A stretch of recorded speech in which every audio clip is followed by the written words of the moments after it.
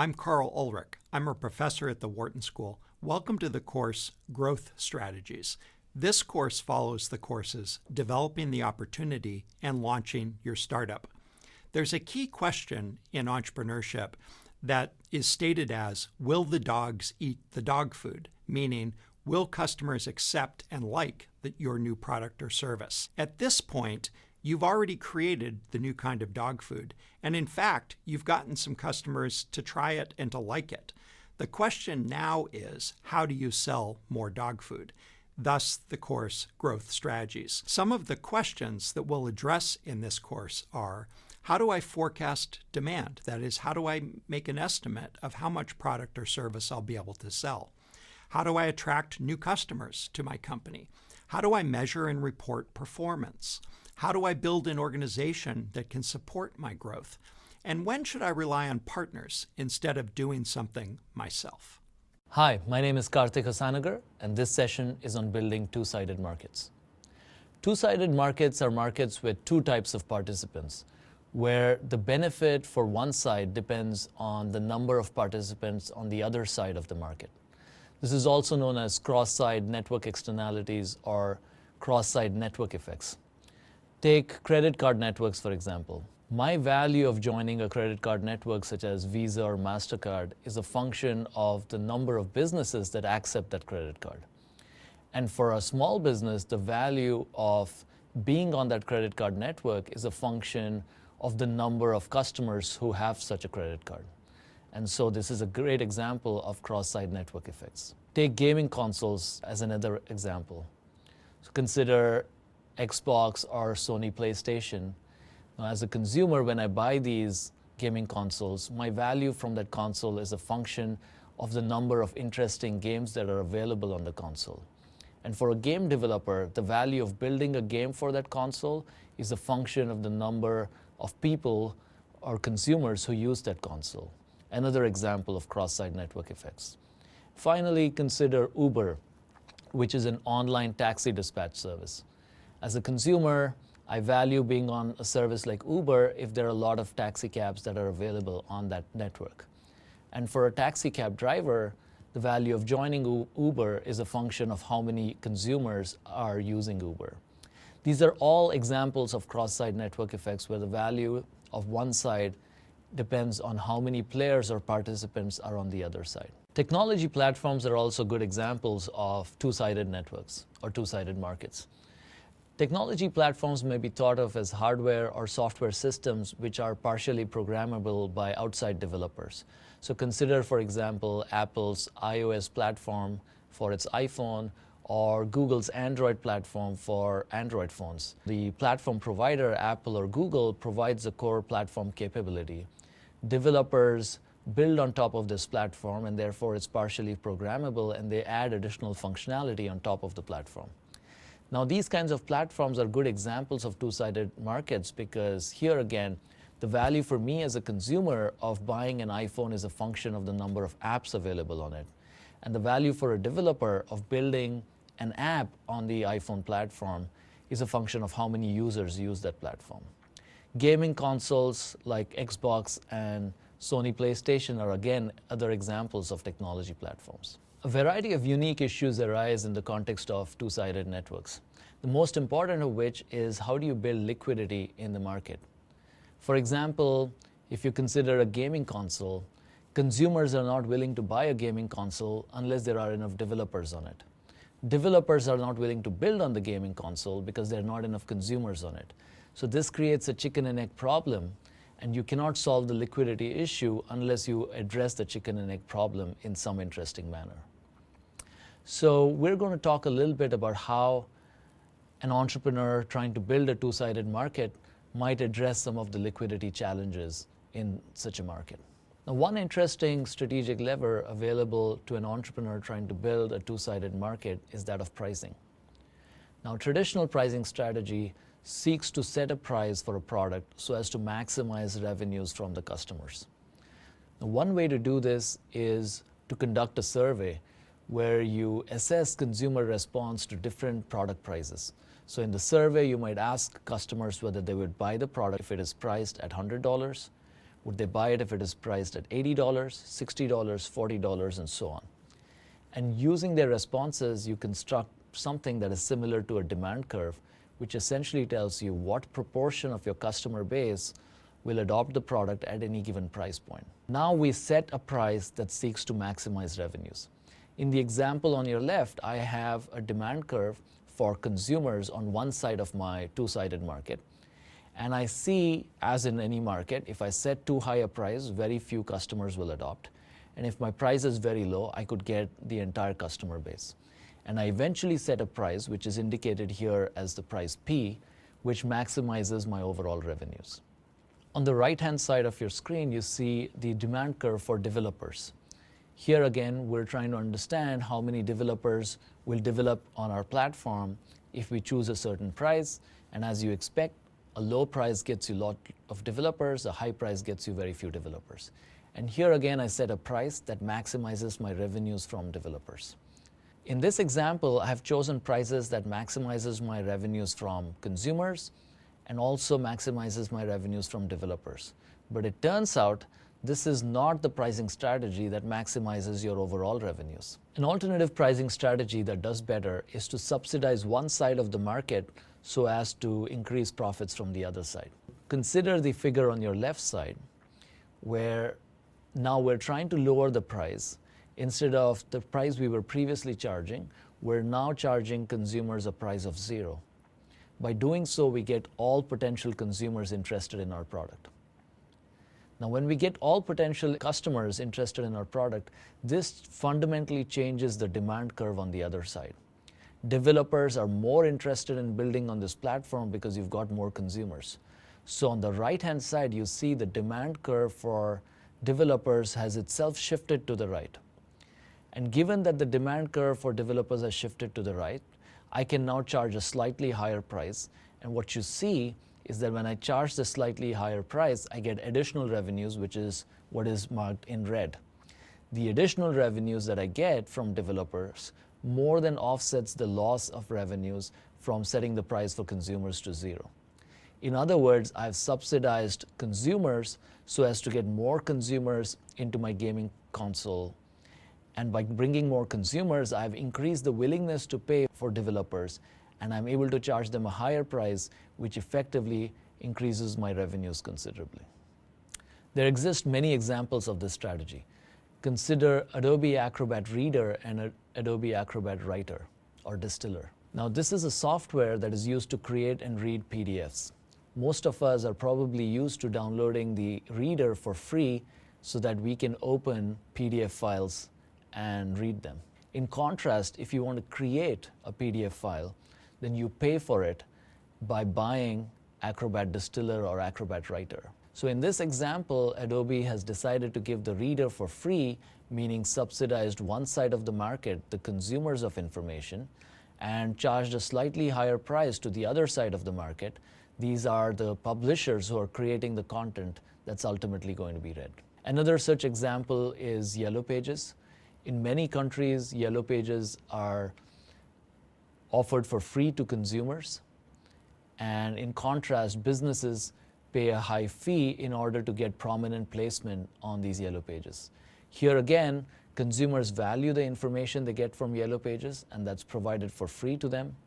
And by doing so and getting lots of consumers using Yellow Pages, these companies are able to charge higher prices to the merchants that want to place themselves prominently on Yellow Pages. Nonetheless, if you're designing a two-sided market, it's useful to ask, which side of the market should I offer subsidies to? To determine which side to subsidize, it's useful to go back and see what was the impact of providing a pricing subsidy. In the previous example, we observed that when we reduced the price on the consumer side to 0, the demand among consumers increased by a large amount. The second impact was that it shifted the demand among developers. Based on these two observations, we have two different strategies to determine which side of the two-sided market to subsidize. The first strategy is to subsidize the price-sensitive side. Notice in that example, when I reduced the price for consumers by a small amount, the demand among consumers increased by a large amount. And so in other words, consumers were highly price sensitive that a small change in price results in a large change in demand. Therefore, by making it free, we might address the liquidity challenges on this side of the market considerably.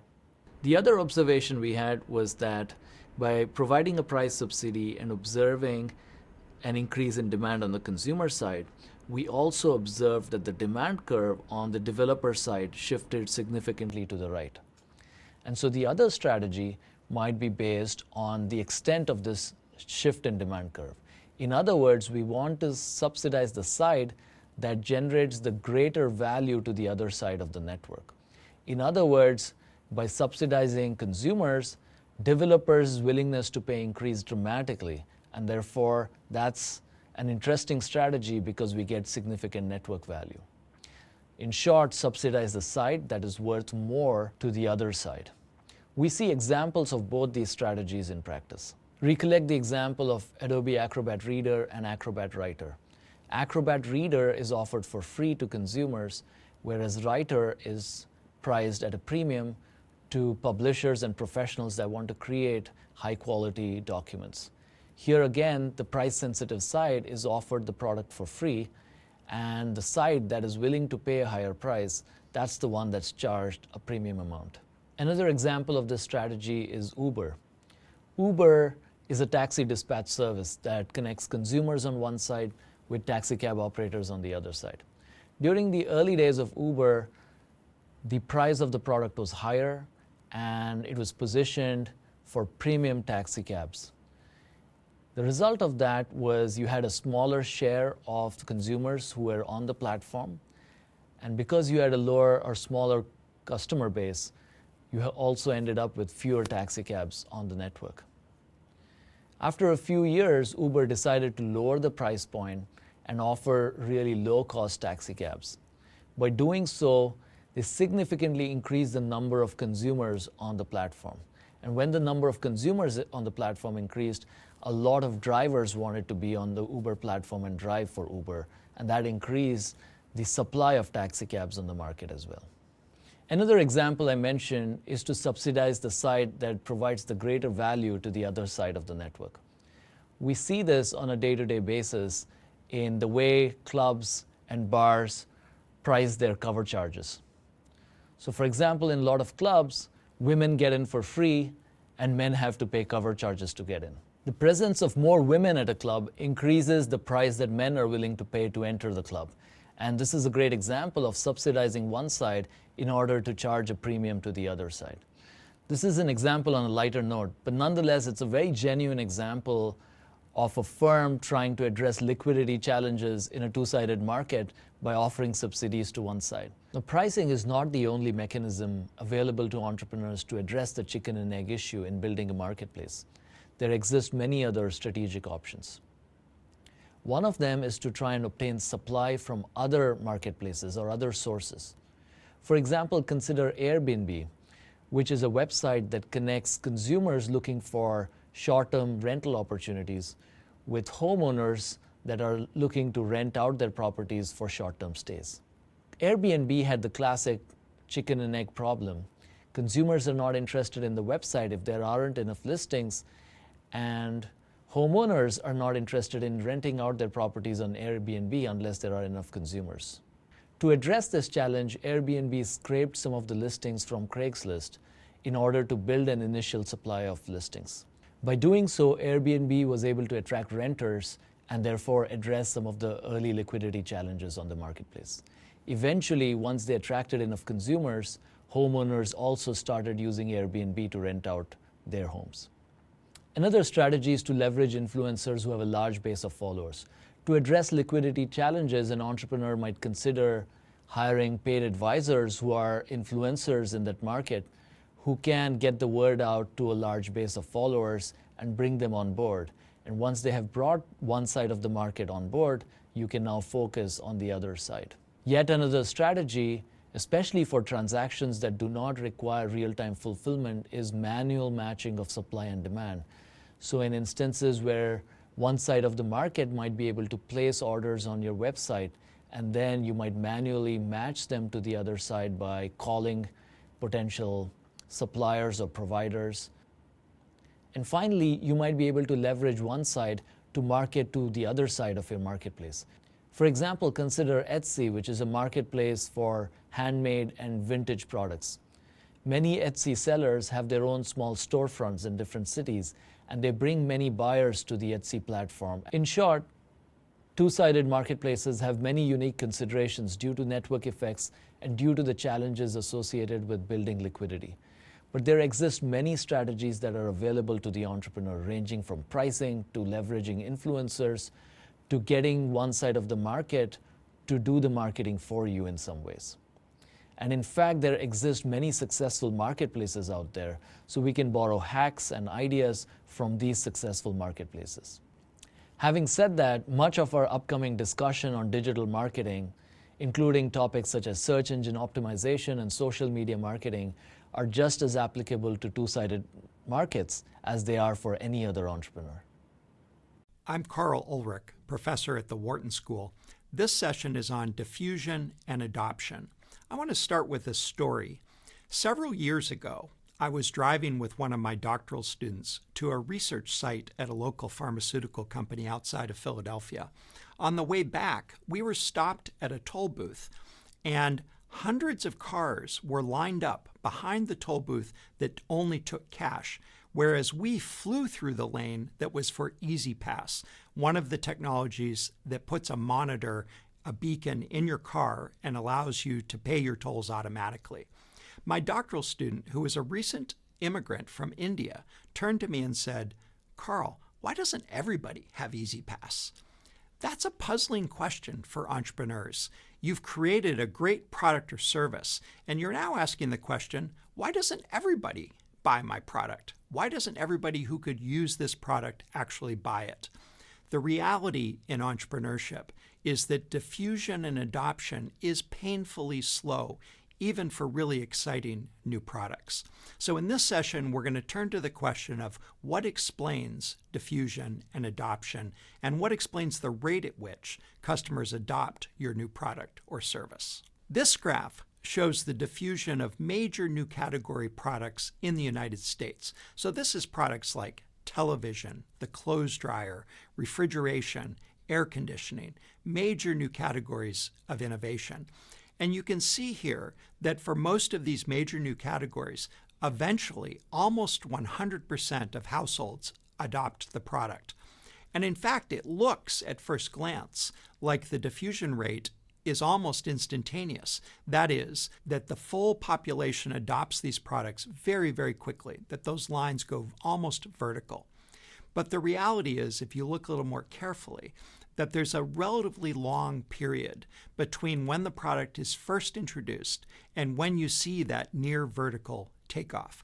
So for instance, if we look at air conditioning is actually introduced into the market in around 1945. But it's not until the early 1950s that air conditioning really takes off. And this is for a fundamental technology that really dramatically improves the quality of life for those who live in very hot climates. So what explains the fact that diffusion takes so long, that it takes so long for something to get started, and then it takes remarkably long for it to achieve full saturation of the market?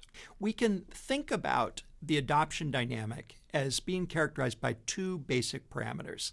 The first is how long between the time the product is introduced until the so-called takeoff occurs. And you could think of that as the time between introduction and when that curve starts to go vertically very quickly. So in these two examples, one of the web browser and the other the mobile telephone, takeoff occurs for the web browser after about 2 years, and it takes off for the mobile telephone after about 9 years. So that's the first parameter. What's the time required before the takeoff occurs? The second key parameter is what's the peak adoption rate? That is, once the product is taken off, how fast does it grow when it's growing at its quickest? So in this case, in the case of the web browser, the peak adoption rate is about 9% of the market every year, and that's remarkably fast. And in the case of the mobile telephone, it's about 7% of the market every year. So we now want to understand better what explains products or services that take off really quickly versus those that take a long time before they take off? Fortunately, there have been several scholars and writers who've really studied this question of adoption and of adoption rates. Probably the most significant is a sociologist named Everett Rogers, who wrote a book called The Diffusion of Innovation. And Rogers categorized adopters into 5 categories. He said if you think about the time over which a product or service is introduced, those who adopt at the earliest stage are called the innovators. Those that adopt next are called early adopters. Those that adopt next are called the early majority. The next category is the late majority. And then the final category is the laggards.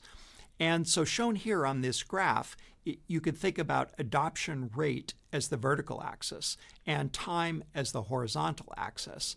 And in general, markets develop with this sort of bell-shaped form, which is you get some early adopters, and then with the passage of time, the majority, the early majority, and the late majority eventually join in, and that's where the bulk of the market is.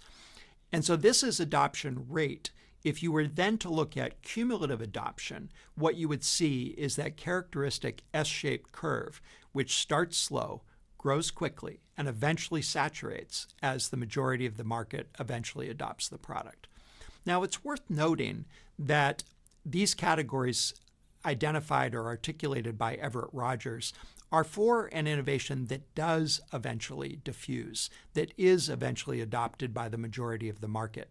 Certainly, there are many instances of products that never make it to the majority, that remain niche products. That insight was articulated by a writer named Geoffrey Moore, who adopted the term the chasm to represent the gap that's faced by an innovator between getting a few early adopters, few innovators to adopt the product, and crossing the chasm to the early adopters, which would lead into the early majority. And Moore argues that many startups get hung up in going beyond those early innovators to the early adopters and the early majority. So the characterization of Rogers would apply to categories that eventually diffuse. And Moore added to the discussion by pointing out that some innovations never get to the early majority because they fail to cross the so-called chasm. Everett Rogers then went on to describe a study in which he looked at hundreds of innovations in society, and he then did some statistical analysis of those innovations in order to identify what were the intrinsic factors of the innovation that explained differences in those key parameters of adoption rate. That is, what were intrinsic factors of innovation that could explain those innovations that took off early versus those that took a long time before they eventually took off. Rogers identified 5 factors. The first is relative advantage, and this simply says how much better is the new product or service than the alternative that came before it. Obviously, a product that lets blind people see, that is, that provides amazing and tremendous relative advantage, is going to diffuse faster than a product or service that's a little bit faster, a little bit cheaper, a little bit more convenient, that has just relatively small degrees of relative advantage. The second factor that Rogers identified is visibility. And this insight is based on the observation that often people adopt when they see others using the product or service. So a product or service that's highly visible is one that will diffuse from one person to another more readily. So to invoke an example, consider the Segway personal transporter. The Segway personal transporter, while it suffered from relatively modest relative advantage, the first factor, it has very high visibility, so that when somebody's using the Segway, it calls a lot of attention to the user and people notice. And that's a big positive factor in explaining when an innovation will diffuse more quickly. The third factor in Rogers' framework is trialability. And the idea behind trialability is how much cost, time, or effort is required for a potential customer to be able to try or experience the product. So in the case of Segway, intrinsically, it would be quite difficult to try the product if it required purchase, because I'd have to lay out $5,000 or $10,000 in order to be able to try the product through purchase. But you can imagine some things that the designers and entrepreneur could do to make the product more trialable, to make it easier to try. For instance, you could set up kiosks that would allow someone to rent or try the product on a demo basis for just a few minutes without requiring purchase. So trialability is the third factor. The more trialable, the faster the product will diffuse. The fourth factor is simplicity. And what Rogers meant by this was that when you, as a non-adopter, as a potential customer, see someone using the product or service, how obvious is it to you how it works and what the benefit is? So, for instance, if you were to just look at the Segway, how obvious would it be to you what the features and benefits were, how easy it is to charge, how do you store it, how do you use it with public transportation? That's simplicity. The simpler the product is to understand, the faster it will take off. The last of the 5 factors is compatibility. And what Rogers meant by this is, if you adopt the product or service, what else do you have to change in your life in order for that product or service to work compatibly with the other things you do in your life? So for instance, we go back to the Segway example, if I buy a Segway, does it require that I have a different kind of vehicle to haul it around in? Does it require that I rearrange the furniture in my office? Is it compatible with the other things in my life? The fewer things the customer has to change, the more likely it is that he or she will adopt the product. So what Rogers did was to do some statistical analysis and was able to show that these 5 intrinsic factors of the product or service explain the rate at which that product or service diffuses in society, if and when it eventually diffuses. Now, those 5 factors are not quantitative variables. They're hard to quantify. They would be hard to parameterize in a mathematical expression. But we can make some subjective estimates of the relative strength of those 5 factors. So shown here is a table in which I've taken 4 innovations: the EasyPass automated toll system, the web browser, the mobile phone, and the Segway personal transporter. And I've simply estimated with 1 to 5 bullets how those innovations stack up relative to the 5 factors that Rogers identified: relative advantage, visibility, trialability, simplicity, and compatibility. You, as you think about the diffusion rate for your product or service, can do a subjective judgment relative to some of these examples and to say, okay, just on a 1 to 5 scale, how does my product or service stack up relative to these alternatives? That then will let you make a judgment as to, would you expect your product or service to diffuse more rapidly than average relative to other similar kinds of innovations? Now, again, these 5 factors don't predict whether the product or service will eventually diffuse. Rather, they predict the rate at which you'll get there. And so it's quite useful in planning your business and thinking about your demand forecast to do an honest assessment of how much relative advantage do I have? How visible is my product in use? How easy is it for a customer to try this product? How simple is it to understand? And how compatible is this product or service with the lives of my target customers? That then can allow you to predict, will this be relatively fast or will it be relatively slow in terms of the time to take off and the rate at which the innovation diffuses? In sum, the time to take off for new category innovations as major new products or services is typically much longer than you expect.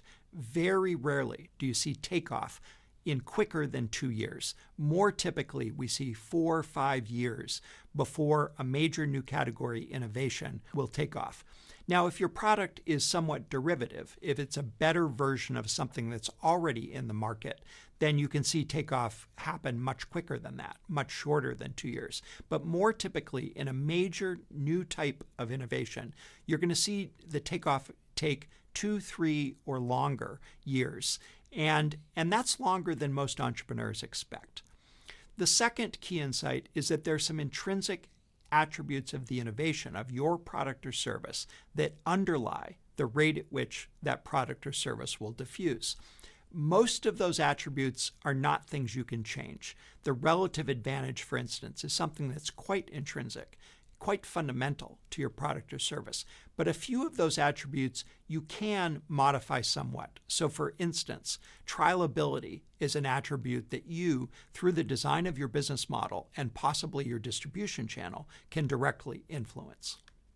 Fourth, be realistic in assessing the time to take off.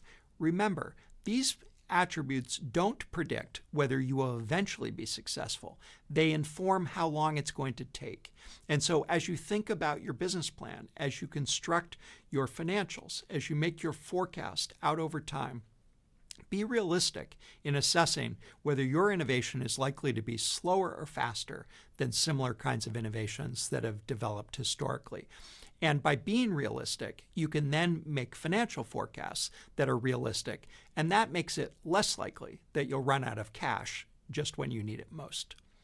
And then lastly, to be clear, our discussion has focused on innovations that do eventually take off. Some innovations never take off, and that isn't a problem of diffusion rate. That is typically a problem of not having sufficient fundamental advantage relative to the alternatives, relative to the competitors that are in the marketplace.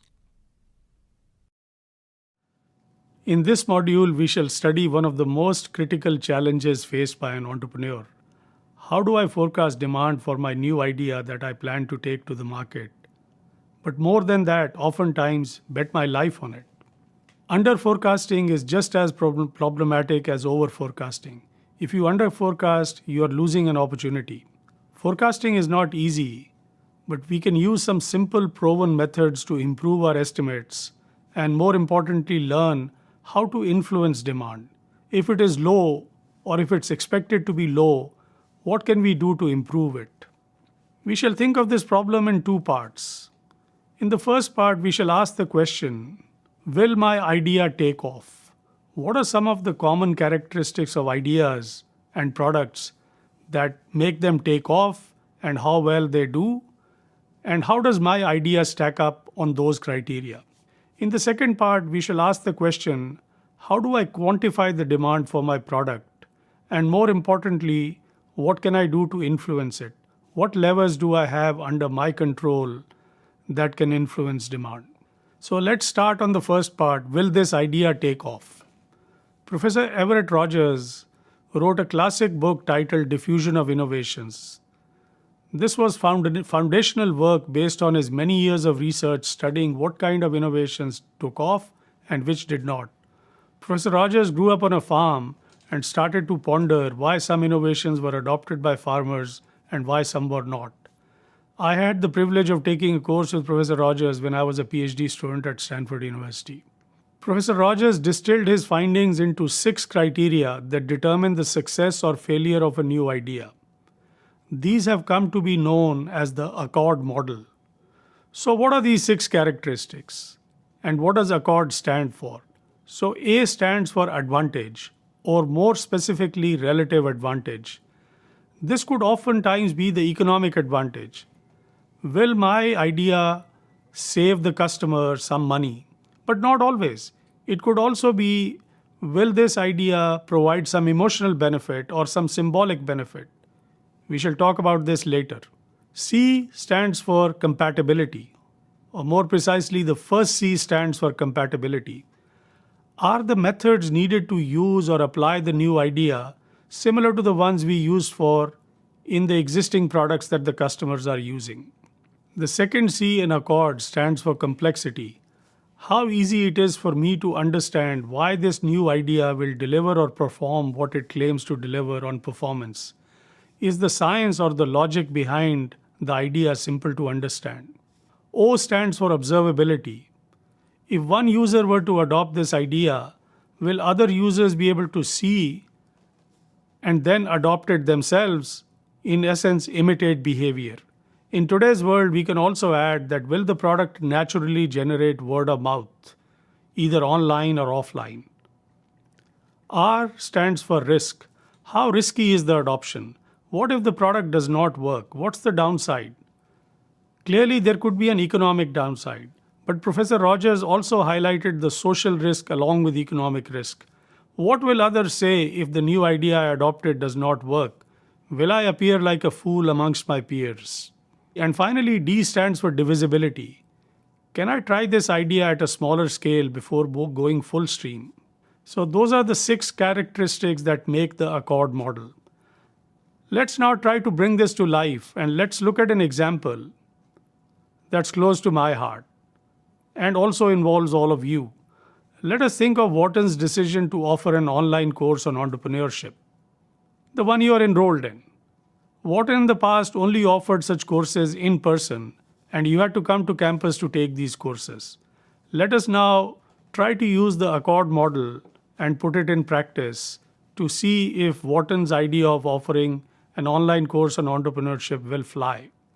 A. Relative advantage. Clearly, the online course has some advantages. It is less expensive. You can take it at your own convenience. It's on demand. But it may not give you the same opportunity to connect with expert professors at Wharton, shake their hand, meet them personally, as well as peer learners as effectively as an in-person course. But clearly, it has some relative advantages. Now let's look at compatibility. This is a more complex question in this case. Online learning is quite different than learning in person, but from a capability perspective, if you have a computer, internet access, and you are used to learning online, then taking an online course on entrepreneurship is quite compatible with taking other online courses on other topics. So what does it mean? If you have taken other courses online, our online course is quite compatible with the other online courses. Maybe different than in-person courses, but quite compatible with other online learning, other online courses. And online learning happens beyond just courses. We learn online through other methods also. Complexity. Will online learning deliver what you expect? Is there some basis to claim that the learning will be effective? Wharton may have to give you some evidence that it does. This could be testimonials from other learners. Note that as we evaluate the new idea on these criteria, it also forces us to focus on what we need to do to correct some of the weaknesses of the new idea. If we believe on complexity scale on a say 1 to 7, it rates at 3 or 4, people will not know whether this will deliver the same level of learning as an in-person course. We must provide some evidence. Evidence could come, as I said, in the form of testimonials. Now let's go to O, observability. If one learner takes this course, will others be able to observe and then follow? The answer to this is probably no. You are taking this course in the privacy of your own home or in the office. But we could tackle that problem by offering badges that you put on your LinkedIn page. Then your friends will be able to see that you took the course. You can see how we are coming up with solutions as well as we are looking at challenges. R, risk. This can take many forms. What if you do not get what you expected? The fee you spent on the course will not have paid off. Time you spent would also not pay off. But then, is this risk more or less than other ways of learning about entrepreneurship? And one way to tackle risk is we go to the next criteria, which is divisibility. And divisibility is one way to mitigate risk. So what do we mean by divisibility here? Can you try this new idea, the new online course, at a small scale before taking it on fully? The answer is clearly yes. Wharton can offer a free trial option. You can sample the course before taking the entire course. And this divisibility aspect also mitigates risk. What we were trying here was to learn a framework and practice applying it in a familiar setting. Wharton evaluating whether or not to offer an online course on entrepreneurship. I now urge you to apply the Accord model to your idea that you are passionate about. As you apply the model, rate your idea on a scale of 1 to 7 on each of the 6 dimensions. But also ask yourself, if the idea rates low on a particular dimension, what can I do to improve it on that dimension? Just like we thought about this in the case of a Wharton online course on entrepreneurship. Also, have your friends evaluate your idea using the Accord model. I know investors who use some version of this model formally and many use it informally when they evaluate ideas that are pitched to them.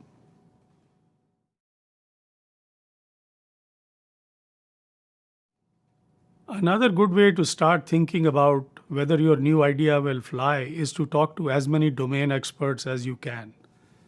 If you're launching a new medical device, talk to doctors, but also talk to nurses and those who work in hospital administration. If you're launching a new retail concept, talk to potential buyers, but also talk to retail store salespeople and even suppliers.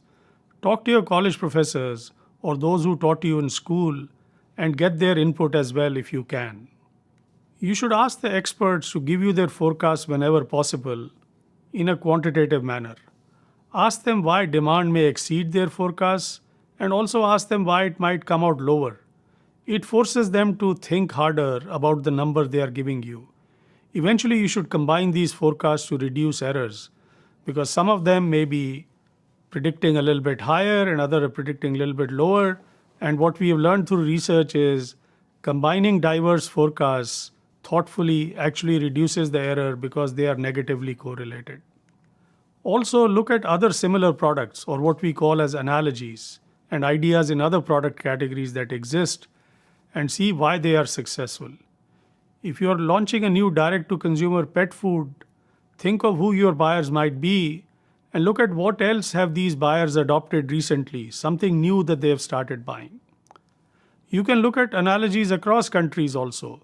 If you are planning to launch a direct-to-consumer eyeglasses business company in India, look at what Warby Parker did in the US. In summary, to gain more understanding about forecasting demand and forecasting in general, I'd like you to read two excellent sources that may be useful. My colleague at Wharton, Professor Scott Armstrong, has spent his entire career studying forecasting. Another colleague at Wharton, Professor Phil Tetlock, has studied what it makes one person a better forecaster than another. I urge you to apply what we have learned in this module, and I wish you success in your new venture.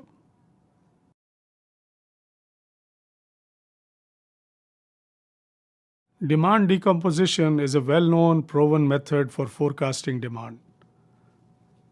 We shall demonstrate this method in the context of two examples. The first example we shall consider is an example of estimating demand for car sharing in Philadelphia.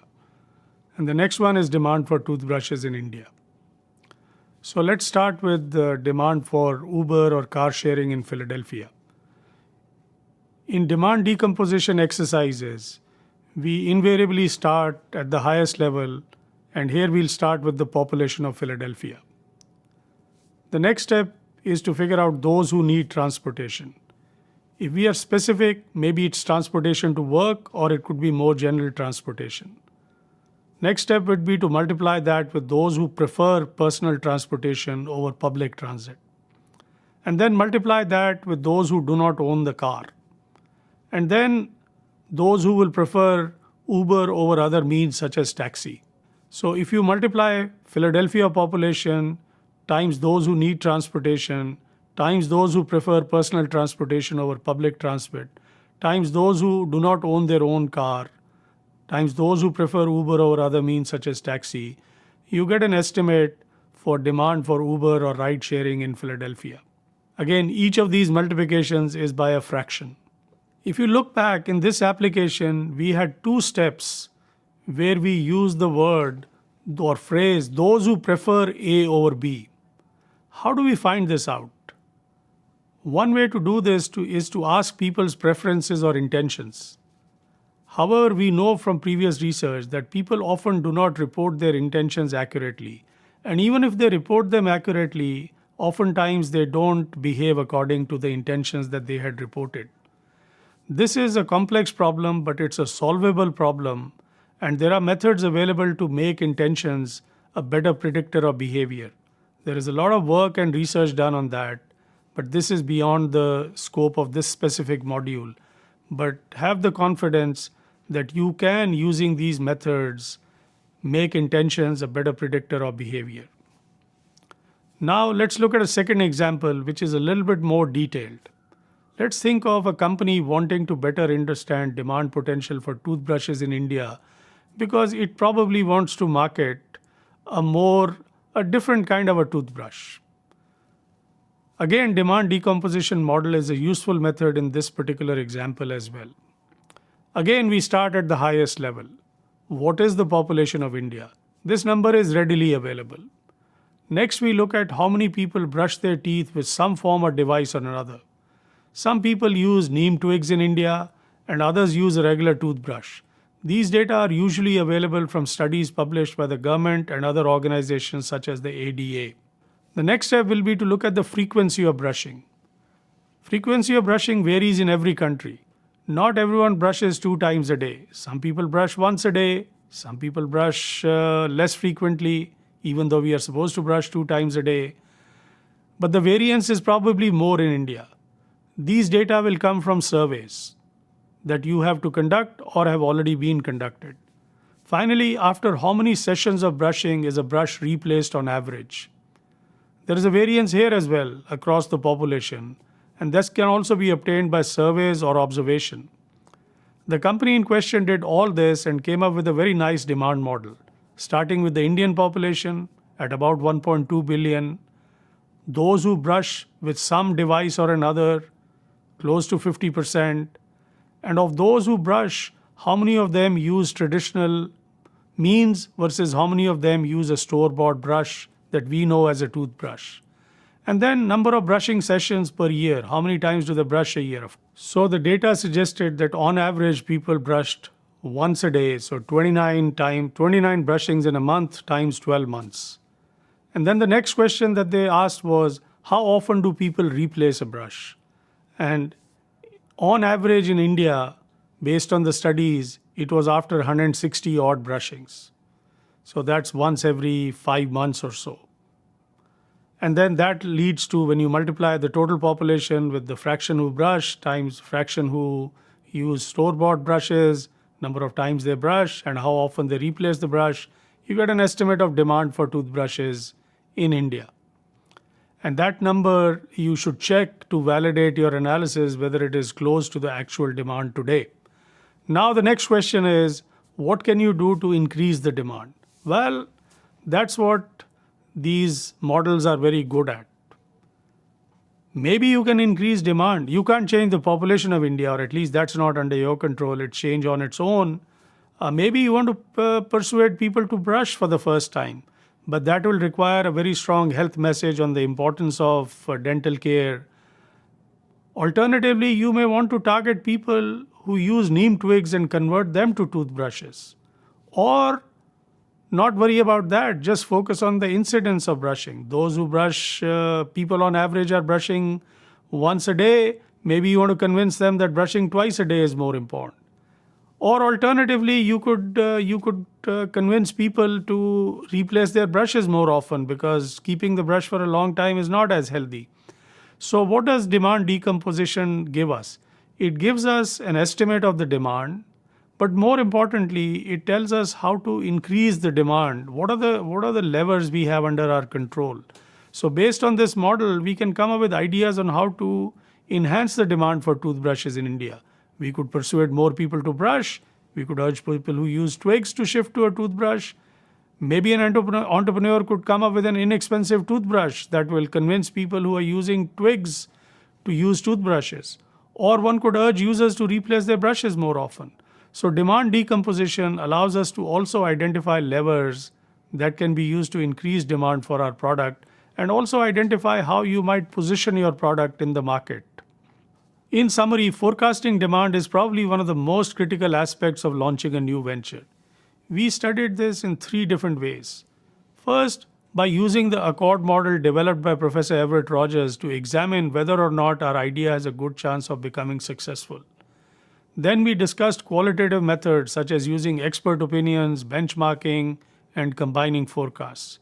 Finally, we studied demand decomposition, often referred to as the chain rule. I urge you to apply one or more of these methods to your new idea, and I wish you all success. Hi, I'm Karthik, and in this session we're going to talk about digital marketing strategies. Before we discuss any specific digital marketing strategies, it is useful to look at the entire landscape of digital marketing and identify the set of options available to us. At the high level, we can classify digital marketing strategies into three main buckets. The first is owned media, the second is paid media, and the third is earned media. Owned media refers to web properties that you own or you create. For example, your own website, your mobile apps, social media channels where you might create a Facebook page or a Twitter channel for yourself, blogs where you create the content, and things of that nature. Paid media is essentially the world of advertising. It includes marketing on search engines, it includes social ads, it includes display or banner ads, and it also includes affiliate marketing. And finally, earned media refers to third-party mentions by bloggers, reviewers, or even your customers who might tweet about your product or discuss your product on Facebook. In short, earned media is essentially mentions about your brand that you didn't necessarily create, you didn't pay for it, you literally earned it. Let's begin by talking about owned media. When we create a website, we're used to asking how to design the website content so as to best serve our users' information needs. But from a marketing perspective, we also have to address how to design these websites to ensure discovery of our website by a search engine, and how to ensure our website places prominently in the search engine results. Similarly, with regard to social media, we might ask which social media platforms to engage with. For example, should we engage with Facebook and Twitter, or LinkedIn, or Pinterest, or any other social media platform that's out there? And given the choice of any platform, what kind of content should we create on that platform? Similarly, we might ask, how do we engage with our email subscribers with effective email content? Furthermore, the role of digital marketing is not just customer acquisition, but it also includes customer retention, cross-selling, and upselling products. So one might ask, how do we design our website to ensure that customers can find products easily on it? Personalization is a very important tool to help in this process. Personalization on the web is often enabled by software known as recommender systems. Recommender systems are tools that attempt to predict items of interest to users based on some information about those users and the items or products that we carry. For example, we are used to messages like people who bought this product also bought this other product, or people like you like these other products. These are systems that help consumers find new products that are of interest. They also help them sort through their alternatives and select the product that's right for them. For example, if I'm looking to buy a DSLR camera, I might find that a store like Amazon carries several dozen DSLRs. But when I look at an individual product, I might see a message that says people who viewed this product eventually bought this other product.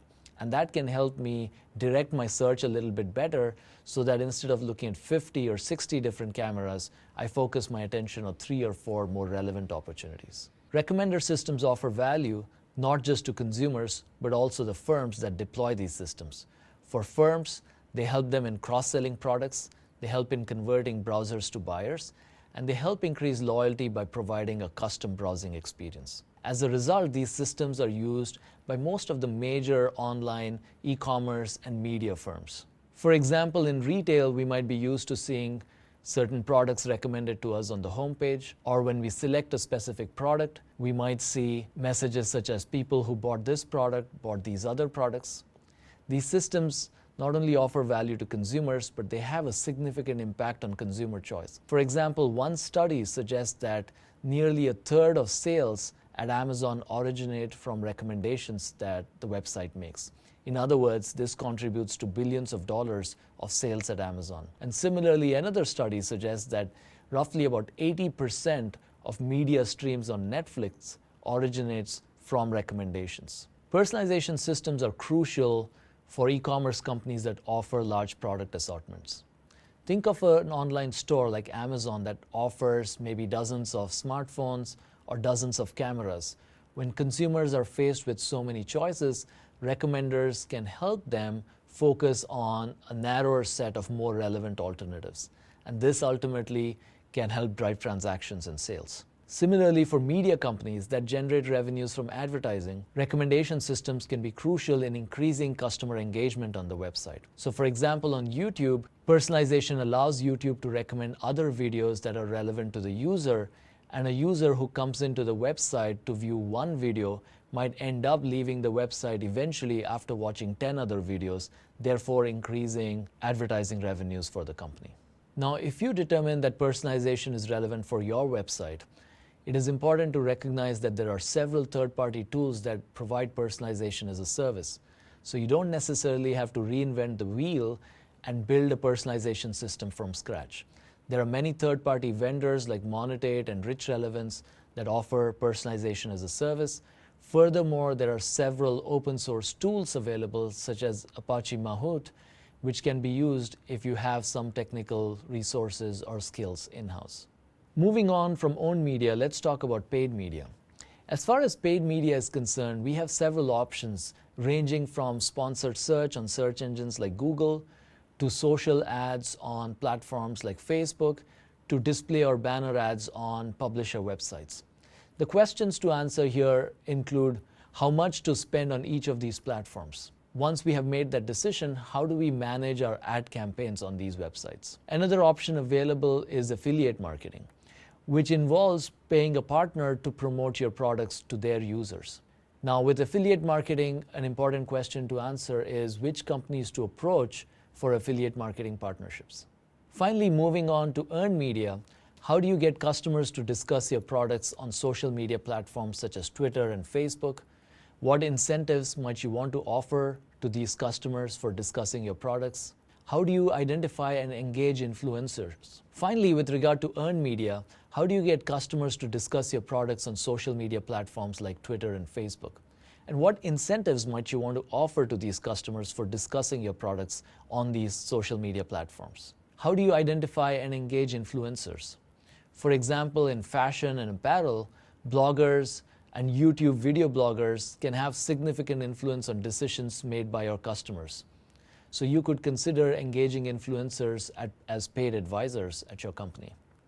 In summary, an effective digital marketing campaign accounts for all the available options in terms of paid, owned, and earned media. And it accounts for the individual elements associated with each of these media options and identifies the ones that are best suited for your product and for your customers. In the next few sessions, we'll explore each of these ideas further with regard to owned, earned, and paid media. Hi, I'm Karthik, and this session is on social media. Social media offers unprecedented scale for marketers. Social networks reach most of the world's online population. For example, Facebook today has close to 1.5 billion users, and marketing on Facebook therefore provides a lot of reach. Social networking sites also account for roughly 28% of time users spend online. And so for a marketer looking to reach the consumer on a medium where the consumer spends time, social media is particularly attractive. As a result, social media offers unprecedented and unparalleled reach to marketers, and a lot of startups have been using social media quite successfully. For example, consider Blendtec, which is a company that sells blenders. This company started posting videos on YouTube where they showed their blenders blending interesting products like an iPhone and other objects. These videos caught the attention of consumers, and they started sharing it with one another, and before you know it, this product became quite successful, and Blendtec's sales went up by nearly 400%. Another example is Runkeeper, which has a fitness product. Runkeeper uses Facebook to engage with consumers and has managed to use the platform and all the content it's created on the platform to build a very large following on Facebook. Before we discuss social media strategies, I'll take a few minutes to discuss why social cues and social media are so powerful. To do so, I'll discuss an experiment with an artificial music market run by Professor Matt Salganic. The motivation for Matt's experiment was the success of the Harry Potter book at the time. Now, Matt had read that several publishers had rejected the book before it was eventually published. Now, we hear stories like this all the time. A book or a movie that's eventually a blockbuster success gets rejected by experts in the field. So Matt wondered what drove that. He wondered whether the quality of the product drove the success of the book, or was it social cues, Or was it a mix of the two? To test that, he ran an experiment where he created an artificial music market. In this market, he invited 14,000 participants to come and listen to songs and select songs that they would like to buy or download. He had 48 songs from 48 previously unknown artists in this market. He divided the users into a bunch of different treatment conditions. Some of the users were assigned to an independent control condition. In this condition, songs were ordered randomly, and participants listened to the songs and downloaded what they wanted. Some of the other participants were assigned to experimental markets which had social treatments or social cues. In these markets, songs continued to be ordered randomly. However, participants could see how many times each song had been downloaded by others in their universe. In other words, users saw a screen with a list of songs along with their download counts at the time they entered the market. The impact of these social cues was immediate. Markets with social cues became blockbuster markets. Products that had been chosen by early customers in that condition tended to become more salient to later participants in that market. These later participants gravitated increasingly to the songs that were chosen by prior participants, and that made popular songs even more popular and unpopular songs even less popular, resulting in the market becoming a significant hits-driven or a blockbuster market. Furthermore, he also noticed that it made the market somewhat unpredictable. In this graph here, I plot on the x-axis the download rank of a song in the independent condition where users cannot see the number of downloads of the song. On the y-axis, I plot the download rank of the song in the 8 different social conditions. What you'll observe is that the download rank of a song in the social condition is somewhat correlated to the download rank of a song in the independent condition. In other words, songs that generally do reasonably well in the control condition tend to do reasonably well in the social condition as well. However, it's possible for a song that ended up in the top quartile in one market to end up in the bottom quartile in another market. For example, there was one song that ended up as the top downloaded song in one market and as the 40th out of 48 downloaded songs in another market. In short, the Britney Spears or the Katy Perry of one universe might end up going unnoticed in another simply because the first few users did not choose that song, and therefore that song ended up not being noticed by later participants as well. So social cues make markets more hits-driven and also highly unpredictable. In short, social cues can be highly powerful in driving product discovery, and that's why social media marketing has to be an important part of the marketing strategy for any entrepreneur. Now, having discussed why social cues matter, let's explore the scope of social media marketing. Social media marketing may include having a presence on social media platforms like Facebook, Twitter, LinkedIn, and other such platforms. It may also include blogging through tools like WordPress, Tumblr, or other such software. It may include social shopping on Instagram or Pinterest. It might include viral marketing strategies to encourage your early adopters to market your product to later potential adopters. It may include user-generated content wherein consumers write reviews about your product, which in turn influence future product sales. Given the breadth of options available to an entrepreneur, it is important to first identify what kinds of social platforms are your customers on, and based on that, determine which social media platforms are appropriate for you. For example, for a B2B company, Facebook might not be the first choice of social media platform. On the other hand, LinkedIn or Twitter might be appropriate based on the kind of product the company is selling. It should be clear by now that social media offers a very unique opportunity to marketers. By building a base of brand loyal followers on social media platforms, a firm can instantaneously spread information about deals and products and new product launches. Also, anytime a customer engages with your social media content, that engagement is viewable to their friends, therefore creating the chance of viral marketing spread of your messages. At the same time, social media offers several challenges, which imply that in practice, very few firms are successfully able to leverage social media to gain any benefits. This is because, for example, on Facebook, only 0.2% of total possible status updates actually reach end users. This is because there's so much content being generated on these platforms all the time that these platforms like Facebook have to select a much smaller subset to show the user. Furthermore, studies show that less than 1% of Facebook fans of brands actually engage with those brands. This is again because of the wealth of content on social media, and given the amount of activity and content, it's hard to get noticed amidst all that clutter. As a result, content marketing, which is a term that refers to designing content carefully in order to achieve higher rates of engagement among consumers, is becoming more important in social media marketing. For example, in a recent study, we evaluated over 100,000 Facebook posts by nearly 1,000 different brands on Facebook. We evaluated what was the impact of content attributes on engagement by their Facebook followers. We found that posts that were emotional and humorous tended to get higher levels of comments or engagement from consumers. In addition, posts that talked about philanthropic activities by the firms and showcased some of their social initiatives also tended to get high levels of engagement. In contrast, a lot of posts that talked about product attributes and prices did not get the same levels of comments and engagement. In short, posts that show brand personality tend to do better than posts that merely inform customers about product attributes.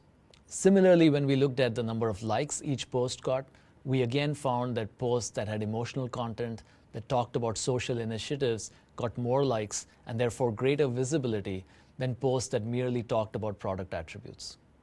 In short, our conclusion is that when firms share product information and price information on social media, it is important to pair that with attributes such as emotion, humor, and others that showcase brand personality in interesting ways.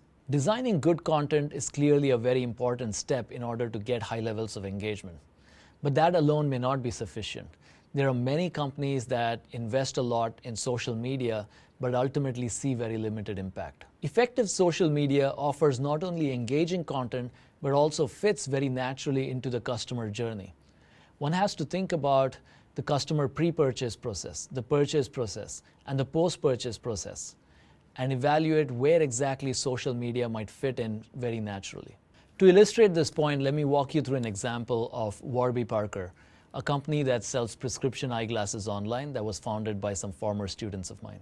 Now, when the company was selling eyeglasses online, one of the things that they discovered was that a lot of consumers want to try on eyeglasses before they eventually purchase the product. That's clearly the experience that you or I would have when buying eyeglasses. Now, in order to provide that kind of experience to customers, the company decided to offer a home try-on program. In that program, customers could order 5 different pairs of eyeglasses, try all of them, decide which one they want to retain, and then send the rest back to the company. Now, a lot of people would get the 5 eyeglasses, try them on, and then wanted to get social feedback from their friends on which eyeglass fits them or suits them the best. So they started posting these photographs on their Facebook walls. Warby Parker sensed a nice opportunity here and started sharing these photographs on their own website, and that increased the number of incidences where customers would post their photographs with eyeglasses on the Warby Parker wall or on their own Facebook wall. This allowed Warby Parker to get its brand name out to friends of their customers. In short, get viral marketing spread without having to invest any money. And this is a great example of Warby Parker identifying a social need specifically somewhere in the purchase funnel, and this is usually post ordering the product when people are trying to select which eyeglass to retain. That's where they have a social need. Rather than using their Facebook presence or their broader social media presence to just push messages down to customers and solicit engagement, Warby Parker identified a clear social need that customers had during the purchase process. That information need or a social need was to get a second opinion at the time of purchasing an eyeglass. Warby Parker used its Facebook page to service this social need that customers had and got amazing engagement on its Facebook page. GoPro provides another interesting example. GoPro sells small miniature cameras that are used in conjunction with sports and recreational activities. Now, the social need around the use of GoPro usually happens post-purchase. Most buyers buy GoPro and use that camera when they're engaging in activities like biking or parasailing and things of that nature. And they like to share those videos with their friends. GoPro uses its YouTube channel to help people share their GoPro videos with others. And therefore, GoPro uses its social media presence on YouTube to service a social need that their customers have. In this instance, that social need arises after the purchase process is completed, and GoPro makes its social media relevant at the time when the social need arises. Many innovative companies are using social media in interesting ways. For example, some of your customers might post photographs after they've bought your product on social media channels like Instagram and Pinterest. Some companies are using these user-generated content to push social shopping. For example, Urban Outfitters finds photographs that have been posted by customers on Instagram and offers social shopping features like the ability to like the product in order to buy it directly on the website. Many other firms are using social media platforms like Instagram and Pinterest to drive social shopping. In summary, social media can be powerful in building brand personality and increasing brand affinity among customers. Social cues left behind by customers are powerful in influencing future customers. However, getting a return on investment in social media requires placing attention on a few key factors. First, identify the right social media platform. Identify where your customers are likely to be most active. For Blendtec, that meant engaging with YouTube. For GoPro, that again means engaging on YouTube. For Runkeeper and Warby Parker, that meant leveraging Facebook. Second, place careful attention to content design. Merely providing product information and price information without showing brand personality doesn't usually get the kind of return from social media marketing that you would seek. And finally, match social to the right stage in the customer journey. Notice how Warby Parker leveraged social during the customer purchase process to help them select the right product by getting a second opinion. In contrast, GoPro leveraged social in the post-purchase process in helping customers share their videos with their friends. Bottom line, there's no single strategy for social media. Succeeding on social media requires flexibility, understanding customers, and choosing the right social media platforms and messages at the right time. Hi, I'm Karthik, and this session is on search engine optimization, or SEO. Now, when you enter a search query on a search engine like Google, your search results consist of organic results and sponsored results. Organic results are essentially those web pages that are most relevant to your search query as determined by the search engine algorithm. Sponsored results, on the other hand, are results based on payments made by advertisers to the search engine. Search engine optimization, or SEO, focuses on placement among the organic results, and search engine marketing focuses on placement among the sponsored results. In this session, we're going to talk a little more on search engine optimization, and in a later session, we'll discuss search engine marketing. To understand search engine optimization, it is first useful to understand how search engines work. Search engines perform three main functions. The first function is to gather all the pages on the web. This is also known as crawling, or sometimes called spidering. The second function is to organize the content of the pages that have been downloaded to allow for easy lookup later. This is called indexing. And the process of indexing is similar to the process of generating an index for a book.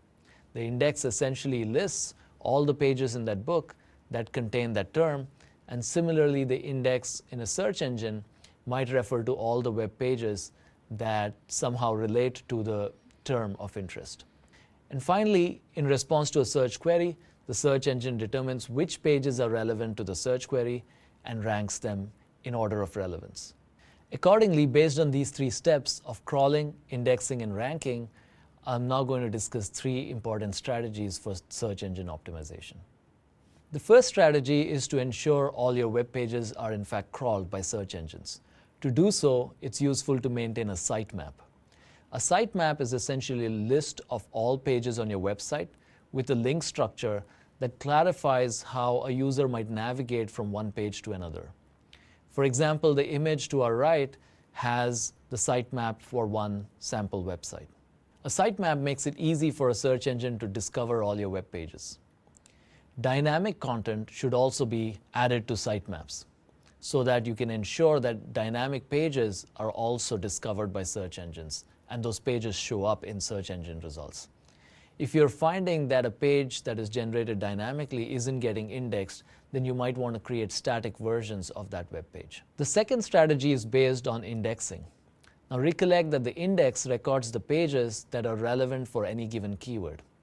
Keywords are essentially words or phrases that represent the content of a web page. The second strategy is based on indexing. Recollect that an index records the pages that are relevant for any given keyword. Keywords are essentially words or phrases that represent the content of your website. So in order to make sure that your website is indexed for the right set of keywords, you want to use these keywords on your website prominently. You might determine which keywords to use on your website based on search volume for different keywords and based on the level of competition you face for these keywords. For example, consider that you are an online florist that sells flowers at a lower price than many competitors. Based on that, you might determine there are several keywords that are relevant for you. You might discuss on your website you're a florist. You might instead choose to focus on being a wedding florist. You might alternatively discuss that you're a florist that specializes in Valentine's Day flower delivery, or you might discuss the fact that you're a cheap or a lower cost florist and so on. And in trying to determine what's the right set of keywords to focus on, we might look at monthly search volumes, and we might determine that there are certain terms like florist that are searched a lot more than some others like cheap florist. On the other hand, search terms like florists are also highly competitive, and there's just too many other companies that end up being relevant for this search query. In contrast, notice for wedding florist, you have reasonable search volume, but it is not as competitive as florist is. And you might determine these are the kinds of keywords you might focus on where you have high search volume, but not as high competition. Now, figuring all this out is not as hard as it might seem. There are several free tools that are available to advertisers that can be used to get this kind of information.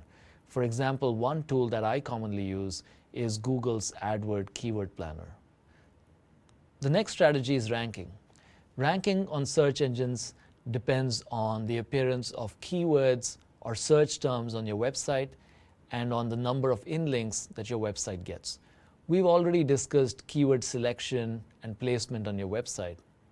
Now, inlinks are another important considerations. Inlinks essentially refer to links to your website from other websites. The number and quality of inlinks into a web page indicates how authoritative the page is. And generally, the more authoritative a page, the higher that page is going to be ranked. So you want to ensure you get a lot of links and a lot of high quality links into your website. It's worth noting here that black hat techniques like getting lots of links from fake blogs are usually not very effective because search engines prioritize links from high quality pages. For example, consider the image to our right.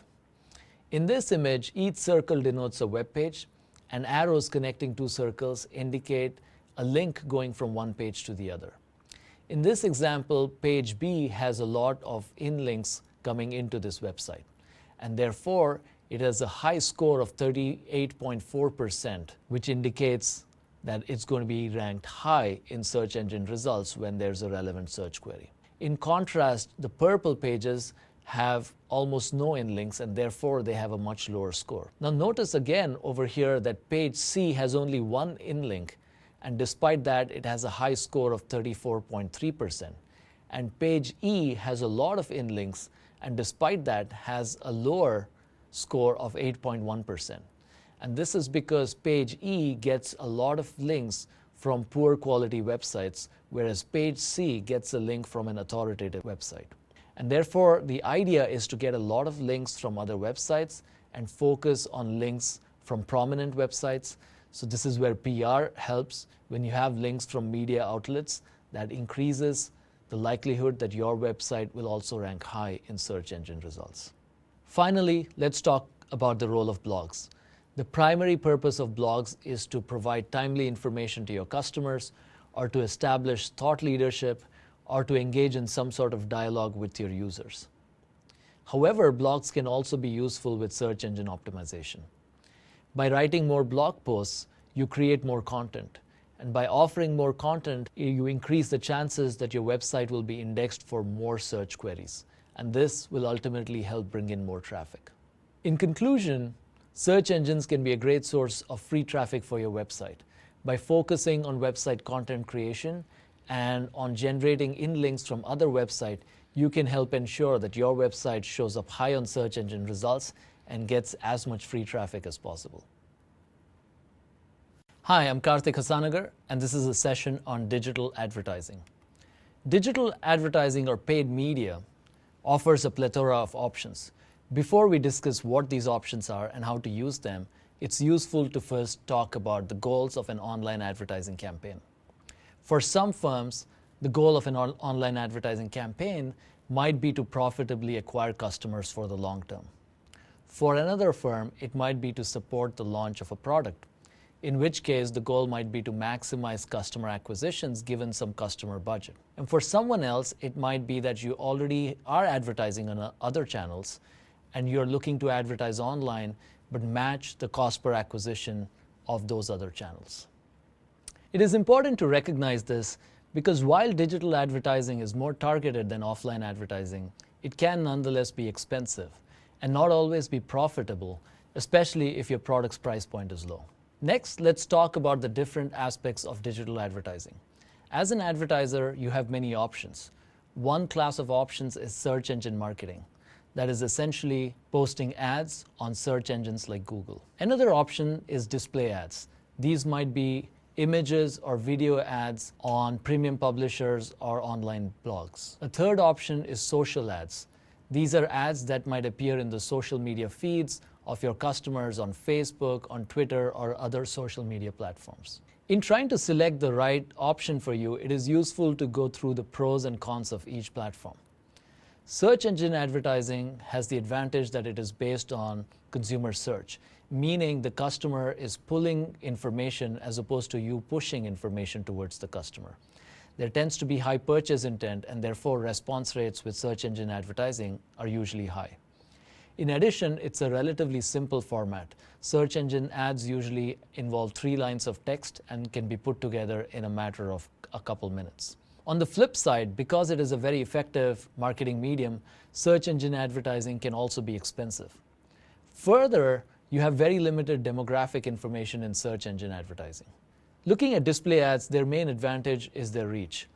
Lots of websites offer advertising, and therefore, this is a format that can be used to reach lots of consumers. Also, there's a lot of ad inventory available through display advertising. Finally, display ads support a range of formats, including images, videos, and interactive images. The flip side is the high variability in quality and performance of display ads. Your ad might show up on a premium publisher like New York Times, or it might show up in a small blog, and the performance depends on where it shows up. Furthermore, display ads tend to be associated with low customer interest and also poor response rates. Especially with increasing ad blocking among consumers, display ads do not have the same kinds of effectiveness that they used to have. Finally, talking about social ads, the primary advantage of social ads is the range of targeting options available on social media platforms. For example, you can target customers based on where they work, what's their job title, what are their interests, and so on. Secondly, the cost of social media ads can be lower than other formats such as search engine advertising, especially in instances such as mobile apps. The flip side of social media advertising is that it might be harder to quantify the benefit of advertising in contexts where the purchase happens after several customer visits, such as in e-commerce, where the customer might click on an ad, visit the website, but come back on a later day and purchase the product, and it becomes harder to quantify the actual benefit of that social advertising. I'm now going to discuss each of these formats in turn. Let's start with search engine marketing.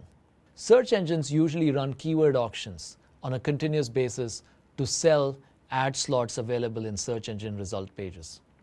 To advertise in these search engine result pages, advertisers have to follow 3 simple steps. The first is to identify keywords that are relevant to your business. For each of these keywords, One next designs simple ads and submits a bid which indicates the advertiser's willingness to pay per consumer click on the ad.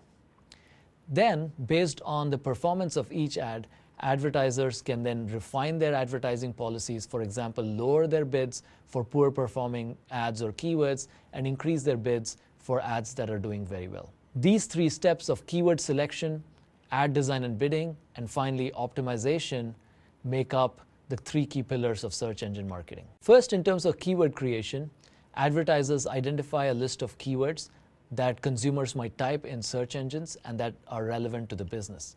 For example, an auto dealer might select keywords such as fine auto dealer in New York City, sports car in New York City, leasing a car in New York City, and so on. Several tools are available online that can help advertisers identify keywords that are relevant for their businesses. For example, one that I often use is the Google AdWords Keyword Planner. The next step is to design ads. Search engine ads are relatively simple and involve 3 lines of text, so there isn't a whole lot of room for creativity. That said, there are many good principles worth following. For example, ads that are more precise and specific about their value to the customer and what makes the advertiser different tend to perform better than ads that tend to be more general. Similarly, ads that have a clear call to action do better. In this example on this slide, I have on the left side an ad where the advertiser is trying to sell stamps and is asking the customer to click on the ad and visit the website. The ad on the right is designed much better. It's more precise and clear about the value proposition to the customer. It clarifies that the advertiser has rare stamps for sale. Furthermore, it clarifies that these rare stamps are from 19th century Europe. And finally, it has a clear call to action. It clarifies that if the user buys today, they get 20% discount. After designing the ad, the advertiser next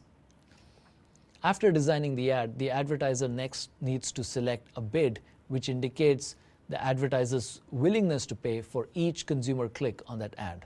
Good bidding strategies tend to bid high for keywords that are associated with a high willingness to pay and also have a lower cost per click on search engines.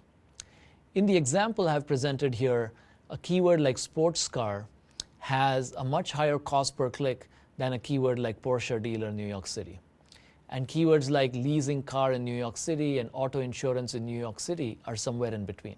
Next, if you look at the revenues generated, which depends on the probability that a click converts to a purchase and multiplied by the value of the purchase, we observe that sports car New York City and Porsche dealer New York City have much higher value or revenue per click as opposed to keywords like auto insurance and lease car for this advertiser.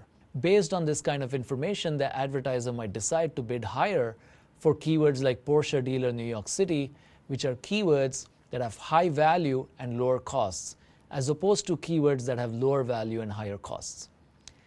Estimates for costs associated with the keywords are readily available from tools such as Google AdWords tool, and the revenues associated with these keywords can be calculated based on data that the advertiser is collecting on an ongoing basis. Once an advertiser submits their keyword along with the ad and the bid to the search engine then decides which advertisers to show in response to a search query and how to rank order these advertisers. Now you might wonder what determines the rank of your ad on a search engine. You submit a bid, which is an important determinant of the rank of your ad. However, it's not the only determinant. Search engines usually rank ads based on bid times the quality score of the ad. The quality score of an ad indicates how often people click on that ad. It depends on the past click performance of the ad. It depends on the quality of the ad. It depends on the quality of the landing page associated with the ad and so on. So it's possible that you may have a lower bid than a competitor, but be ranked higher than that competitor because your ad has a higher quality score, meaning customers gravitate towards your ad and click on it more often than they do on the competitor's ad. Therefore, it is important to place attention on good ad design and designing appropriate landing pages for each ad. For more information on how search engines rank their ads and how search engines determine how to combine the quality score of an ad with bids, I've provided a link here to a YouTube resource that elaborates on this model.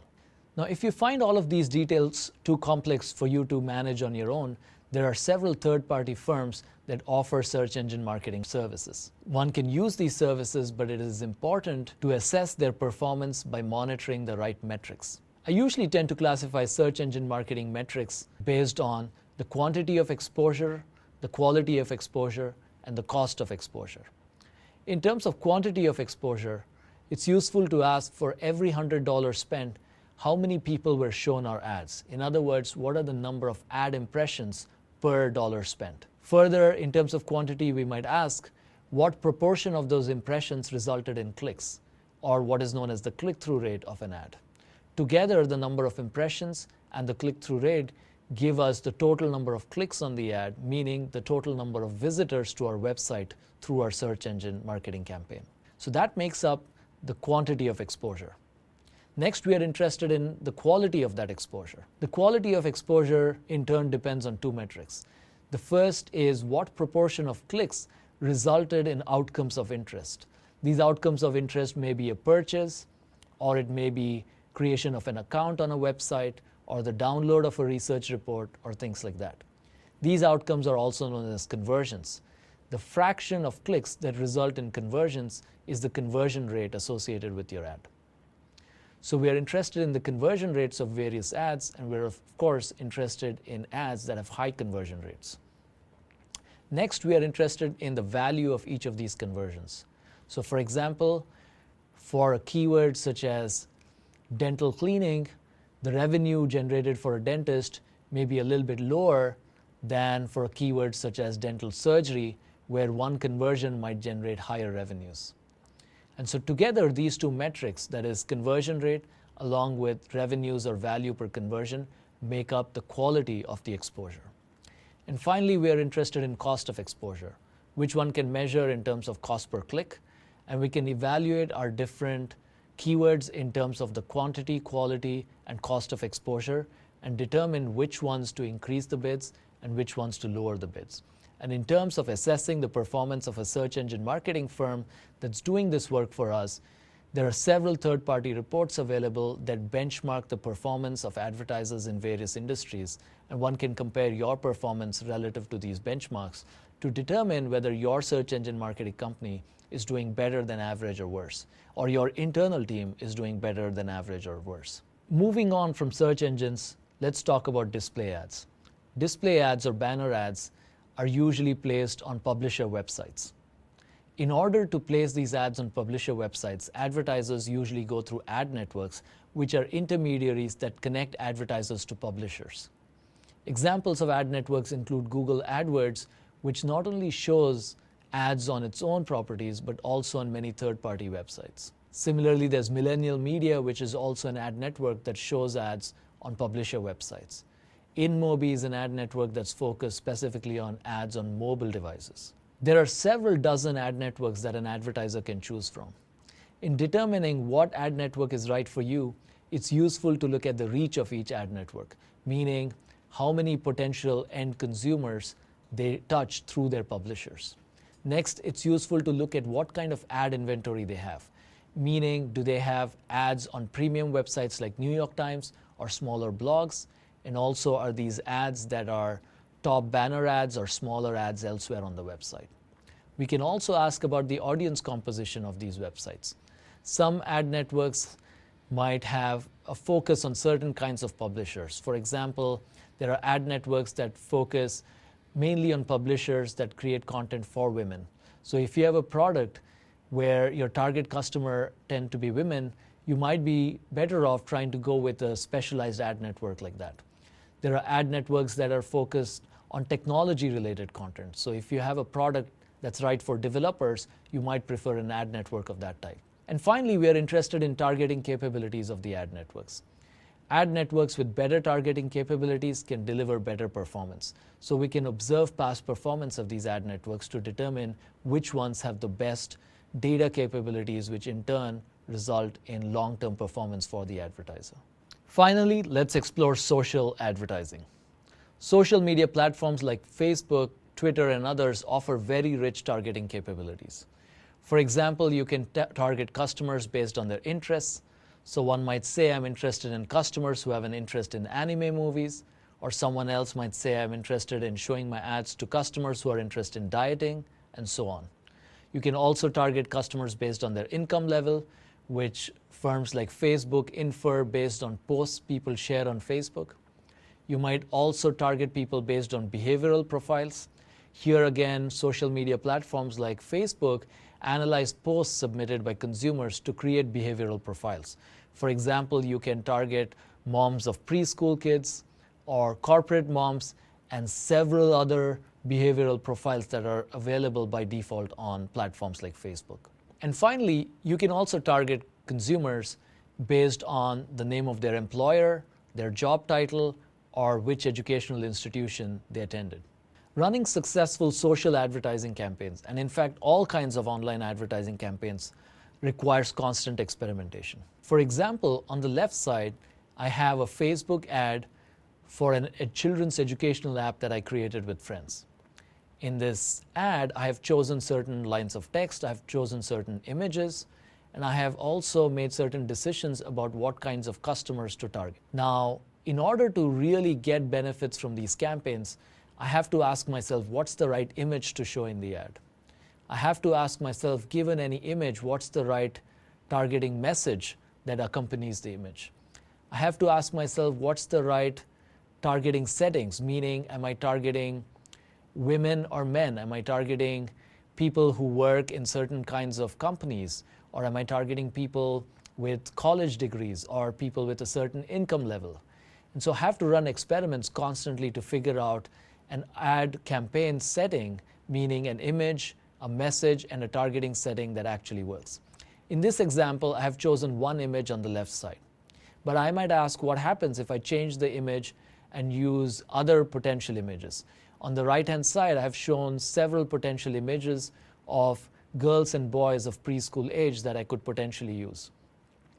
So I might run an ad campaign, multiple ad campaigns, where I show several of these images and I identify which is the image associated with the highest level of customer response. Next, given an image, I might ask how I should vary the text associated with the image.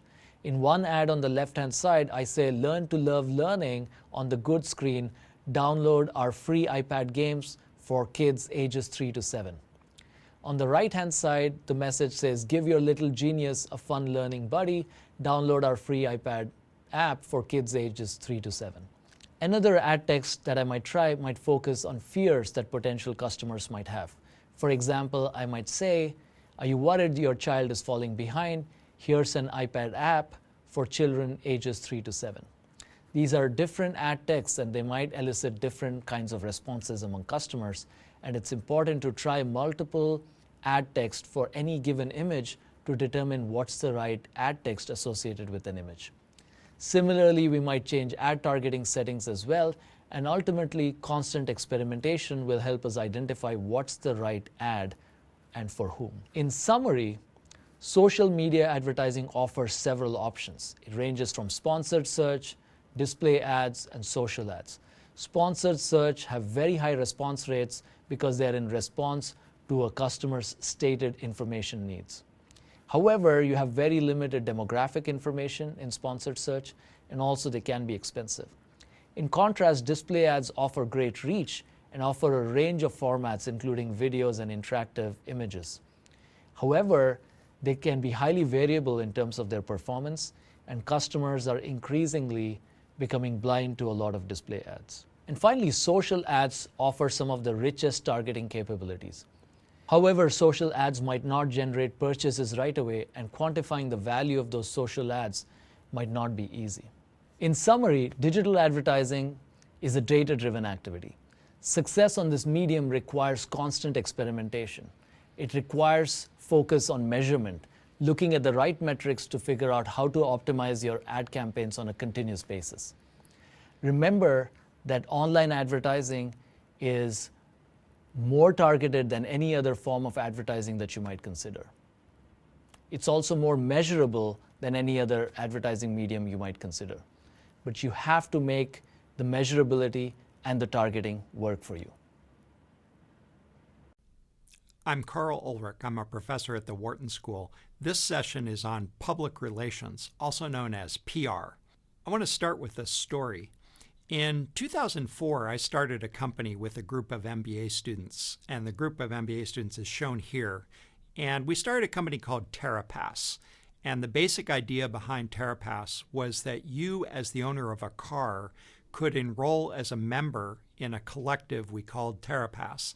And then what would happen is TerraPass, on your behalf, would buy enough clean energy to offset the fossil fuel consumption of your car. So for about $70 or $80 a year, you could become a member of TerraPass, and TerraPass effectively would buy, for instance, enough wind power that it would displace the amount of fossil fuel that you would use in your car driving over the course of a year. And in that way, you could remediate the environmental impact of driving your car. That was the idea behind TerraPass. Now, just explaining that idea is hard. And in fact, it's somewhat of an arcane business concept. But we started it as a class project, and by the end of the semester, we were able to attract several hundred actual paying customers. And we thought we might actually have a business. And so we set out to found a company and to see if we could grow the TerraPass business. Now, the business sort of went along organically, gaining a few customers every week, until one day this happened, and we saw a tremendous spike in the sales on our website. Now, what happened that day? What happened that day was that an article appeared in Wired magazine entitled SUV Redemption Sticker. And it was a one-page article in Wired magazine that described the TerraPass concept and wrote up the idea that you could redeem your pollution of an SUV, of driving a sport utility vehicle, by buying a TerraPass and by applying a TerraPass sticker to your vehicle. Now, never mind that the article got a few things wrong. Never mind that it wasn't exactly the positioning we wanted for our new company. It caused a huge spike in demand for our product, and it dwarfed anything else we'd tried. In fact, we had tried a whole variety of other ways to attract customers, and this one action, one publication by one journalist at one magazine, caused that huge spike in demand. That's what we call PR. Now, the name is a little funny because the name PR refers to public relations, but what we really mean by PR is unpaid editorial coverage in media outlets. And historically, that has meant broadcast media and wide-scale print media. So television, radio, blogs, magazines, newspapers, and so forth. Now, the huge advantage of PR is that there are no direct costs as you face in advertising. In advertising, you pay for an audience. With PR, you don't pay directly for that editorial coverage. It's nominally free. Secondly, it's highly credible. So when Wired magazine writes an editorial piece about TerraPass, somehow that's much more credible, and I think rightly so, to the potential customer than if they were to see an advertisement in Wired magazine by TerraPass. Third, you have instant reach. So because your content appears in a media outlet with an existing audience, you're able to automatically reach that large existing audience. And that's also a huge advantage. And lastly, you have very high engagement with the target of the media. Think about this. If somebody spends the time to read an editorial article, read a piece of content in a magazine, they might engage for 20 minutes. Compare that to the 2 seconds or less that they'll give to an advertisement that appears in the pages of that magazine. So those are the reasons that PR is fantastically useful as a key tool for an entrepreneur in growing his or her business. Now, unfortunately, there are two negatives to PR. The first is that it's very hard to scale it reliably or easily. You can't just turn on money and expect to have PR happen. And a closely related negative is that it's relatively unpredictable. So you can put in resources, you can do your best to build a PR campaign, and you might not get results, or you might not get them when you think you'll get them. And furthermore, you don't have direct control over how the content actually appears. So on balance, the pros drastically outweigh the cons. Nevertheless, it's unfortunately not something you can just scale automatically, and you do have to deal with some intrinsic uncertainty. Now, there are three main benefits to having PR, to state the obvious. The first is direct customer awareness. Those targets of the media who read your content, or who view your content, or who view editorial content that mentions you, become aware of your product. And that's typically your goal. And so that's the primary benefit, is that direct customer awareness. But almost as important, mentions in the media and the resulting documentation on the internet feeds other media. It feeds both professional media, that is, other journalists who are looking for content and who find initial ideas for that content online, but it also feeds social media. So the fact that you appear in an article in a magazine or online often becomes the subject of Facebook posts, LinkedIn posts, WeChat posts, Twitter posts, and so it serves as fuel for social media, that is, for non-professional media. And then the last reason it's so valuable is for search engine optimization and organic search on the internet. Having your content published online increases the domain authority of your own web properties to the extent that those publications link to you, and it enhances the reputation of your brand and your products and your domain from the perspective of search engines. So for those three reasons, direct customer awareness, feeding other media, and search engine optimization, PR is tremendously valuable. Let me make a few comments about PR and about caveats and issues that you need to consider as you think about PR and your PR strategy. The first is that there's a kind of a media food chain out there, meaning there's some media outlets that are much more valuable than others, and then there are a lot of less valuable media outlets that feed on the output of the high prestige media outlets. So at the very top of the food chain are publications like the New York Times, the Financial Times, the Wall Street Journal.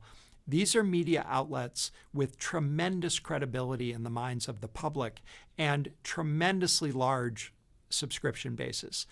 Maybe more important than their direct subscription bases are the fact that all the smaller media outlets follow the top of the food chain. And if something appears in the New York Times, it will either be directly syndicated in other sites, or other journalists and content authors will contact you because they want to cover things that were covered first in the New York Times.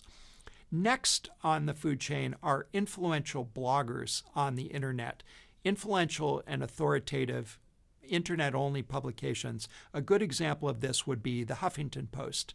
Blogs that appear on the Huffington Post are viewed as highly credible, highly influential. Next down would be internet sites like product review sites, magazines that do product reviews, that so-called curate new products or services, that build awareness for new companies in the broader readership. They're sort of next on the food chain. And the very bottom of the food chain would be what I would call the clickbait websites. That is, the websites that are out there on the internet whose primary purpose is to attract people who are searching for search terms and to get them to click on advertising. Those in general are not too valuable for you. They're the very bottom of the media food chain. The second point I want to make about PR is that you have to, if you put yourself in the perspective of the journalist, what the journalist most cares about is that the story is interesting.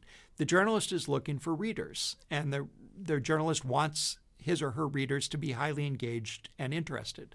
So let me give you an example. I recently became aware of a startup called Sword and Plow. The founder of Sword and Plow is Emily Nueñez Cavnas, and Emily is an active duty military officer in the U.S. Army who has served in Afghanistan. And what Sword and Plow does is takes extra product that's used in the U.S. military, so typically extra fabric that would be used to produce military apparel and military gear, and Sword and Plow turns that surplus fabric into consumer goods, into apparel and bags, and thus the name Sword and Plow, which refers to the biblical reference of turning swords into plowshares, or turning military uses into domestic uses. Now, what's more interesting than a story about an active duty woman in the U.S. Army who served in Afghanistan, who's looking for a way to take surplus military fabric and turn it into consumer goods, and who has founded a company called Sword and Plow?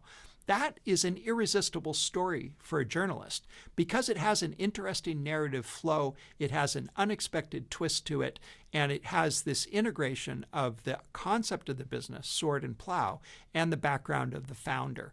The story is intrinsically interesting, and Emily is going to have a much easier time getting PR than someone who is selling enterprise software that's incrementally better than the existing products out there and who doesn't have such a similarly engaging story.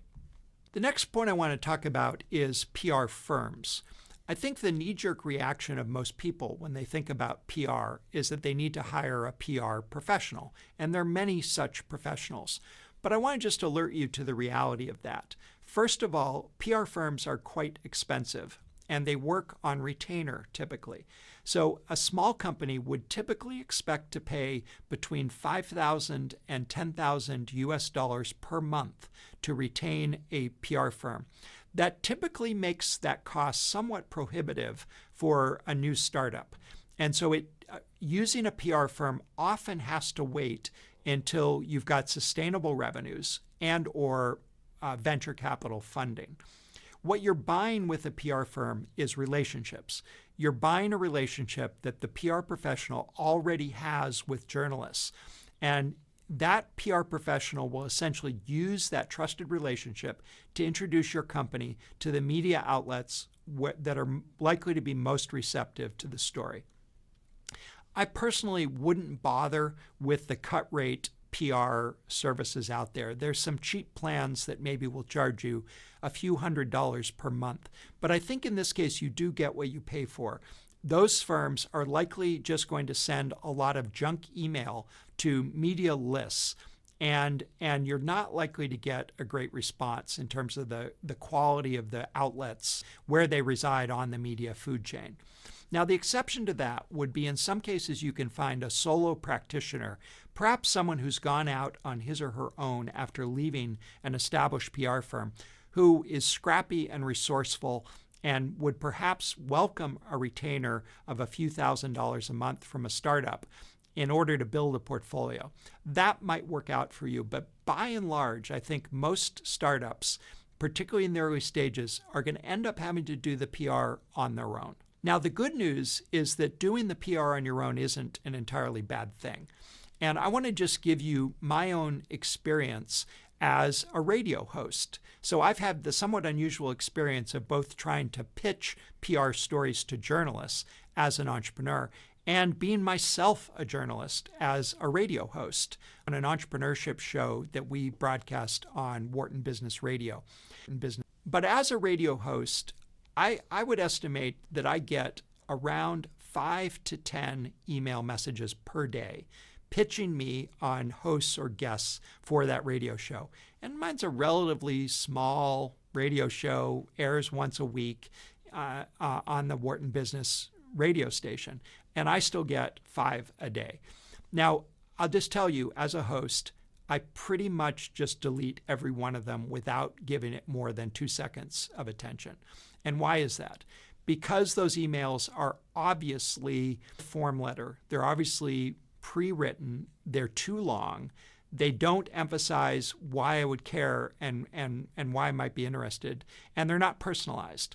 And so you as a founder, you as a key player in the entrepreneurial venture are actually in a pretty good position to reach out to radio hosts, to journalists and others, because you're going to be very authentic. You're going to write a short email. You're going to make it authentic. You're going to emphasize what's interesting about the story, and you're going to personalize it to the recipient of the email.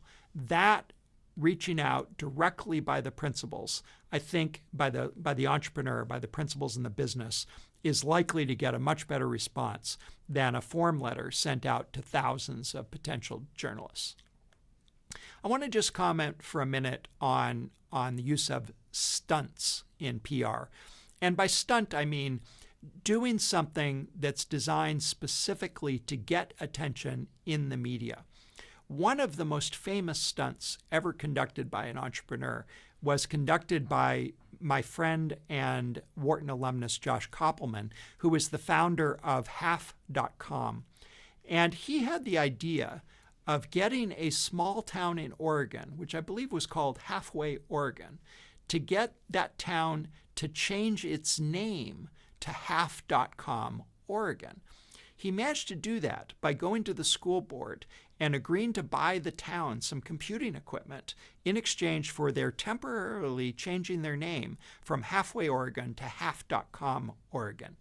That action garnered half.com tremendous media attention, including articles at the very top of the media food chain. That's an example of a stunt. Now, stunts, when they work, can work fantastically well, but they don't always work. So when we started TerraPass, the team tried to do a stunt. We went to the governor of California, who at the time was Arnold Schwarzenegger, and we challenged Arnold to buy a TerraPass for his fleet of Hummers. Now, if you'll recall, the Hummer is a very high fuel consumption off-road vehicle, repurposed military vehicle, repurposed for street use. It gets terrible fuel economy. We challenged Arnold Schwarzenegger to buy a TerraPass to mitigate the environmental impact of his Hummers. And we did it very publicly. We issued a press release. We put it on our website. We wrote letters to the governor's office. It was not well received.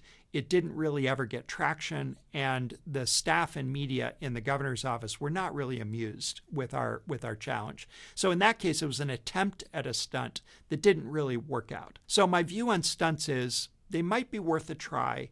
They are low probability kinds of events. When they work, they can work fantastically well. So let me just wrap up with some practical suggestions. The first thing you should think about is what's interesting, different, and newsworthy about your company or even about you. And then to emphasize your personal story.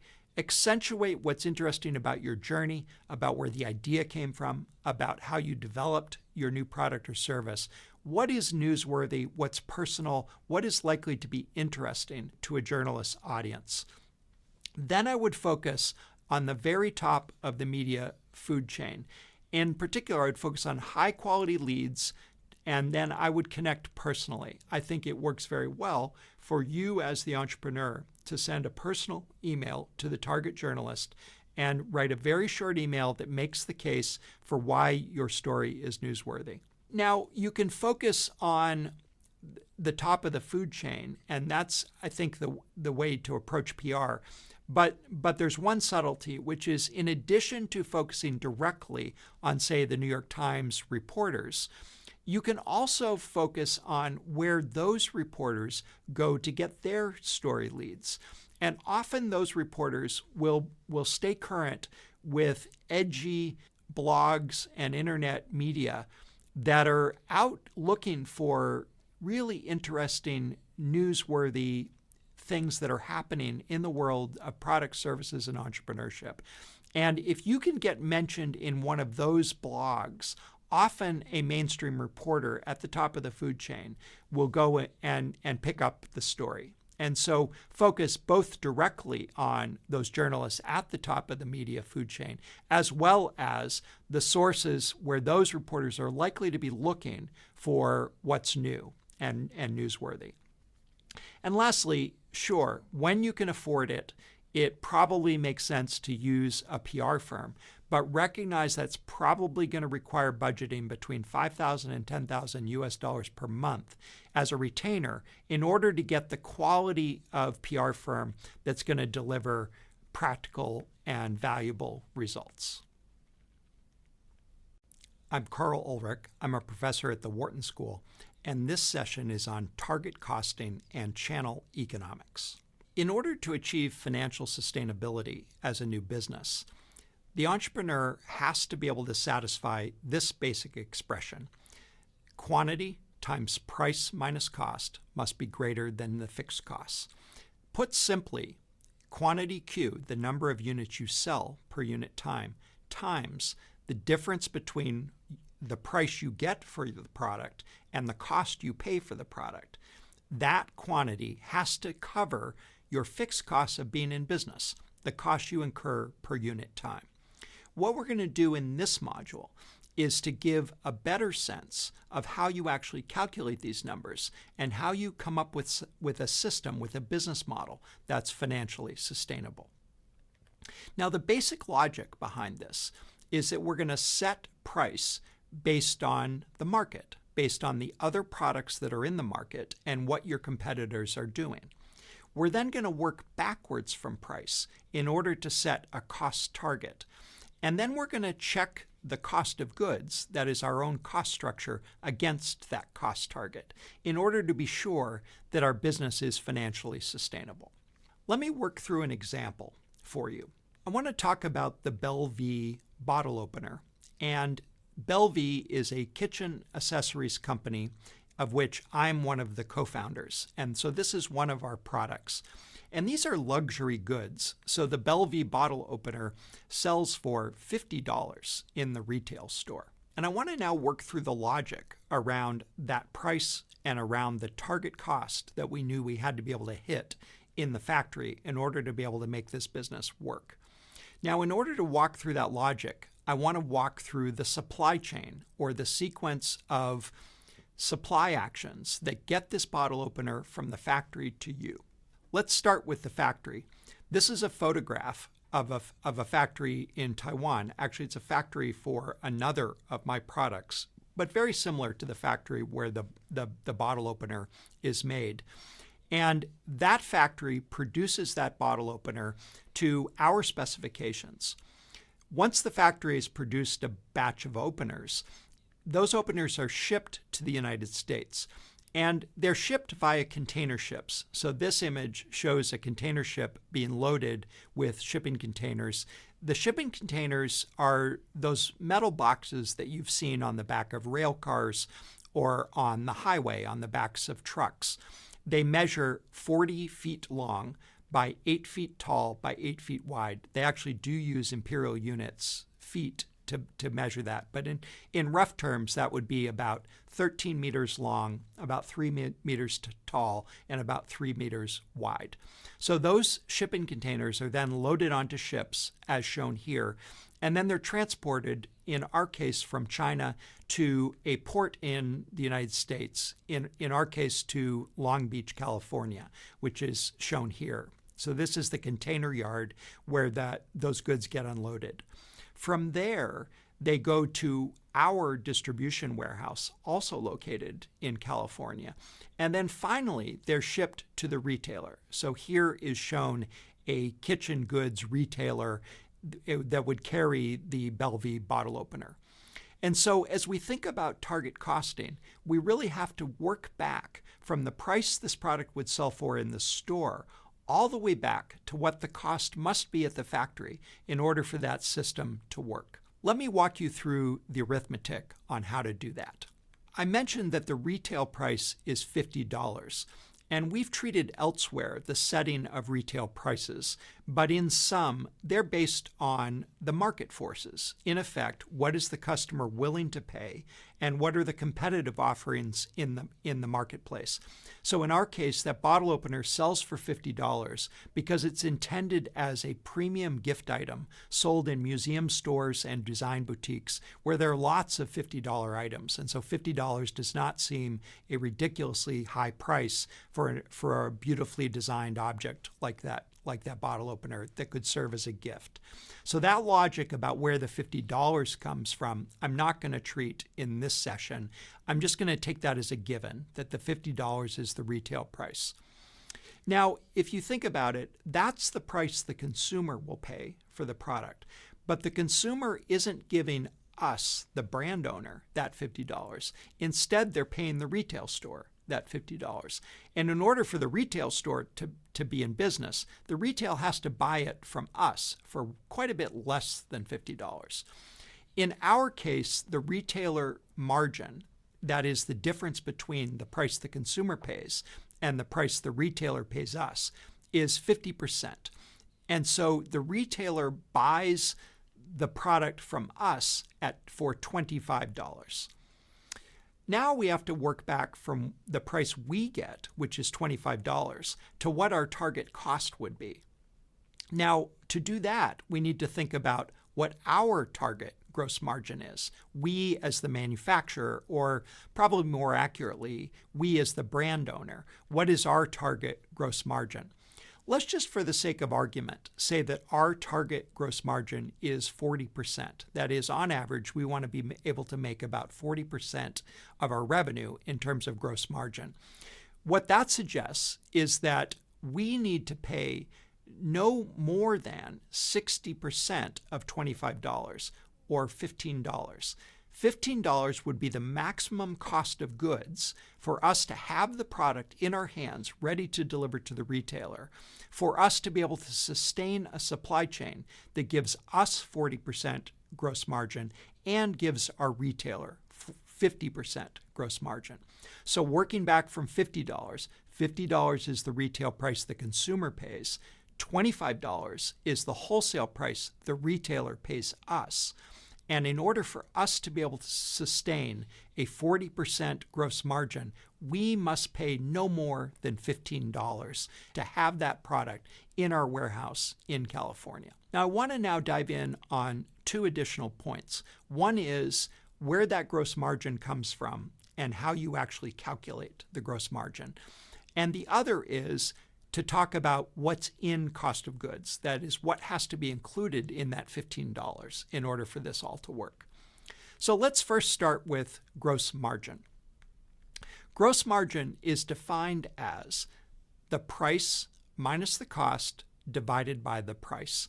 And this is always taken from the perspective of the entity that's selling the product. So if we take as an example the museum store that is selling our product to the consumer, their price minus their cost divided by their price will give the gross margin. And so, for instance, using the numbers in this example, $50 is the price they offer to the customer. $28 is the cost they pay to us. So 50 minus 28 is $22. That divided by the retail price, or divided by 50, gives us 44%. So that would be an example of a retail margin calculation of 44%. Now, I just gave in the example that the retailer buys it from us for $25. That would give a gross margin of 50%. 50 minus 25 divided by 50 would be 50%. And so depending on what those different parameters are, the price and the cost, you get different gross margin. Now, I want to just identify a difference in terminology that's sometimes used in retailing. Some retailers and some manufacturers will use the term markup, which is related but different from margin. More specifically, markup is defined as the price divided by the cost minus 1. And so let me give a numerical example that I think will help make that a little more clear. If price is $50 and if my cost is $28, then my markup is 79%. Let me just walk through that arithmetic. 50 divided by 28 is 1.79. That means I'm selling the product for 1.79 times what I buy it for. 50 is 1.79 times 28. If I subtract 1 from that, then what I get is a markup of 79%. And the way to think about that is the retailer takes the price that he or she buys the product for and marks it up by a value of 79% of his or her cost. Now, that obviously is closely related to gross margin, but they give very different numerical values. And so I want you to keep them straight and to make sure you're talking about gross margin and not markup, or markup and not gross margin when you're having a conversation about these numbers. Markup is related to gross margin by the following expression: gross margin divided by 1 minus gross margin is equal to markup. So that's how they're related parametrically. Mostly we're going to use gross margin, but I want you to understand markup as an alternative way that some people describe the relationships between price and cost. The second issue or qualification that I want to talk about is what determines these margins for retailers and what are some typical values. Because when you go to calculate your target cost, you need to anticipate what your retailer is going to expect for gross margin. Well, what determines margin for a retailer? First of all, volume. The higher the volume of the product, the lower the margin the retailer requires in order to be able to stay in business. So just consider the difference between a grocery store that moves hundreds of thousands of dollars in volume every week. Compare that to a jewelry store, a small jewelry store that might only sell 1 or 2 items a day in that entire store. The higher the volume, typically the lower the margin that's required for the retailer. Secondly is the price point. Consider the difference between selling a new automobile and selling a piece of chewing gum. The automobile has a much higher price, and typically at those very high price points, all else equal, the manufacturer's or the retailer's margin will be much smaller than for lower priced products. Third is differentiation. Is your product so unique that you're the only source of supply of that product? A less differentiated product, that is one for which there's a lot of competitive offerings, is going to end up having lower margin. The competition is going to drive the margin out of the prices. Next would be, what are the retailer's costs that are required to support distribution of your product? And this relates to things like, is it a seasonal good or is it a good that sells steadily throughout the year? How long is the life cycle for the product? Is it a very short-lived life cycle, perhaps with a season lasting only days or weeks, or is it something that could be sold over years? Third, how many customers return the product and require a lot of service when they return the product? And lastly, what kind of sales effort is required to sell the product? Is it a product that basically sells itself, that people can find for themselves on the shelf? Or is it a product that requires a dedicated sales effort and a lot of expensive salespeople? Those things will all drive the margin requirements for the retailer. Now, to put this all together, just consider the difference between construction materials and luxury cosmetics. Construction materials, relatively low differentiation, with relatively stable demand at relatively high price points in relatively high volumes, those are going to be sold at quite low margins, maybe only 10-15% retailer margin. Whereas luxury cosmetics, which are the opposite on all of those dimensions, those might have very high gross margins. Retailers might expect 60-70% gross margin in that category. To give you a sense of the typical ranges, the retailing of most consumer goods requires margins of between 35 and 50 or 55%. But the extremes are, say, building materials at maybe 20% and fashion apparel at maybe 60-70%. So in order to understand your target costs, you first need to understand your retailer's margin requirements. Those are going to be based on the kind of retail channel you use, or whatever margin requirements are required for whatever channel you use. You're going to use those margin requirements to then calculate what the wholesale price would have to be to your channel partner in order to support the target retail price that you've set for your product. Let's now turn to the question of what your target gross margin should be. And here I'm referring to you as the manufacturer, or more typically the brand owner, because often you'll contract with a third party to actually produce your product. What determines your margin requirement? It's very similar to the logic for the retailer. The higher the volume, typically the lower margin that's required. The higher the price point, typically the lower margin that's required.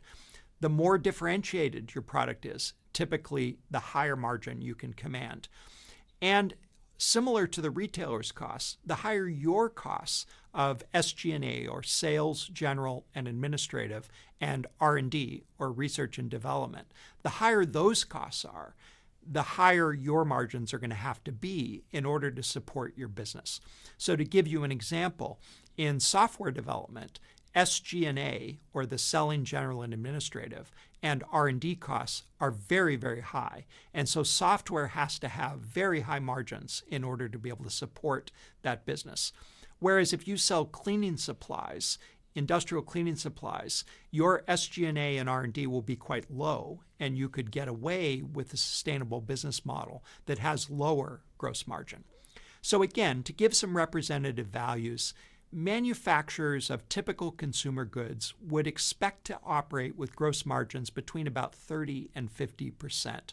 But at the high end, you'd have products like software, as I just mentioned, which might have gross margin of 90 or more percent, in part because the actual production costs of software are quite low. Or luxury cosmetics, where the manufacturer, the brand owner, might have gross margin of 75 or more percent. And at the other extreme would be automobiles, which typically the manufacturer would have gross margins of maybe 15 or 20%, relatively low gross margins relative to products like software or luxury cosmetics. Now, the way you can estimate your margin requirements would be to go to the annual reports, the public financial filings of companies that are publicly traded and therefore that are required to disclose their financials.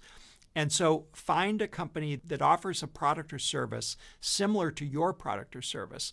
Find a public company that is in the same category. Look at their annual report, look at their average gross margin from their financial statements, and that gives you a pretty good idea of what your target gross margin will need to be as you go through the target costing analysis.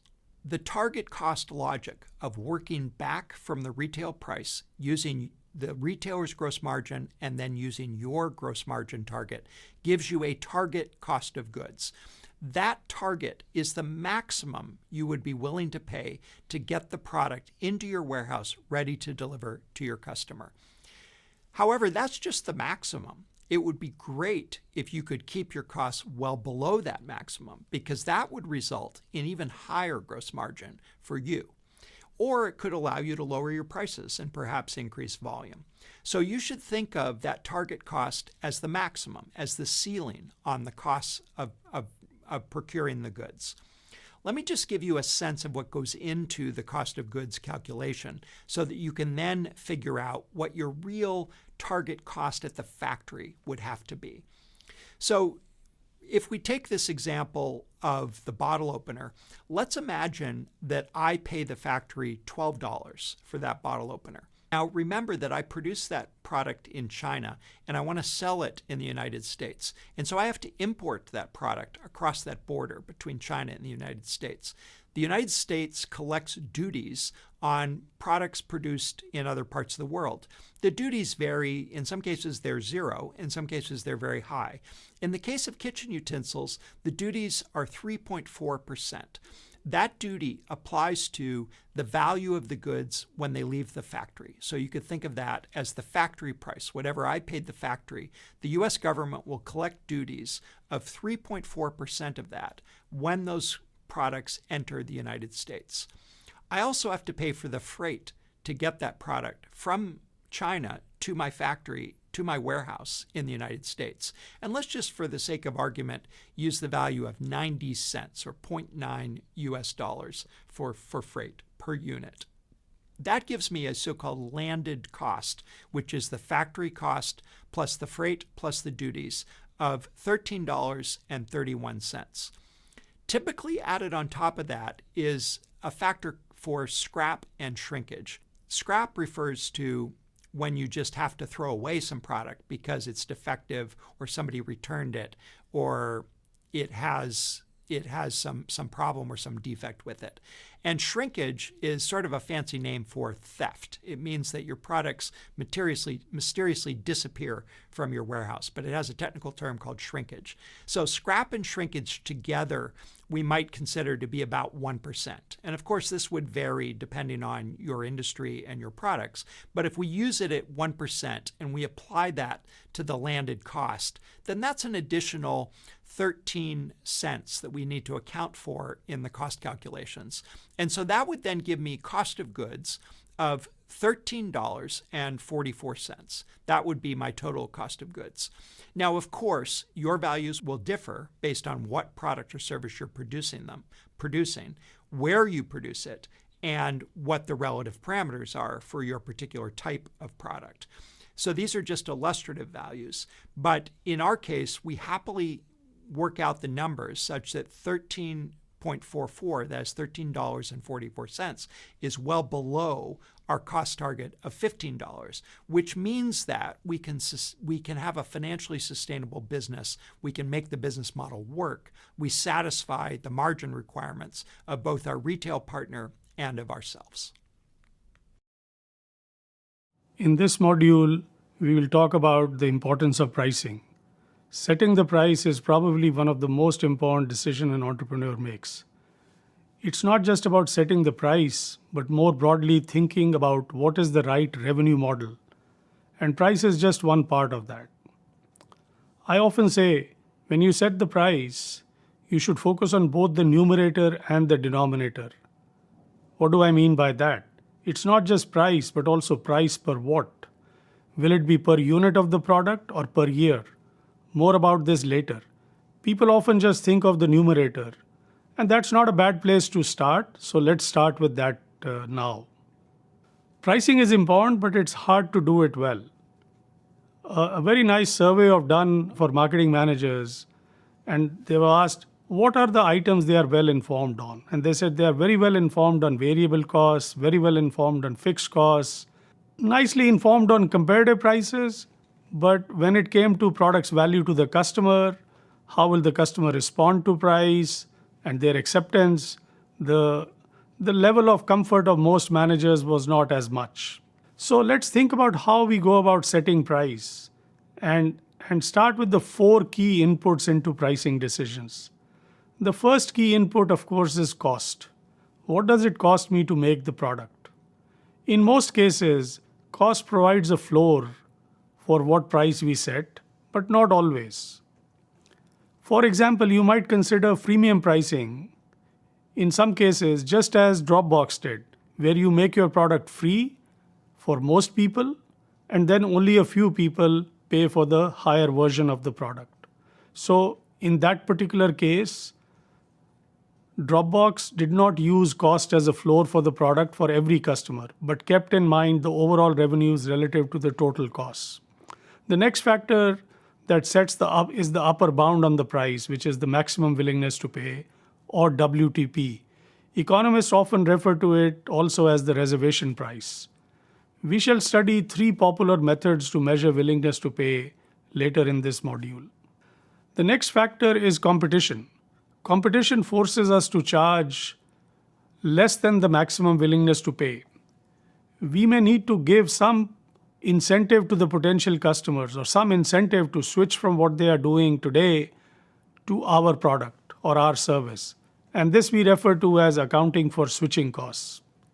Finally, our channel partners and collaborators also influence our pricing decisions, usually pushing it higher because we have to make sure that they also make some money and are rewarded for their efforts. Automobile companies charge a higher price to the consumer because the car dealers must also make some money for their efforts. Many direct-to-consumer startups today avoid using channel partners to save on this. Tesla also sells directly to the customer and is sort of changing the industry practice here. This is a nice visual that helps us put all these 4 factors together. The willingness to pay sets the maximum ceiling price. Cost, in most cases, gives us the floor. Competition forces us to charge a little bit lower than the maximum willingness to pay. And our collaborators and our channel partners Keeping their interest in mind, we are forced to charge a little bit higher than the costs.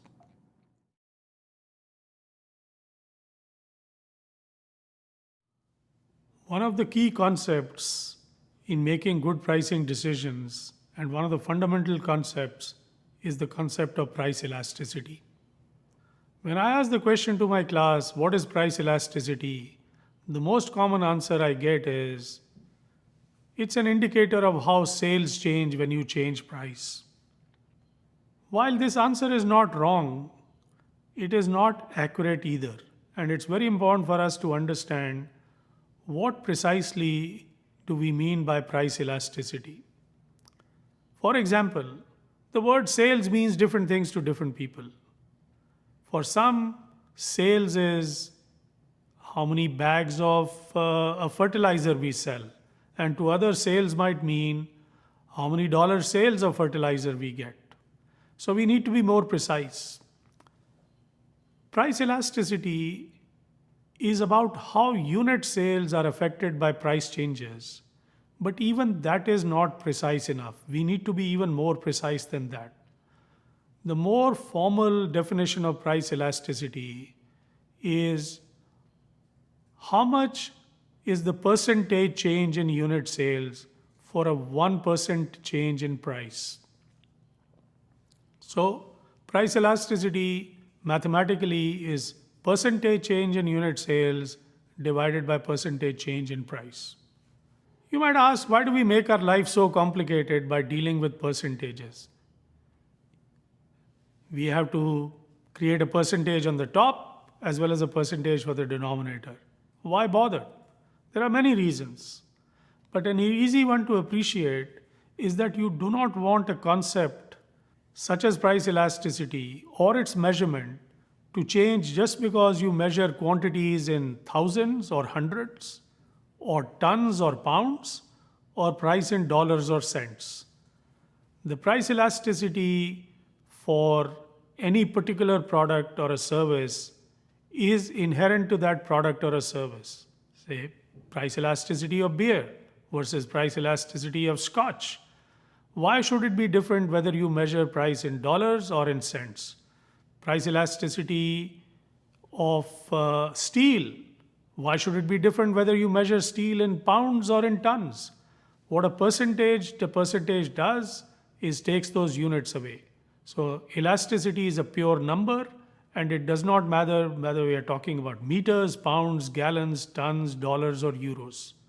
So that's not the only reason why we do a percentage over percentage, but that's one of the reasons.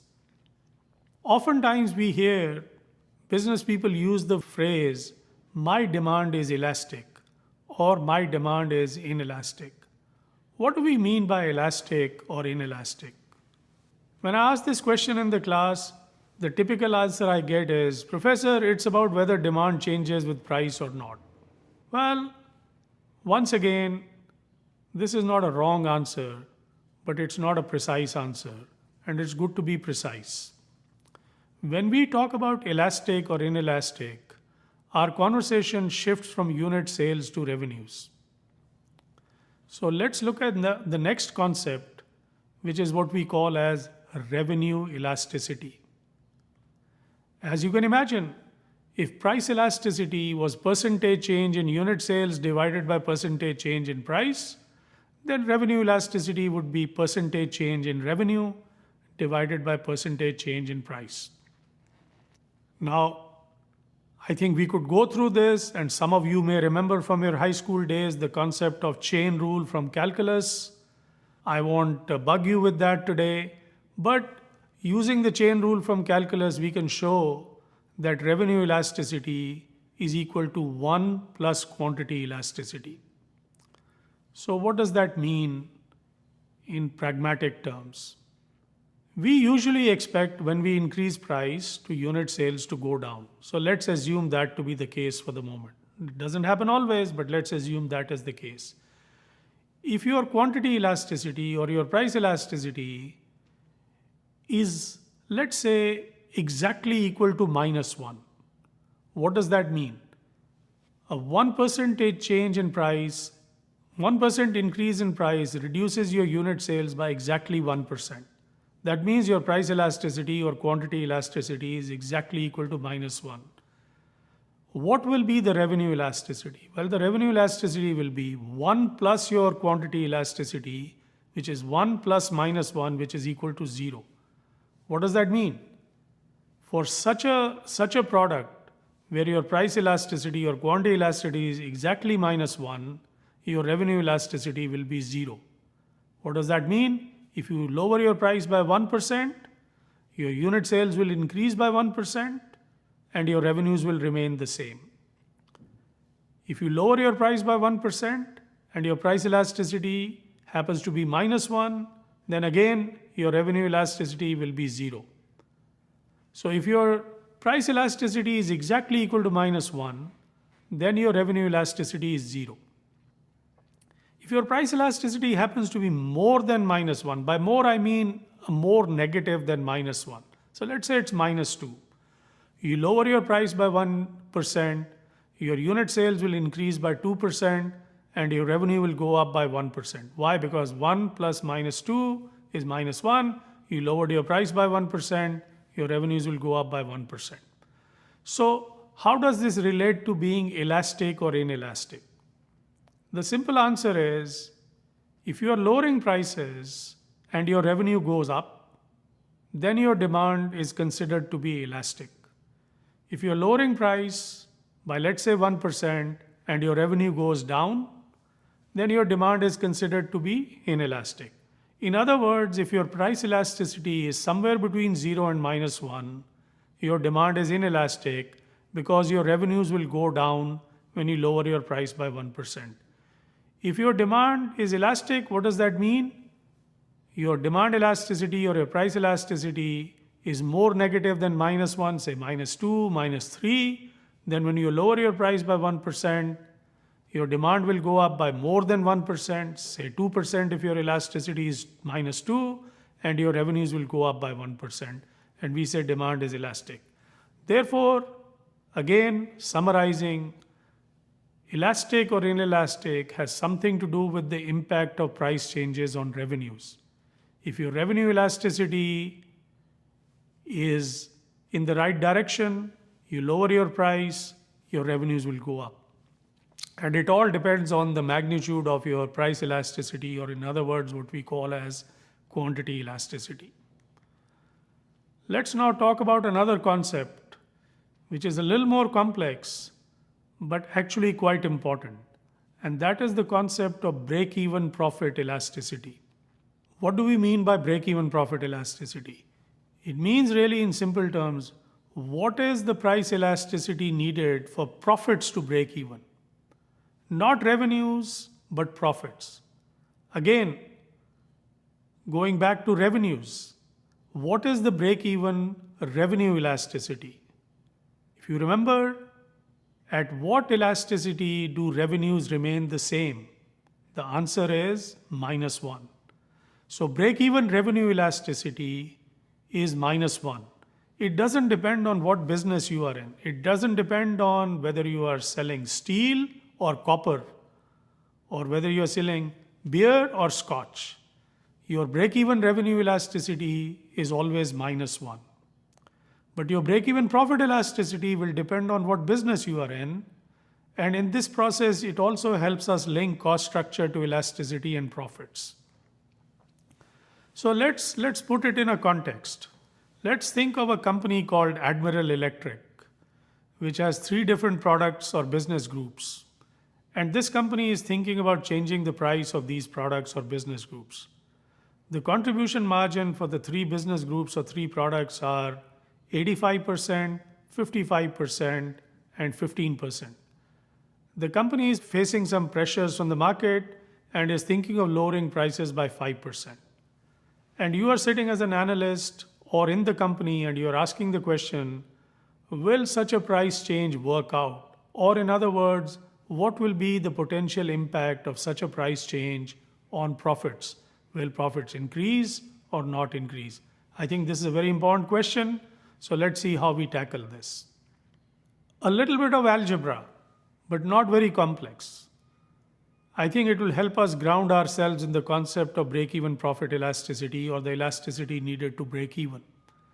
Let's think of P0 being our initial price, Q0 being our initial demand, and let's say C is the cost or the variable cost or product that doesn't change with price. And let's say we are contemplating a new price P1, and that might lead to a new demand Q1. What is the break-even profit condition? The break-even profit condition would be P1 minus C, which is the new margin, times Q1, which is the new demand, is equal to P0 minus C, which is the old margin, times the old unit sales Q0. So that'll be our break-even condition. We can rewrite this using a little bit of algebra as Q1 divided by Q0 is equal to P0 minus C divided by P1 minus C. All we did was we took Q0 from the right hand side to the left hand side, and we took P1 minus C from the left hand side to the right hand side. Quite simple. So the next step would be to subtract 1 from each side, both the left hand side and the right hand side, and simplify. And what do you get? You get Q1 minus Q0 over Q0 on the left hand side, and the right hand side, the numerator is P0 minus C minus P1 minus C divided by P1 minus C, which can be simplified further. The numerator is just P1 minus P0 and divided by the denominator where we are adding and subtracting a P0, P1 minus P0 plus P0 minus C. I think you're already seeing some interesting terms emerging, and you will see more of that in the next step. Let's divide the right hand side, both the numerator and the denominator, by P0. So what do we get? The left hand side is Q1 minus Q0 divided by Q0, which is nothing but the percentage change in quantity. On the right hand side, the numerator is percentage change in price, P1 minus P0 divided by P0. In the denominator, we also have two interesting terms. The first one is nothing but, again, the percentage change in price that is being contemplated. And the second term is percentage margin, the original percentage margin, which is P0 minus C divided by P0. One more step and we are done. We take the numerator from the right hand side down to the left hand side. And what do we have on the left hand side? Q1 minus Q0 divided by Q0 divided by P1 minus P0 divided by P0. What is that? Most of you will recognize that it is percentage change in unit sales divided by percentage change in price. And that is elasticity. And what do we have on the right hand side? We have minus 1 in the numerator and then two interesting terms in the denominator. And the first term is just the percentage change in price, and the second term is just the initial contribution margin.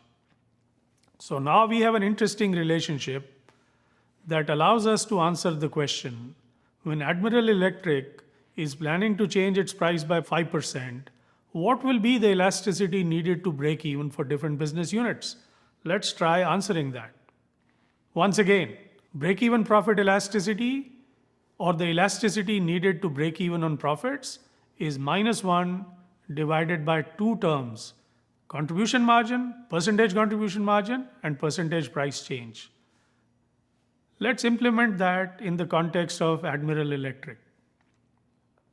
Let's start with business unit 1. Its original margin is 15%, and if we are thinking of lowering price by 5%, then the elasticity needed to break even on profits will be minus 1 divided by 0.15, which is our original margin, minus 0.05, which is the 5% reduction in price, which is then minus 1 divided by 0.1, minus 10. What does that mean? For a business unit with 15% margin, the elasticity needed to break even will be minus 10. Let's think of the second business unit, where the original gross margin was 25%. And once again, we are planning to decrease prices by 5%. The elasticity needed to break even on profits here would be minus 1 divided by 0.25, which is the gross margin of the business unit, percentage gross margin of the business unit, minus 0.05, which is the 5% price reduction we are contemplating. So that's minus 1 divided by 0.2, which is minus 5. And finally, for the 55% gross margin, the original gross margin is 55%. We are planning to lower the price by 5%, and the break-even profit elasticity will be 0.55 minus 0.05 inverted minus 2. So if we have three business units with 15%, 25%, and 55% margins, you can see the break-even profit elasticities are different. If we had another business unit with 85% margin, we can do that calculation also, and you will get minus 1.25. Next question is, what does this all mean? What does an elasticity of 10 mean? And when I ask this question in the class, some people very quickly will answer, Professor, it means demand will needs to go up 10 times. Well, that is not the correct answer, even though that may appear to be the correct answer, because elasticity of minus 10, it's percentage change in demand divided by percentage in change in price. But remember, we are not thinking of 1%, we are thinking of a 5% change in price. So if a 5% change in price requires an elasticity of 10, that means the unit sales must go up by 10 times 5%, which is 50%. So in the business unit with a gross margin of 15%, unit sales must go up by 50%, or 10 times the percentage change in price, which was contemplated to be 5%. If your previous market research or previous data seem to suggest that such a change is not likely, then that means 5% change will not work out. And if we do it, it lead to lower profits. Maybe for higher margin businesses, it might work out, because there you need a lower break-even profit elasticity. It's important to keep in mind that the break-even profit elasticity increases non-linearly when margins go down. So when margins go down from 55 to 25, the break-even profit elasticity goes from 2 to 5. When it goes down to 15%, it goes up to minus 10. So it's not increasing linearly with margins, it's increasing non-linearly with margins. What does that mean in terms of just simple understanding? Highest difficulty in making up for profit losses in lower margin businesses. In fact, the difficulty increases non-linearly as your margins go down. So we learned three important foundation concepts in this module. The concept of price elasticity, or simply what some others may call demand elasticity. The second concept we learned is revenue elasticity. Just like demand elasticity says what is the percentage change in demand for a 1% change in price, revenue elasticity is what is the percentage change in revenues for a 1% change in price. Again, revenue elasticity is focusing on revenues, and when we think of demand being elastic or inelastic, our focus is on revenues. And break-even revenue elasticity, we discussed this, but just to revise and summarize, break-even revenue elasticity is -1, no matter what business you are in, whether you're in steel or copper, it doesn't matter. In other words, for revenues to break even, your elasticity has to be more negative than -1, no matter what business you are in. And finally, the concept of break-even profit elasticity. What is the elasticity needed to break even profits? These concepts are excellent starting points for making good pricing decisions.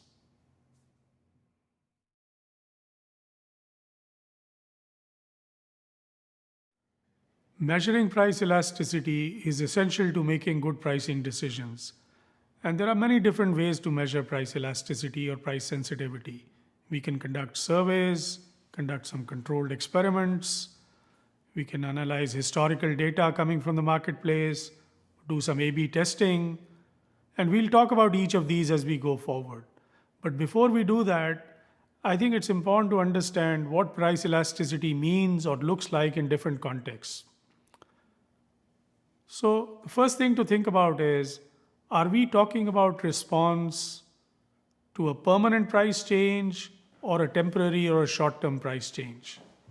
By and large, what we observe in practice is that consumer response is much higher, much stronger to short-term price changes than it is to long-term or permanent price changes. Often, research suggests that it's one order of magnitude higher. Why is that? When short-term price discounts are offered, consumers take advantage of it. Either they switch brands, buy early, or sometimes even stockpile or consume more. There's a lot of good research on this, and Professor Gupta's paper is one of the landmark papers in this area. In some cases, however, short-term price changes lead to no change in demand. For example, we observed that demand is not very elastic to the price changes of gasoline in the short term. Why? Because consumers already own a car. For example, I own an SUV that's a gas guzzler, unfortunately, and I can't change that just because the price of gasoline changes. But if consumers were to know with certainty that gasoline prices will go up and remain at, say, $5 or more, even someone like me would buy an electric vehicle more readily. So, post-product categories, consumers are more responsive to short-term price changes than they are to long-term price changes. However, there are some categories where short-term price change may have no effect on demand, but only if there is a permanent price change will there be an effect on demand. So it's important for us to understand the context we are measuring price elasticity and what kind of price change we are talking about. Similarly, it's important to recognize, are we talking about the response of the entire market or a segment level, or are we talking about an individual response to price? Market level responses to price are usually smoother. At the end of the day, it's the aggregate over many consumers, so it becomes a smoother function. At the individual level, because we are often buying in discrete units, say I buy either one toothpaste or two tubes of toothpaste, the response can be discrete, and we need different types of statistical methods when the response is discrete, 1, 2, 0, and so on. So before we get into the specifics of measurement, I think it's important for us to understand the context, whether it's short-term or long-term, whether it's consumer level or it's market level, before we start using the different approaches. There are many different ways to measure price sensitivity, and we'll talk about 3 of these methods in more detail. But even though there are thousands of methods being used outside, when you come down to it, there are essentially 4 types of methods. And these 4 types of methods can be understood by a simple 2x2 table. And the 2 dimensions of the table are what are we measuring and how are we measuring. So if the variable being measured is actual purchase, or is it people's intentions to buy or their preferences? The second variable or second dimension is conditions of measurement. Are we measuring response to price in a natural setting or in a controlled setting or an experimental setting? So let's look at least 1 or 2 of these possible boxes. If you are measuring actual purchase in natural settings, we are essentially analyzing historical sales data. It could be aggregate, it could be individual, but these are actual data coming from the market in a natural setting. And there are methods to do that, and we'll look at one of those methods using an example of a package delivery service. Another approach could be we measure people's intentions and preferences, but in a controlled setting. So a lab experiment could be an example, or trade-off analysis could be an example, using conjoint type analysis. So different methods, but at the end of the day, they fall into 4 distinct buckets. And those buckets are defined by what we are measuring and the conditions of measurement. Let's start by looking at our first method and put it in a context. Let's assume a company like FedEx is trying to determine how consumers will respond to the price of a new delivery service. I'll talk more about why I'm using the name FedEx here. Let's start with a simple approach. This is not an approach that the company used, but let's think of this as a possible approach. Start with a representative sample of 150 buyers. Administer a survey to 5 randomized group of 30 representative consumers. So what we are doing is splitting these 150 potential representative buyers into 5 groups of 30 each. To each of these groups, we describe the product in depth. To each group, we also state the potential competitive offerings and their prices, and then provide any additional useful information of the product concept. Even though we may not have the product as yet, we can describe the product as a concept. And then to each of these groups, we ask the question, would you buy this new service if its price were, say, $10 to one of the groups, $11 to another group, $12 to a third group, $13 to the fourth group, and $14 to the fifth group? So each of the groups are seeing the same description of the product, but are responding to a different price. One group responds to $10 and says yes or no, and we tabulate those data. And let's count the number of yes responses in each of these groups and plot the response function, which may be a representative demand function. So let's say the group that responded to $14, 10% of them said yes. And the group that responded to $10, 50% of them said yes.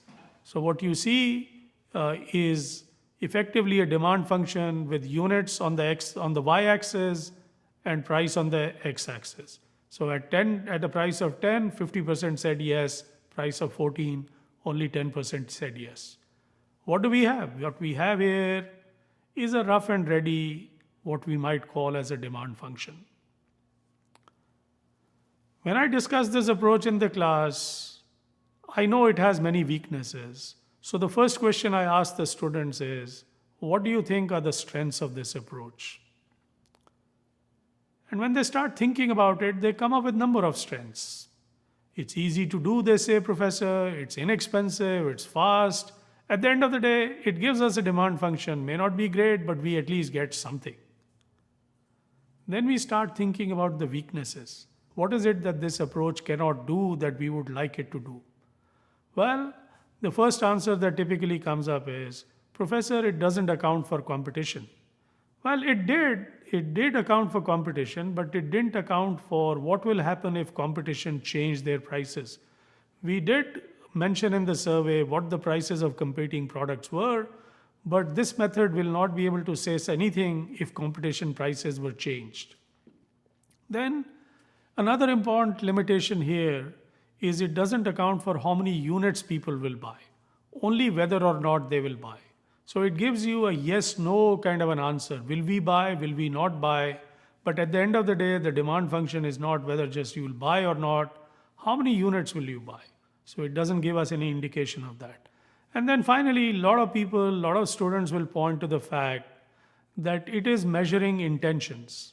It's measuring an intent to buy, not their actual purchase behavior. It's not looking at actual purchase behavior. I think that's a good point.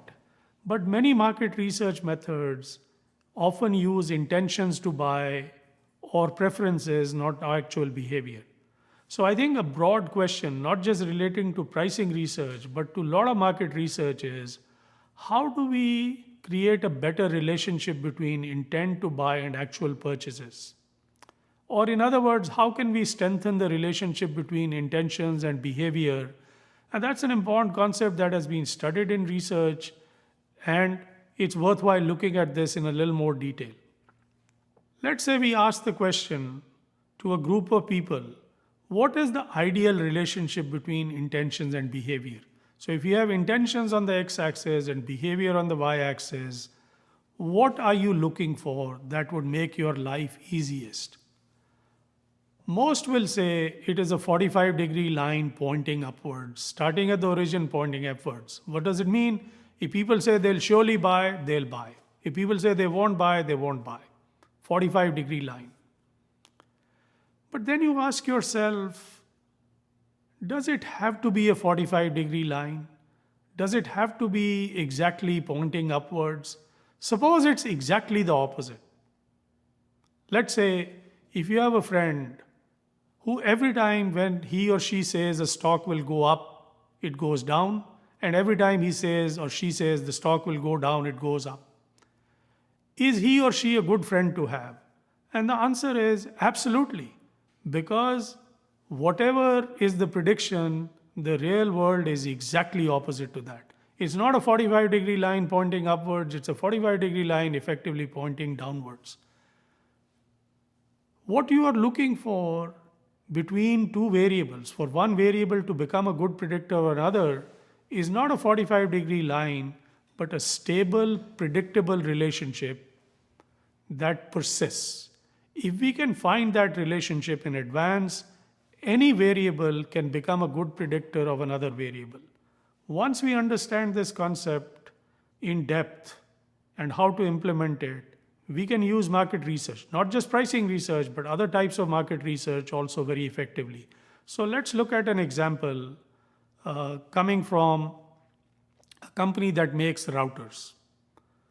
Let's say a major manufacturer of router is thinking of launching a new G-class router. The company conducts a survey of 100 potential buyers and asks them on a 1 to 5 scale their intent to buy. And those responses are given in column 3. What does that mean? 15 people said 1, 20 people said 2, 40 people said 3, 15 people said 4, and 10 people said 5. 5 meaning surely buy, 15 will most likely buy, and so on. So let's say these are the results that you got in the first survey that are given in column 3. We don't end there. Let's say this company launches router G. We ask ourselves, what did people actually do? So those are your results in column 4. How many actually bought the router? So those 15 who said 1, which means they will not buy, nobody bought. Those who said 2, out of the 20, 2 of them bought. Out of the 40 who said 3 on a 1 to 5 scale, 5 of them bought. Out of the 15 who said 4 on a 1 to 5 scale, 3 of them bought. And out of the 10 who said 5 on the 5-point scale, 3 of them bought. What do we have next? What we have is their conversion rates. And those conversion rates are 0% for those who said 1, 10% of those who said 2, and so on, and 30% of those who said 5. Let's keep those out there. That's what happened actually based on what they said in their intentions. Now let's think about this company launching an N-class router, which is a higher end router. It again conducts a survey of 100 potential buyers and asks their intention to buy on a 1 to 5 scale. And those data are reported in column 5. So what are those data? Out of the 100, 10 of them said 1, and just going down the column, 20 of them said 5. What do we do with these data? Well, if we didn't have the G-class router, we'd probably just say, maybe let's take everyone who said 5, and that becomes our forecast for how many people will buy. Some market research companies, they use what they call as the top box. Everyone who said 5 will buy. Others might say, for different product categories, let's use top box and a half. Let's add 20 plus half of those who said 4, and that becomes our demand forecast. A better way would be to look at previous conversion numbers. What fraction of those who said 1 bought the G-class router? Well, we know that is 0. What fraction of those who said 2 bought eventually the G-class router? Well, that was 10%. So if we use those percentages, what we have is in the last column, our forecasted demand for the N-class router based on previous conversion rates. And what we can keep doing is then updating our responses. From N-class, G-class, we can aggregate them and see what are the typical conversion rates. What this does is helps us improve the relationship between intentions and behavior, because we have seen the past relationship between intentions and behavior for similar products. In other words, what we are doing is we are codifying our past experience and using that codified past experience to better link intentions and behavior.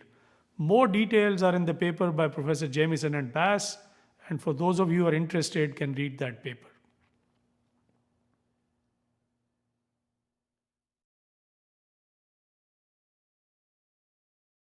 In this module, we shall look at how we can use historical data on actual purchases to measure price elasticity.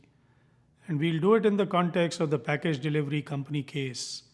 I hope you had a chance to attempt the package delivery case. In case you have not, please do so prior to studying this module. The data in the case are adapted from an HBS case study on FedEx when they launched a new document delivery service called CourierPack. This new service was launched. They had data on prices and unit sales for 29 weeks. Even though pricing was not a key aspect of this case, I think these data are quite useful in our context of measuring price elasticity. The company used what we popularly called as penetration pricing strategy, which is to start with a low price and slowly increase the price, as you can see from the data. The question in front of the company is, should they raise their price one more time, and this time by another $1? As we do not have access to cost data, let's focus on the impact of price changes on revenues. So if you look at the data, they start with a very low price of $5. They observe some unit sales in week 1, and they keep that same price. And towards week 7 or so, they raise their price to $8.50. Then they get to week 13, they raise their price to $10. And then they raise their price to $11.50. And right now, in week number 29, the price is at $12.50. And the question is, should they increase their price by one more $1? Now, I'm sure many of you, when you analyze these data, you use the regression analysis. And once again, if you're not familiar with regression analysis, please look at the module on regression analysis, the optional module. It will help you get a better understanding of what we mean by regression analysis. But the natural thing to do here is try to relate unit sales to price and run a regression. So that's what I also did. I'm sure many of you did that. I looked at the results, and what do I find? I see a positive price coefficient. Every time this model will say, if I increase my price by $1, my unit sales will go up by $109. Now that clearly may not be a good conclusion. Even though we may want this to happen, it is unlikely to happen. It's probably there is a problem with our analysis that is leading to this result. And you might see that in many cases, wherever a company has launched a new product and is using penetration pricing, and the product has become successful, over time, the sales will grow and you will see a positive price coefficient if you just simply run a regression of sales against price. Does it really mean that price increases will result in demand increases? Probably not. So then it's good to ask what else is going on while prices are increasing. Well, maybe most likely the company increased its advertising. Most likely there was some word of mouth. There were some diffusion effects. As the product took off, more people talked to one another and the sales spread. So if you just plot sales against time, you can see sales are increasing with time. And what is also happening is price is increasing with time. So what you are really observing is price is capturing some of the variation that is happening with time, and time is a surrogate for many other things. It could be a surrogate for diffusion, word of mouth effects. It could be a surrogate for other hidden variables that we don't have access to or the company didn't keep a tab on. Maybe they increased their sales force also over time. So what would be a better way to analyze these data? Well, a better way to do it would be to include time as a covariate, because it captures or summarizes many other things that are going on at the same time. So the next analysis I did was run a regression not just with price as the x variable, but also price and weeks as the x variables. So when I did that, what do we find? We find a very good fit. Again, R square is quite high, but now you see a price coefficient of minus 44. What does that mean? Once you take out the effect of time, and time again is a surrogate for word of mouth, it could be a surrogate for increase in advertising, increase in sales force, the net effect of price on unit sales is negative. That's what you would expect. So now I have more confidence in my analysis that yes, If I'm increasing price, once you account for other things, the effect of price is to lower unit sales. But then the next question is, what does this price coefficient mean in terms of business terms? What do I do with it? Does it mean demand is elastic because the coefficient is more than -1? Well, that is not correct because this is the coefficient of price but not the elasticity. We must use this coefficient to then compute elasticity. So how do we do that? Let's say we are in week 29. Our unit sales are 1304 in week 29 and our price was 1250. What does the model tell us? The model tells us is that if I were to increase my price by $1, the unit sales will go down by 44. What does that imply in terms of elasticity? A $1 change in price in terms of percentage terms is $1 divided by 1250. Where is 1250 coming from?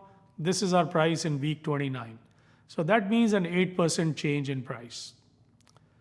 What is the percentage change in sales predicted by the model? Well, that is 44 or divided by 1304. Where is 44.15 coming from? It is the estimated regression coefficient. Where is 1304 coming from? Well, that's the unit sales in week 29. And if you look at that, that's minus 3.39%. So what is the estimated elasticity? The estimated elasticity is percentage change in unit sales divided by percentage change in price. That's minus 3.39 divided by 8, which is minus 0.42. What does that mean? It is somewhere between 0 and -1. Therefore, demand is inelastic. What does it mean? For demand being inelastic, if we raise prices, revenues will go up. Why? Because if we raise price by 1%, the unit sales change will be less than 1% because the elasticity is less than -1 or between 0 and -1 in this case. So our revenues will go up.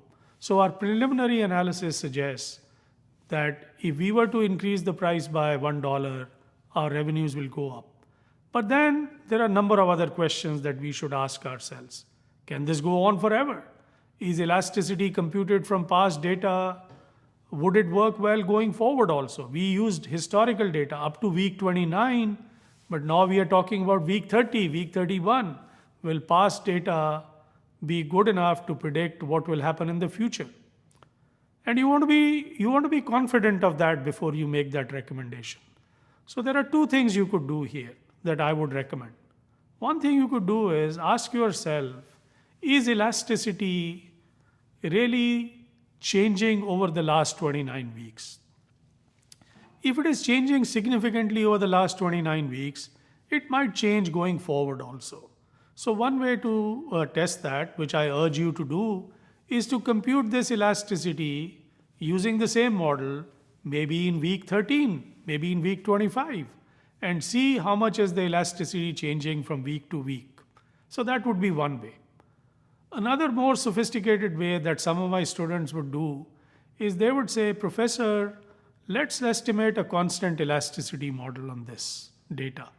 If a constant elasticity model fits well, it means the assumption of constant elasticity over 29 weeks is a good assumption.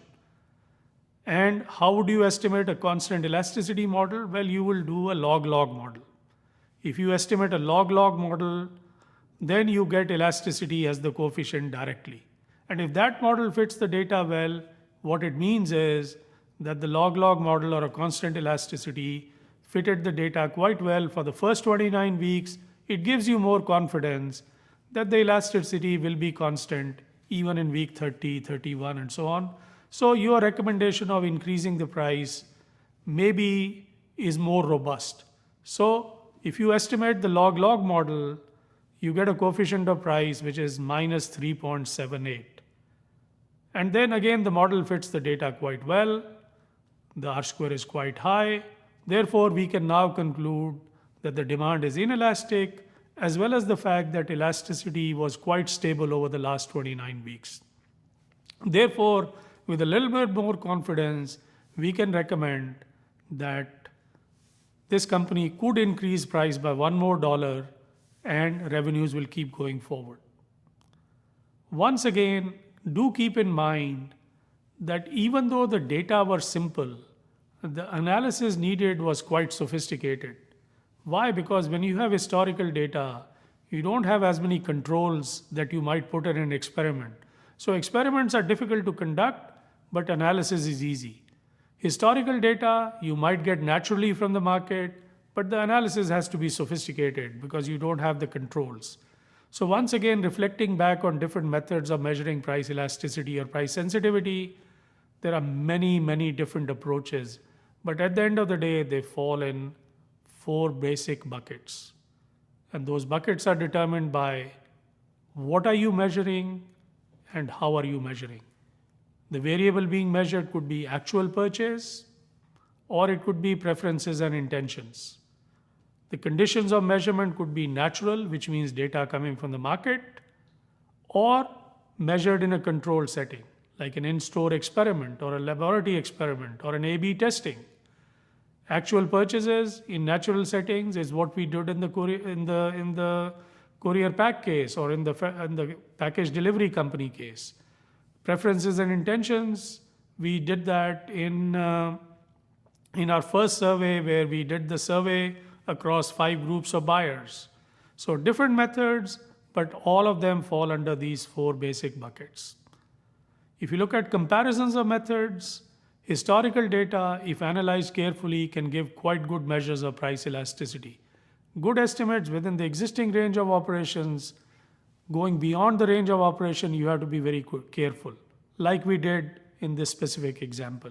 You must institute good controls also. What we find is when we could look at experiments, the estimates of price elasticity computed in experiments invariably are higher than actual numbers that we observe. But we can always scale them back because they are predictably higher.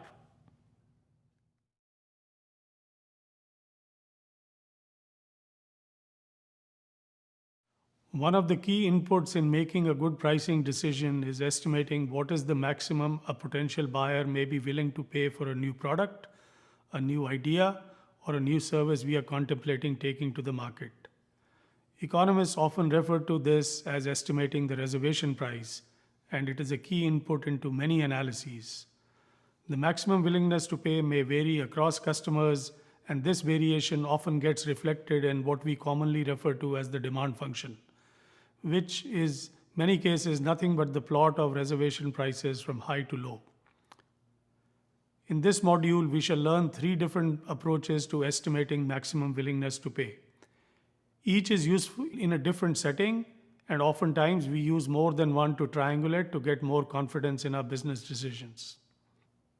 The first method for measuring maximum willingness to pay that we will discuss is economic value to the customer. It is also often referred to as EVC in short. It is particularly useful in business-to-business settings where conducting surveys is not possible. The main outcome we are looking for is when a customer changes from, say, one method of solving their problem, say one technology, to a newer technology, how much might they be willing to pay for the new technology?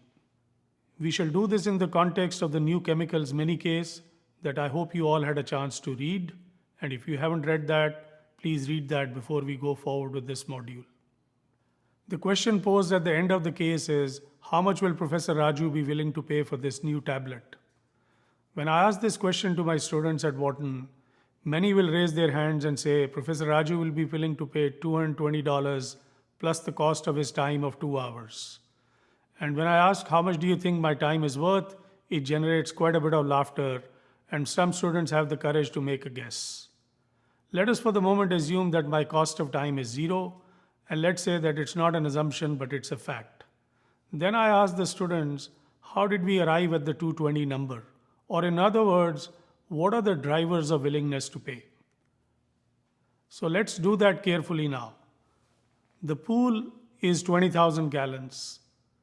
Cost of draining the water is $1 per 1,000 gallons, and for 20,000 gallons, that will be $20.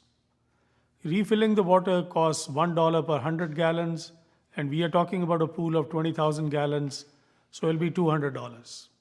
And the cost of time of 2 hours we've already assumed is 0, so that'll be 0, and we add that up, we get $220.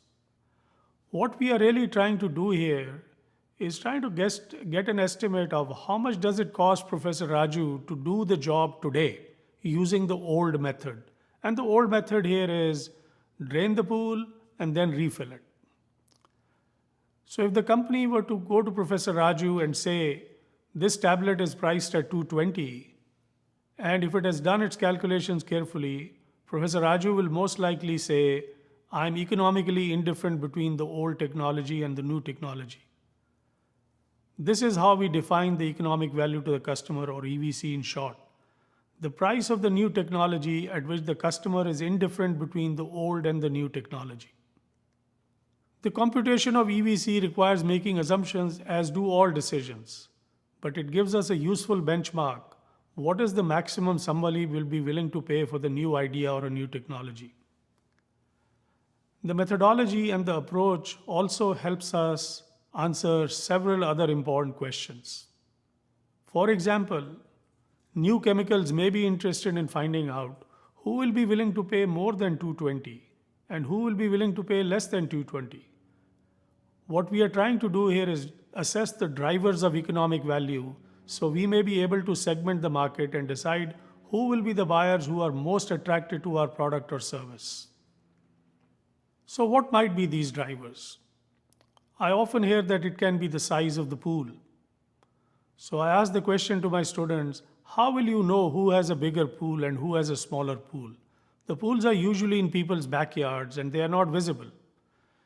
In other words, any driver of willingness to pay that is actionable should be observable to the seller. Some clever students might say, we can look at Google Maps and see the size of the pool. But then what about the depth of the pool? In any case, what we are looking for is drivers of willingness to pay that are easily observable and actionable. Another answer I get is those who are environmentally conscious will be willing to pay more because this tablet will save water. Again, one can ask the question, how will you know who's more environmentally conscious than the other? Maybe it's their affiliation with other associations, other groups, but again, that's not as straightforward. Another good answer is geography. Some counties or townships may charge more for water disposal or more for fresh water.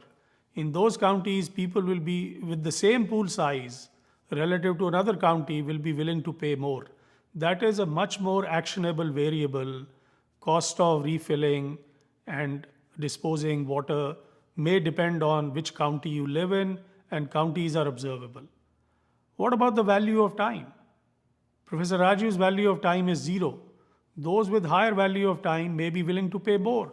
But once again, we have to ask the question, how would you know who has a higher value of the time?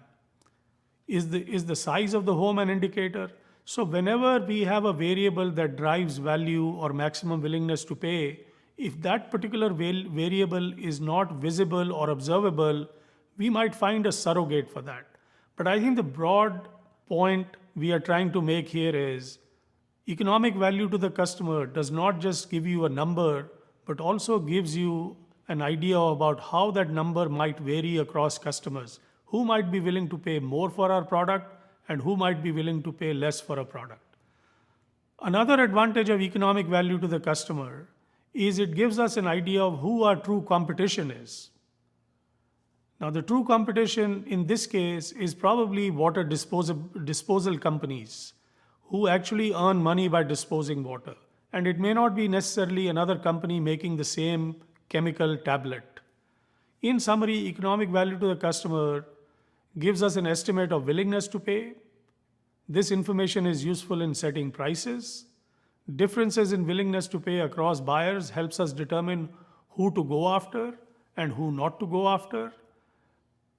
Combining economic value to the customer with the concept of customer lifetime value also gives us a very useful way to understand our customer base or the potential customer base.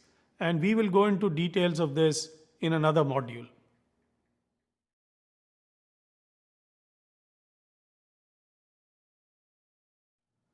In this module, we shall discuss the Van Westendorp method for measuring maximum willingness to pay. Peter Van Westendorp a Dutch economist, proposed this method in 1976 and is often referred to as the Van Westendorp's price sensitivity meter. It is a very useful approach to understand the economic viability of a new product concept, as it gives us an estimate of an acceptable price range. For example, if the concept is not financially viable at even the highest suggested price by the method, it may not be worth investing in. This method is empirically based, logical, but I'm not familiar with any formal peer-reviewed published comparisons with other approaches. It is yet very often used in practice, so it's good to know and learn this method. Many consulting companies and market research firms use it, and I have also used it to help some Wharton student startups, and we shall discuss one of these later in this module. Before we go into details of the method, a baseline approach to consider is, why not just ask people what is the maximum they are willing to pay for a new product or a new service? Most likely, respondents will not give us an accurate answer. And there may be many reasons for that. And one of the reasons could be maybe they just do not know the answer. Another reason could be maybe they will game their answers. Maybe they will give us a low number, hoping to benefit from the low price we set based on their responses. An alternative to consider is, why not infer the maximum willingness to pay indirectly? That is exactly what the Van Westendorp method does. And the indirect approach is the foundation of many good customer research methods, as we will see later in this course. So what does the Van Westendorp method require? It requires that we ask each respondent 4 questions. Question number 1, at what price would you say that product X would be a bargain? Question number 2, at what price would you say that product X would be getting expensive, but you would still consider buying it? At what price would you say that product X would be too expensive to consider? And then finally, at what price would you say that product X would be too cheap such that you would question whether it would work at all? These 4 questions are the key questions that are asked of each respondent in the Van Westendorp method. There is some discussion amongst various consulting companies as to the right order to ask these questions. But in much of the work that I have done, I have asked them in this particular order, which is start with the bargain, then getting expensive, and then too expensive, and then at the very end ask the question, at what price would you think it is too cheap that you would question whether it would work at all or not? So then the question is, what do we do with these answers? Let's say we've asked 100 consumers each of these 4 questions. The next thing is to put those answers together and get some tables or plots out of that. So let's say we start tabulating the results. And let's look at one question which is too expensive to consider. And we look at the data from all 100 respondents, and what do we find? At a price of 100, nobody has considered this to be too expensive. At a price of 200, 25% consider it to be too expensive. At a price of 300, 50% consider it to be too expensive. And by the time we get to 500, everyone who we asked considers this to be too expensive. By the way, keep in mind, we are not asking them whether it's too expensive at 100, 200, 300, 400, or 500. These ranges are coming freely to us based on their responses. Same way, you can look at the answers to the question too cheap to consider. And if you look at the table, what are we seeing? At a price of 500, no one considers this too cheap to consider. Same is true at 300. But by the time we get to 50, every person has said that at that price it is too cheap to consider. So what you are doing here is tabulating people's responses and creating these ranges out of them as they give it to you. But you are not putting the ranges yourself. You are not giving any signal of what is the price to consider in each of those questions. This is a free-floating answer from the respondents. You are just putting the data together. Now, when we plot these data, we do two other things that are interesting. For the question bargain, when we plot the data, we flip it and call it not a bargain. So how do we do that? So let's look at the table bargain.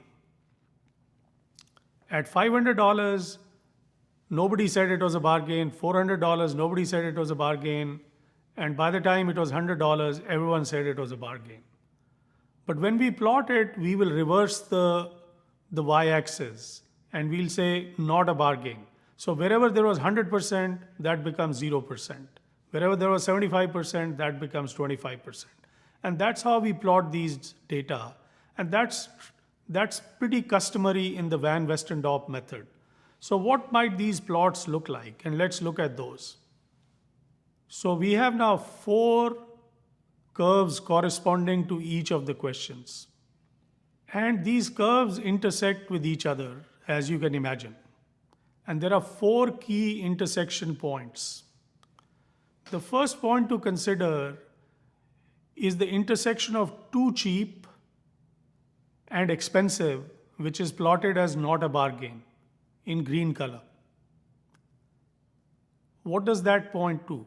That points to according to the Van Westendorp method, the point of marginal cheapness.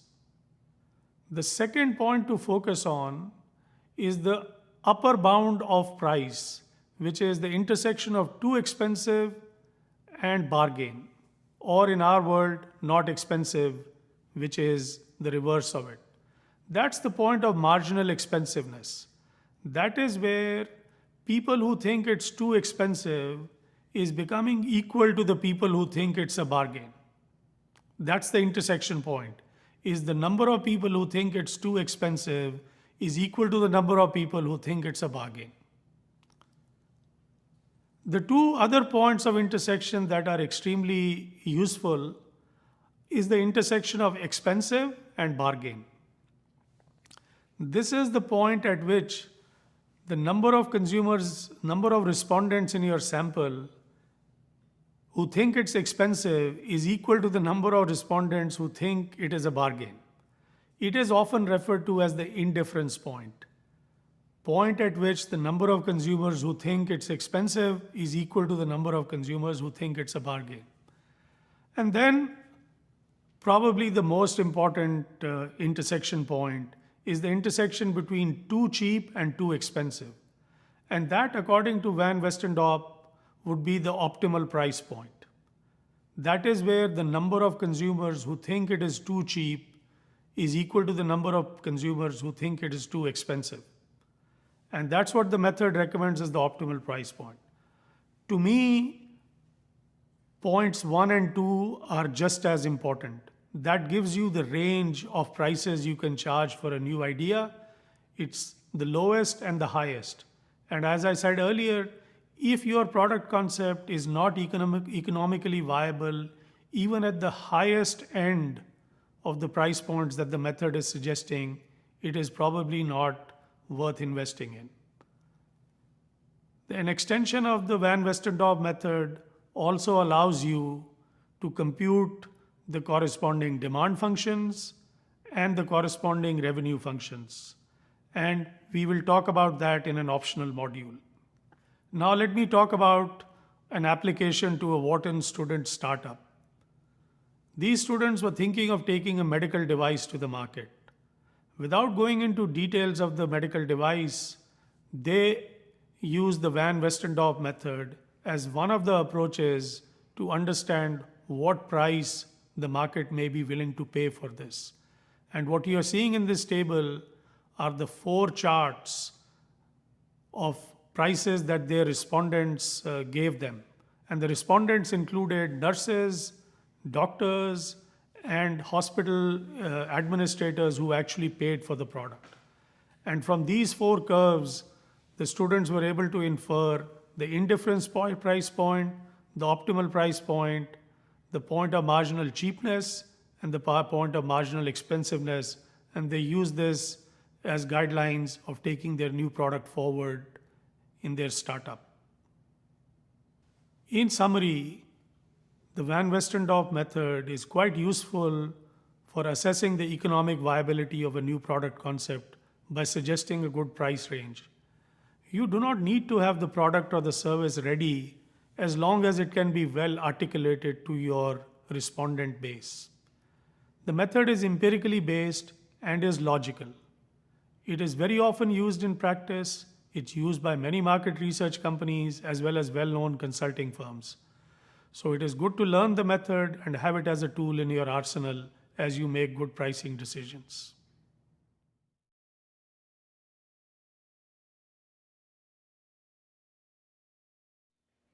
In this module, we learn another method to measure maximum willingness to pay. And this method uses a technique called conjoint analysis. This technique was developed and perfected at the Wharton School by Professor Paul Green. We shall use a hypothetical example to convey the essence of this approach. Let's think of a company that is in the process of designing different versions of an MP3 player. They have already done the R&D, and now it's a matter of product design and pricing. And the questions in front of them are what features to add and what not to add. And the point that we are going to focus on mostly in this module is how do you price each? And the specific question we shall focus on is what is the maximum willingness to pay for each model under consideration, and then how does it vary across customers so that we can make a good pricing decision. The specific techniques used are conjoint analysis and regression analysis. If you are not familiar with the foundations of these methods, you should gain familiarity by going through the optional modules that explain the foundations of each of these methods. The approach starts with step 1, and that is to identify and agree on attributes important to the customer. In this particular exercise, we agreed that the 6 things that are important to the customer are A, the brand name, the storage capacity of the MP3 player, battery, how long does the battery last, is the display color or monochrome, is there a warranty or no warranty, and then how it is priced. In this particular example, we were working with a company that knew that these were the 6 things important to the customer. But if you don't know what is important to the customer in terms of determining willingness to pay, you might want to do some focus groups. This was not done in this particular exercise. The next step is to agree on the ranges and levels of each attribute. So for example, what will be the maximum capacity? What will be the minimum capacity? In this particular example, the maximum was 5,000 and the minimum is 50. These were the technological limits at that point in time to the capacity. And the minimum 50 was used because anything less than that, the customer would not want that product. Same way for battery life, 2 hours to 18 hours. Display is either color or monochrome. Warranty is either none or 1 year. And we considered 2 prices for the conjoint study, $99 and $249. And we'll talk about this a little bit later. There are many brands in the market, but we clubbed them in this example into 2 groups, just a brand name called Orange, and then clubbed everything else together as generics. Even though those other brands were not generics, there were good brand names, we just put them in one group for this particular exercise. Now, in this particular exercise, we also use just 2 levels for each attribute and assume that the willingness to pay would be linear in between those 2. So between 50 and 5,000, the willingness to pay will vary linearly. If you are not comfortable with that assumption, then you must choose a 3rd level, say maybe 2,000 songs. But as this was a preliminary exercise, we agreed that it should be just 2 levels, 50, 5,000, and linear interpolation would be possible and acceptable. A key part of a conjoint task is asking respondents to rate different profiles. So what you have to do next is to create a number of product profiles that the respondents can rate. So what do you mean by a product profile? A product profile is a holistic description of a product, often along with a picture. So one product profile could be the brand is orange, the storage is capacity is 5,000 songs, the battery is 18 hours, the display is color, there is no warranty, and the price is $249. And similarly, you could create other profiles and ask the consumers to either rank order, rate, or do paired comparisons. The third step is also, before we do the analysis, to code these profiles. And that's pretty straightforward. One level is coded as 1 and the other level is coded as 0. So wherever a profile creates the brand orange, we code it as 1, and wherever the profile is a generic brand, we code it at 0. Same way, capacity 5,000 is coded as 1 and capacity 50 is coded at 0. So let's look at some specific examples. Profile A is orange brand, 5,000 songs, 18 hours of battery life, color display, no warranty, $249. It'll be coded as 1, 1, 1, 1, 0, 0 because there is no warranty, and price $249 is 1. Same way, example profile B would be generic, 50 songs, 2 hours, monochrome display, no warranty, and a price of $99. And you can see that will be coded as all zeros because that's all at the lower level. So that's how you code each of these profiles. The next step is agree on how to collect the data from the respondents. Conjoint experts suggest many different ways to collect data. For example, you could have a respondent rank order various profiles from 1 to say 10. You could also give them pairs of profiles and say, between these two profiles, which one do you like? Or you could ask them to rate these profiles on, say, a scale of 1 to 100. Let's say you are giving each respondent 5 profiles. You can ask them to rate this on a scale of 1 to 100. There is a lot of discussion and science behind what is the right method to use in what context. For the purpose of this, we shall not go into details of that. If you want to learn more about it, you can learn more about it by reading more about conjoint. In this particular example, we used ratings as a way to assess customers or respondents' likings of different profiles. A key question in any conjoint study that we need to answer is, how many product profiles should a customer rate?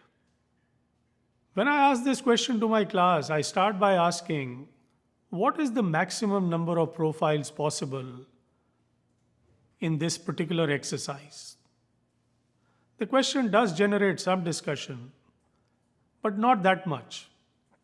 Very quickly, students recognize that the maximum number of profiles is 2 raised to the power 6, which is 64. Why? Because we have 6 attributes, each has 2 levels, so you can get 64 possible combinations. Then I ask the question, what if I asked you to rate 64 profiles, what would you say? And I ask this question of a specific student. Sometimes I hear the answer, Professor, it'll be too much, too taxing, to which I agree. But often one of the students will say, Professor, why don't you ask someone else to do it? Pointing to another student in the class. This invariably generates quite a bit of laughter. Then I ask the question, what is the minimum profile, number of profiles we must ask the respondents to rate so that we know something about the value of each of that 6 attributes? This is a thought-provoking question that leads to many different answers. Some say 10, others say 2, yet others say 12, and some give different answers. And I think each has their own reason for suggesting. For example, those who suggest 2 would say, Professor, you can have one profile where there are all zeros and another profile where there are all ones. So the lowest level in each and the second profile would be the highest level in each. And then I think the question you ask is, how would you know something about each of the attributes, which is needed here? So the correct answer here is 7. You need a base case which is all zeros, and then 6 other cases where one of the attributes is high and the rest are low. So think about another context. Suppose you have 6 light bulbs in a room and you want to assess how bright is each one of those lamps. How would you go about doing it? You would first probably turn all the lamps off and see how dark the room is. Then you will turn one lamp on and then see how bright the room is, turn that off, turn the other one on. So you'll have to do 7 trials like that. And those are the 7 profiles you need to learn something independently about each one of those attributes and how it affects the consumer's willingness to pay. I think the next question is probably the most interesting one, is how do we decide how many profiles we need beyond the minimum? Or another way to ask the question is, under what assumptions about consumer behavior might we say that 7 profiles are enough? This again generates quite a bit of discussion in the class. And I think the answer to this is 7 will be enough if we can assume that the willingness to pay across attributes is independent. What does that mean? For example, if a respondent's willingness to pay for warranty does not depend on the brand and so on, then 7 profiles would be sufficient. But this is rarely the case a priori, or at least we are not confident that these willingness to pay are independent across attributes. In some cases, maybe warranty willingness to pay depends on the brand. In other cases, the willingness to pay for capacity may depend on the brand.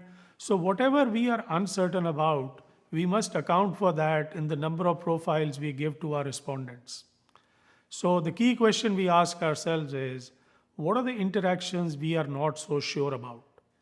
And these are the interactions that we must include. For example, if we are not sure about the interaction between warranty and brand, then we must have an 8th profile where both brand and warranty are 1. Same way, if we are not sure about the interaction between warranty and capacity, we should include the 9th option where both warranty and capacity are also both at 1 and not just each other separately being at 1. There are other considerations also that we must keep in mind, and those can be learned by learning more about conjoint analysis. In this particular example, we had each respondent rate 16 profiles. In this table, you can see the data collected from one respondent. And let's go into details of this. So each respondent rated 16 profiles. So this table has 16 rows, each row reflecting one profile. So let's focus on the first one. Profile 1 has brand 1, which means it was orange, price 1, $249, capacity 1, 5,000 songs, battery life 1, which is 18 hours, warranty 0 means no warranty, display 1, which is color display, and this particular respondent gave a rating of 73 to this profile. And this is the profile you had seen in the picture earlier. Same way, this respondent and each of the respondents was given 16 profiles to rate. And the profiles are reflected in the rows 1 to 16. And in the last column, which says rating, is the rating given by the respondent to each of those profiles. First one being 73, and the last profile rating was 18. The next question we ask ourselves is, how do we analyze these data? So those of you who are familiar with regression analysis will be able to see that we can think of ratings as the y variable and each of the attributes columns as the x's. And this is exactly what we do. Once again, if you are not familiar with the regression analysis, please look at the optional module, regression analysis, before you go forward with this. What we are doing here is estimating the person's utility. And the utility is measured as ratings, and the drivers of utility are brand, capacity, battery, display, warranty, and price. And you are estimating a regression model where there is a base level of utility, alpha, and then the drivers of utility coming from brand, capacity, battery, display, warranty, and price, which are the X variables. So when we run this regression of ratings against the 6 attributes and allowing for a constant term, this is what we get. So the estimate of the intercept is 30.9, brand 25.7, price 33.6 with a negative sign. Why? Because 1 is 249 and 0 is 99. So a person would give, on average, we expect them to give a lower rating when the price is higher than when the price is lower. Capacity 18.8, battery 15.5, warranty 7.0, and display 14.2. In other words, what this model or estimates are telling us is that the average utility, when you go from 50 songs to 5,000 songs, changes by 18.8 rating units. R square that you see on the side, 0.85, is an indicator of how well this particular model fits the data. And in this particular case, it fits quite well. The R square is 0.85. Now the next question is, what do we do with this? Well, the first thing we can talk about is which attribute is more important. When I ask this question to the class, most will say, Professor, of course, price is more important. It has the highest coefficient. That is a good answer, but not a very accurate answer. A more accurate answer is a price change from 99 to 249 has a bigger impact on utility than brand going from generic to orange or capacity going from 50 to 5,000. It is not that price is more important than brand, even though it's a pricing class and we might say price is always important, but it is the change in price of 99 to 249 has a bigger impact on utility than a capacity change of 50 to 5,000. If we had chosen capacity of 50 to 10,000, maybe capacity coefficient would have become larger than the price coefficient. So I think it's important to keep in mind that the coefficient reflects what is behind it. What is the change in variable that we are contemplating in the study? And that change in variables can be compared with another change in variable. So capacity can be compared with brand, can be compared with battery, but specific to that particular range. All right. Well, what do we do with all this? Well, now we are in business and we can actually compute maximum willingness to pay. The first step to keep in mind is that we have to translate these coefficients into dollars. And we had planned this well because we included price as one of the variables. So what do we know from the price as a variable? When we change the price from 99 to 249, the utility changed by 33.6. What does that mean? 33.6 units of utility for this customer is equal to a price change of $150. So if 33.6 is equal to 150, how much is 1 unit of utility worth? Well, it will be 150 divided by 33.6, which is $4.45. So for this particular respondent, each unit of utility, if measured in dollars, will be $4.45. So what do we do with it next? Let's consider one particular model that this company is thinking of taking to market. And let's visualize this model to be a model with brand name Orange, capacity 5,000 songs, battery life 18 hours, color 1, warranty of 1 year. What is the total utility of this model for this particular respondent? Well, we know from the regression analysis that when you have a brand name 1, which is orange, it adds 25.7 units of utility.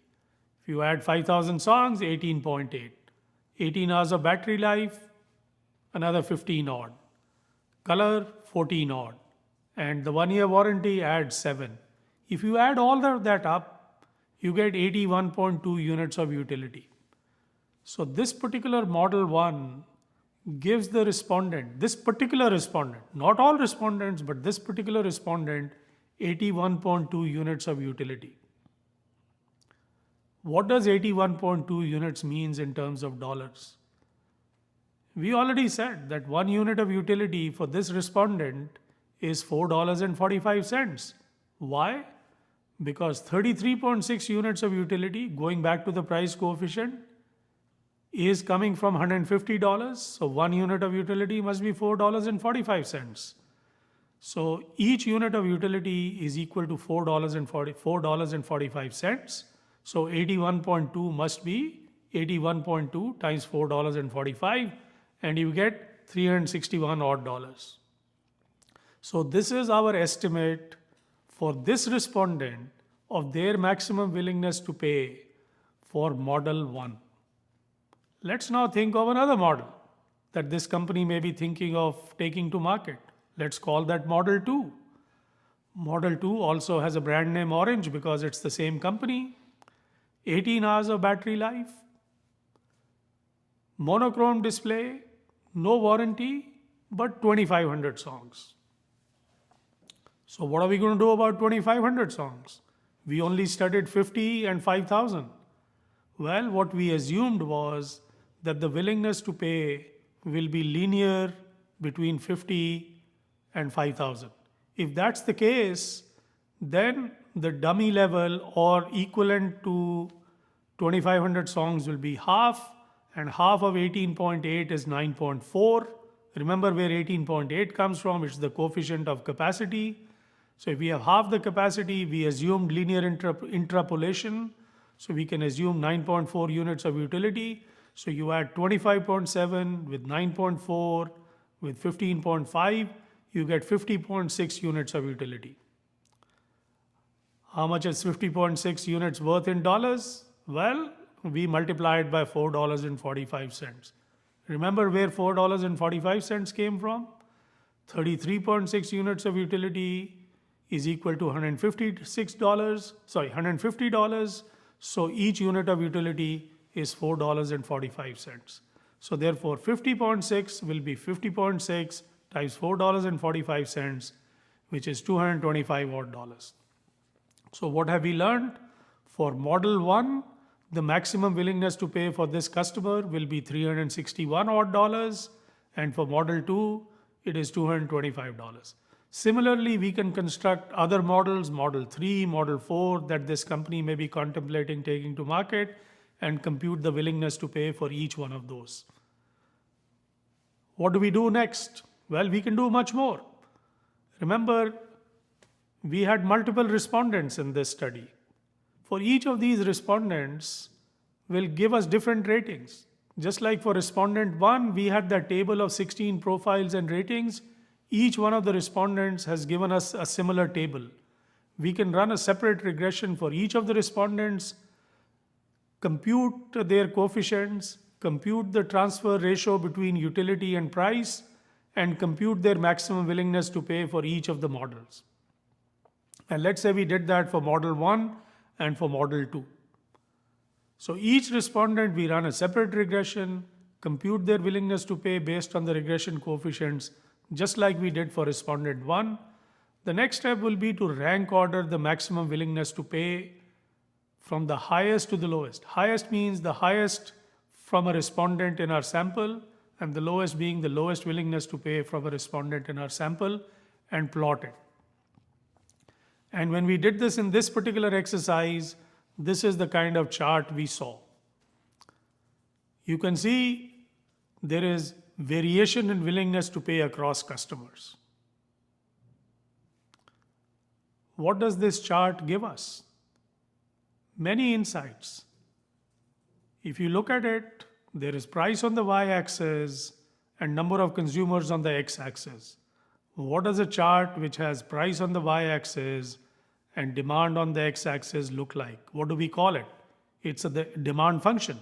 So what we have done is estimated a demand function from the various respondents in the sample. What you also see are flat regions in the demand function. Flat regions indicate respondents with similar willingness to pay. Similar willingness to pay means these customers are in some way similar to each other. It's giving us an indication that there are segments in this market. Segments are customers who have the same willingness to pay. We might explore deeper as to why these customers have the same willingness to pay. What are their demographic and psychographic characteristics that make them similar? But this is giving us an indication that some customers in the sample have a very similar willingness to pay. There must be something similar about them. So there is an indication of segmentation. So in summary, this conjoint-based method is based on published studies. It's well documented, proven, and used extensively. It requires more work than some of the previous methods, but can also give us a different kinds of results. For example, from the same consumer data, we can estimate willingness to pay for different models. Model 1, Model 2, maybe Model 3, and Model 4. In the Van Westendorp method or that type of analysis, we would have had to conduct a different survey for each model because each model would have given a different set of curves. Overall, the three methods we have discussed complement each other. The three methods, remember, are economic value to the customer, the Van Westendorp method, and the conjoint approach. Many a times when I work with companies, I use more than one method to triangulate. For example, in the Wharton student startup for the medical device that we talked about briefly when we looked at the Van Westendorp method, we use the Van Westendorp method as well as the conjoint analysis. So whenever possible, use more than one method, triangulate your results so that you have more confidence in your results. Again, maximum willingness to pay is a very key, very important concept in pricing decisions. And the more confidence we have in our estimates, the more confidence we'll have in our decisions.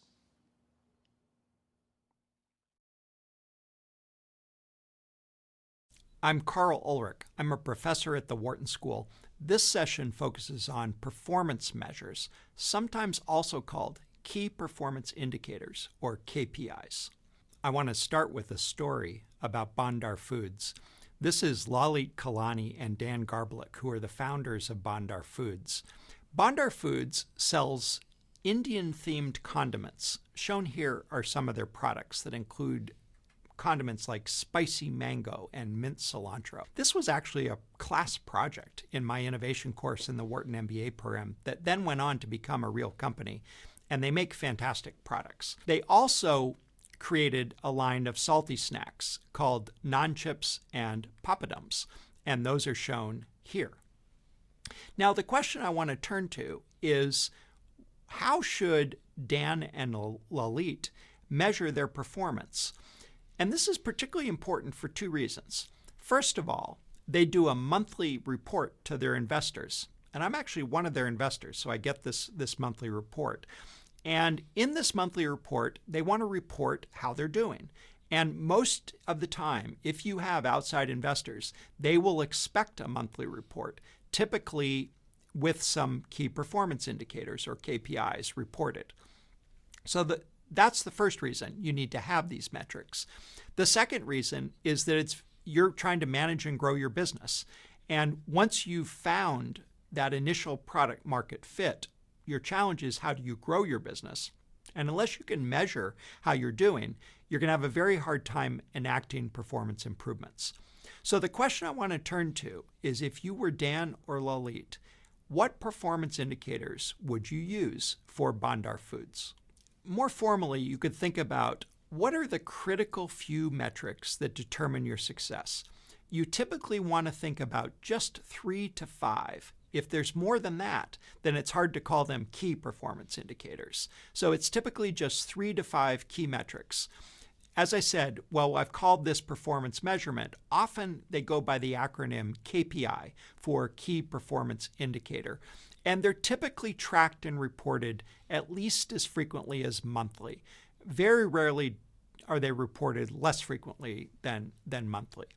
Let me just tell you what Dan and Lalit use. And I think these are quite good metrics. They have 3 metrics, and they use them. They think about them as all contributing to revenue. And the 3 metrics, which they call operating metric 1 or OM1, operating metric 2 or OM2, and operating metric 3 or OM3. OM1 is the number of SKUs, and the acronym SKU refers to stock keeping unit. And that's simply the distinct item that you sell to your customer. Think of it as the part number or the product ID. It's each distinct version of the product is a distinct SKU. And operating metric 1 is the number of SKUs. So how many products do we sell? That's the first. The second is how many retailers do we have? Bondar Foods sells primarily through food stores. And so the more retailers they have, the more product they're going to sell. So it's a pretty simple metric, which is simply how many stores, how many retail stores do we have that currently carry our products? That's OM2. And the third metric is sales velocity. And in retailing, velocity refers to, typically is characterized as units sold per SKU, per store, per week. So how many of a particular item in a particular store are typically sold per week? That's called the sales velocity. Now, just to put some concrete numbers on that for Bondar, let's imagine they have 10 SKUs. They're selling in 10,000 stores, and that they sell 3 units per SKU per store per week. That value would be 3. If you just multiplied those all together, then what you would get would be 10 times 10,000 is 100,000, times 3 is 300,000, which would say they sell 300,000 items per week if they were able to achieve those parameters that, as I've just described them. And so you can quickly see that any increase in any one of those 3 parameters would have a multiplicative effect and would increase what they really care about, which is their revenue.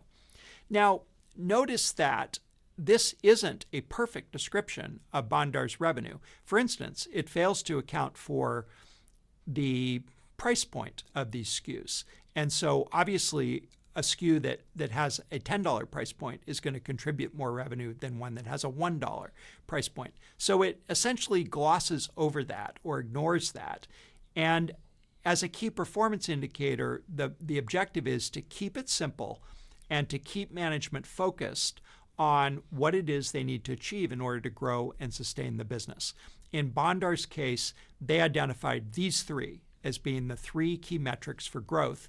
And these 3 metrics are reported every month for Bondar. And in fact, all of Bondar's initiatives and plans are organized by the way in which they contribute towards one or more of these 3 metrics.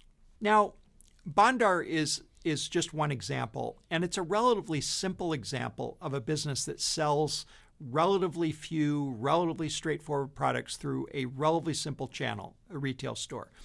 There are companies that have more complex distribution channels, more complex financial models. And I want to just show you a second example to give you a sense of an alternative set of KPIs that are used for a different company. This company, Gridium, was also started by 2 of my former students.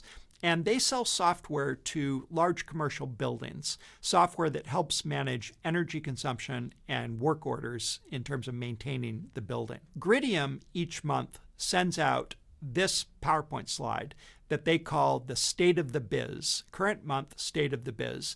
This is the Gridium dashboard that's sent to investors as part of their monthly update. Now, the details here are much too fine for me to walk through in this format. And so I don't expect you to actually read the details of this slide. I do want to just show you what it feels like, what it looks like in terms of a dashboard.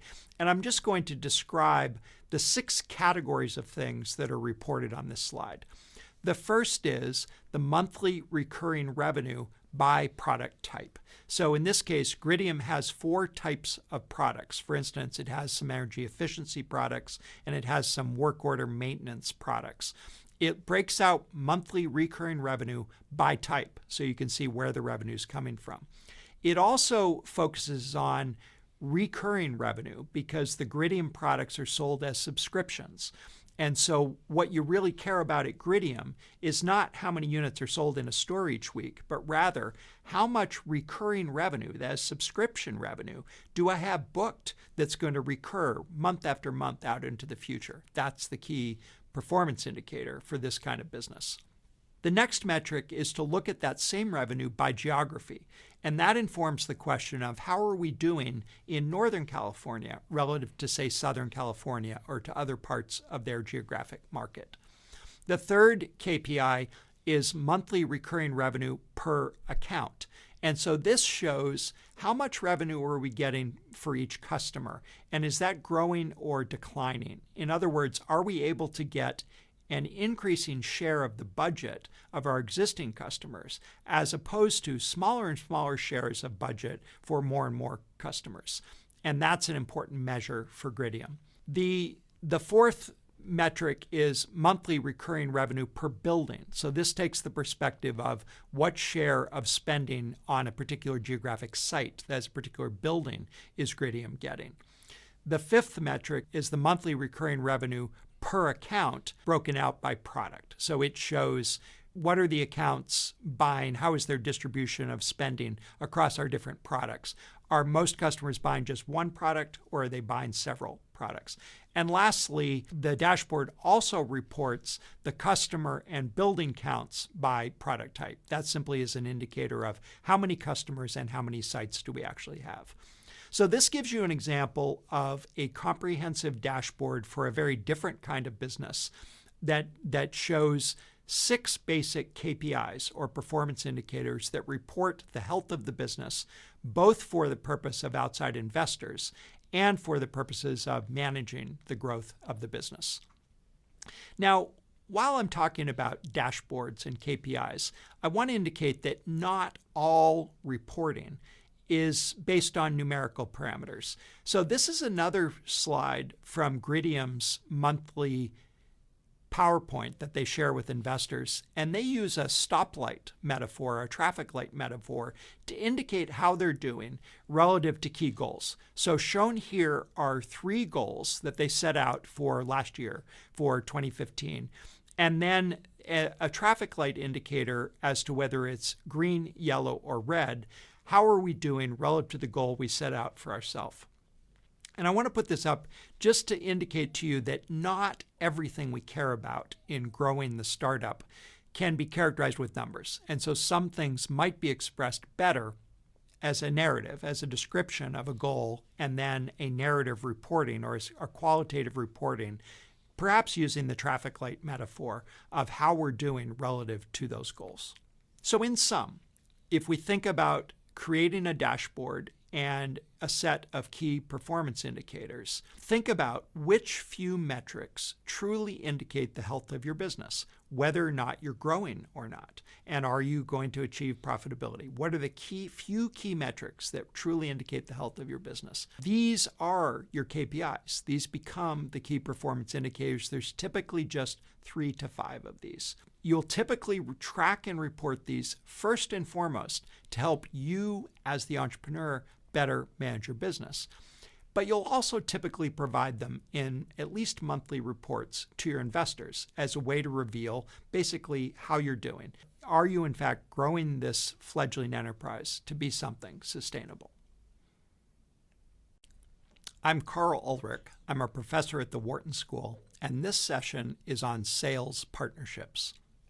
I want to start with a story. In 2004, I started a company with a group of MBA students called TerraPass.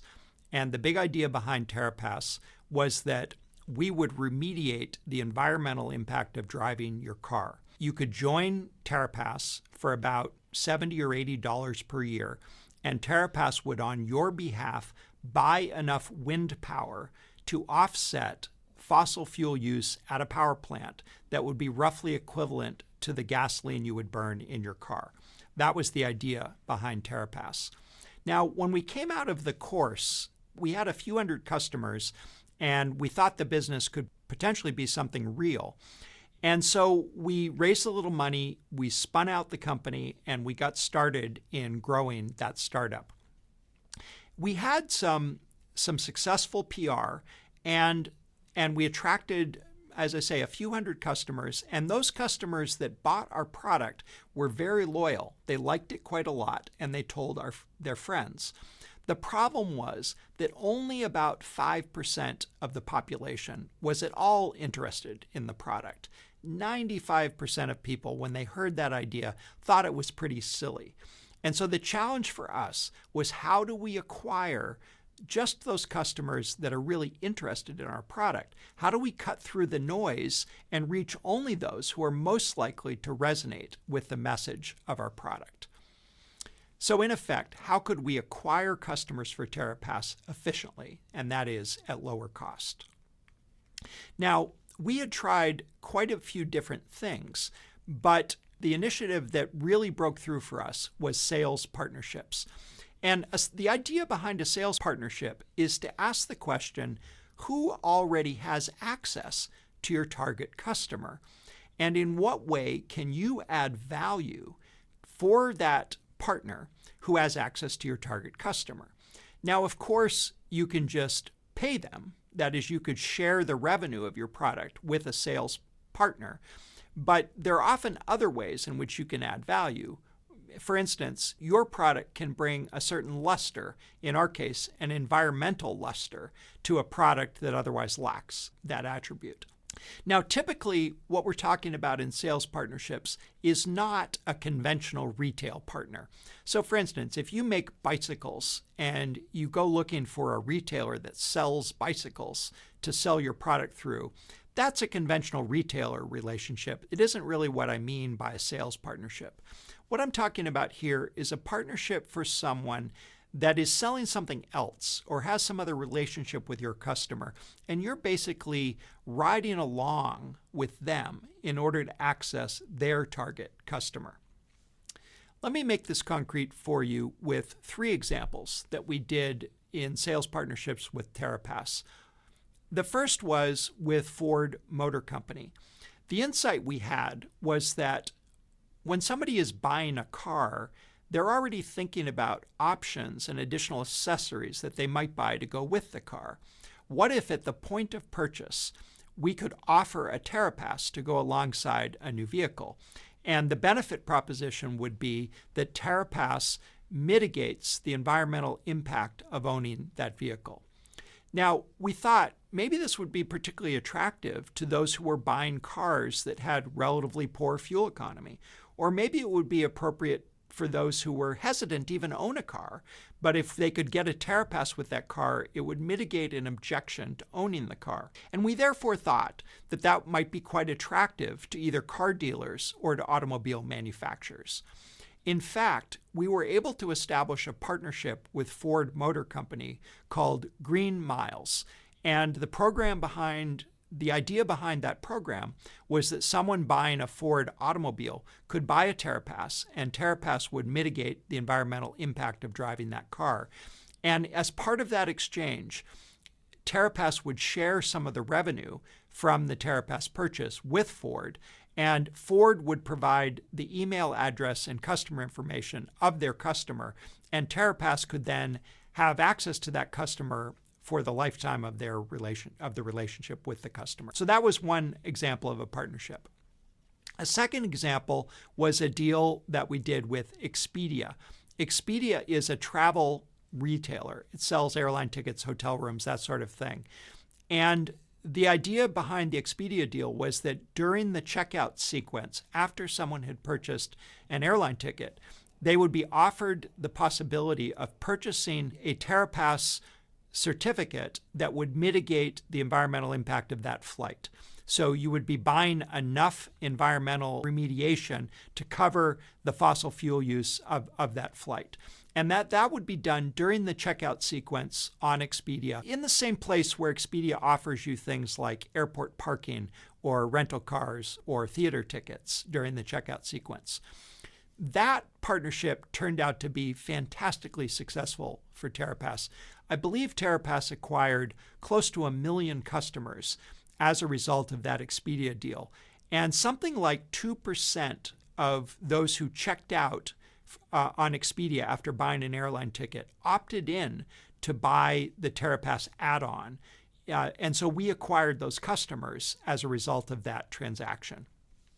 That partnership brought us exposure to millions and millions of customers that we otherwise wouldn't have been able to reach. The benefit for Expedia, in addition to the percentage of the revenue that we shared with them, was that it mitigated an environmental concern that many customers had. And so it polished the environmental attributes of the Expedia product. It made the airline ticket feel more environmentally friendly and thus mitigate a risk factor for Expedia that consumers would consider flying to be too environmentally costly to purchase. The last deal that we did as a sales partnership was with Bloomsbury Chocolate. And what we did was we bundled a TerraPass certificate with a chocolate bar. And so the idea was that when you purchased a chocolate bar, a Bloomsbury chocolate bar, you also got the equivalent of 1 day's mitigation of your environmental footprint. And so to think about that, TerraPass would mitigate the environmental impact of your living for a day. That is the average driving, air travel, household energy use, embodied energy and products and service for the average American. TerraPass would mitigate 1 day's worth in conjunction with purchasing that chocolate bar.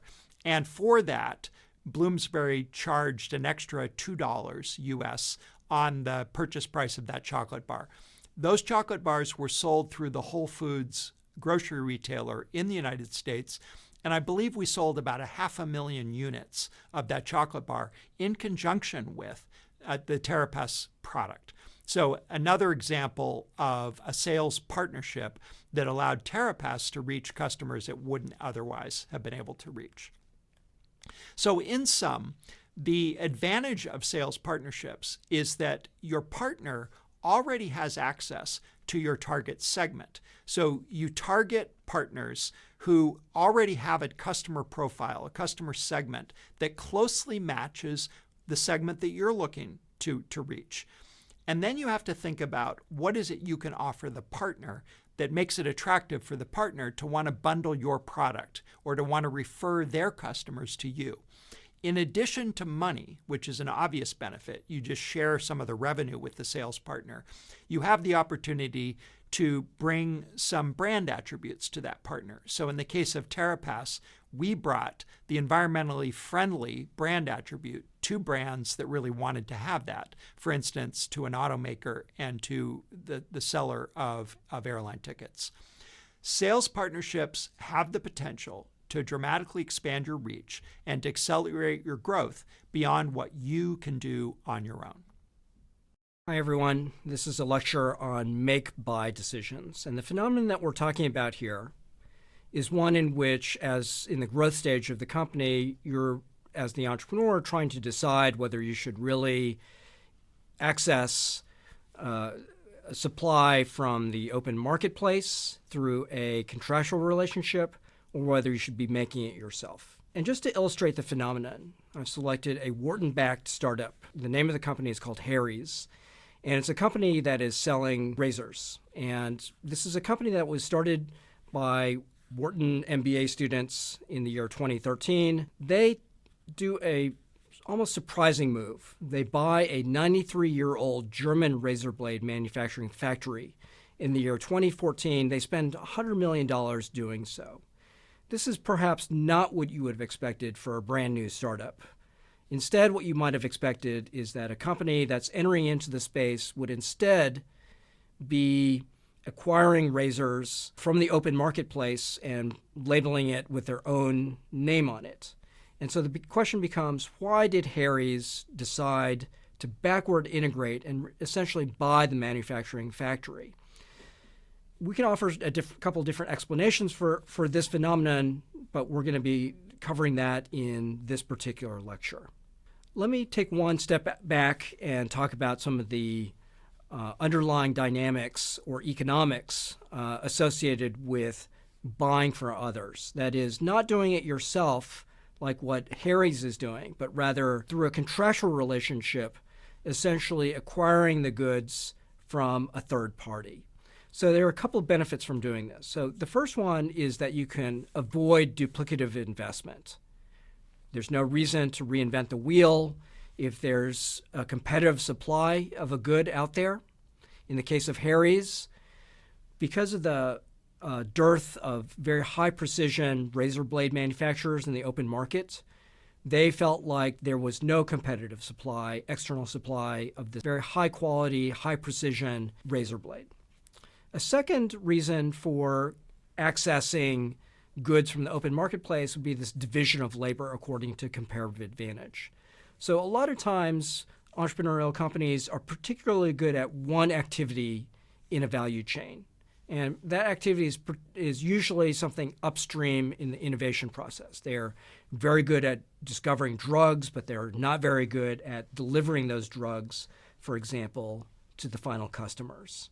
And moreover, you could think about the specialization in the economy in that you could achieve economies of scale in production if you do a lot of that. And that's particularly true in the downstream. So think about the pharmaceutical company that is making many of the drugs, or the company that's able to achieve economies of scale as a result of making many of the good. They're able to utilize their manufacturing facilities at higher utilization rates.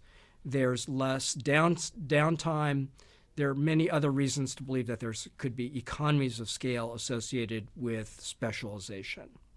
A third reason why there could be some benefits for the entrepreneurial company in accessing a good from a supplier is that rather than paying for effort, you actually pay for the good. So if you owned something like Harry's in the case of the manufacturing plant, whether or not that manufacturing plant is making good or bad razor blades, you're paying for that effort. Whereas if you had a contractual relationship in terms of only buying razor blades that meet some quality specification, you're only paying for the goods that are delivered to your specification. This is particularly important when the production process itself is uncertain. You may want to then really just pay for the final good and the results rather than paying for the effort. Now, there must be some reasons why we don't always see partnering. And so it's important to think about the transaction costs associated with buying. That is, what if Harry's wants to buy the manufacturing plant? What are the frictions of doing so? What are the transaction costs of doing so? So there are a number of factors that raise transaction costs. So let me cover three of them. The specificity of the investment required to conduct the transaction. What this means is that if an asset is specific, then it's subject to holdup. And so think about a situation in which you are a computer programmer and you go to a potential employer. That employer asks you to learn a specialized programming language. That programming language is only good for that employer and not good for the general open market. That investment in that programming language is now said to be a specific investment that software company is asking you to do. And the problem here is that employer could hold you up. That is, they could renegotiate the terms of a contract, and you, as the software programmer who's learned that specific programming language, are subject to holdup because that asset that you've invested in is no longer good in the open marketplace. It's no longer redeployable as an asset. So you've now, as the programmer, invested in a very specific asset that has no use elsewhere.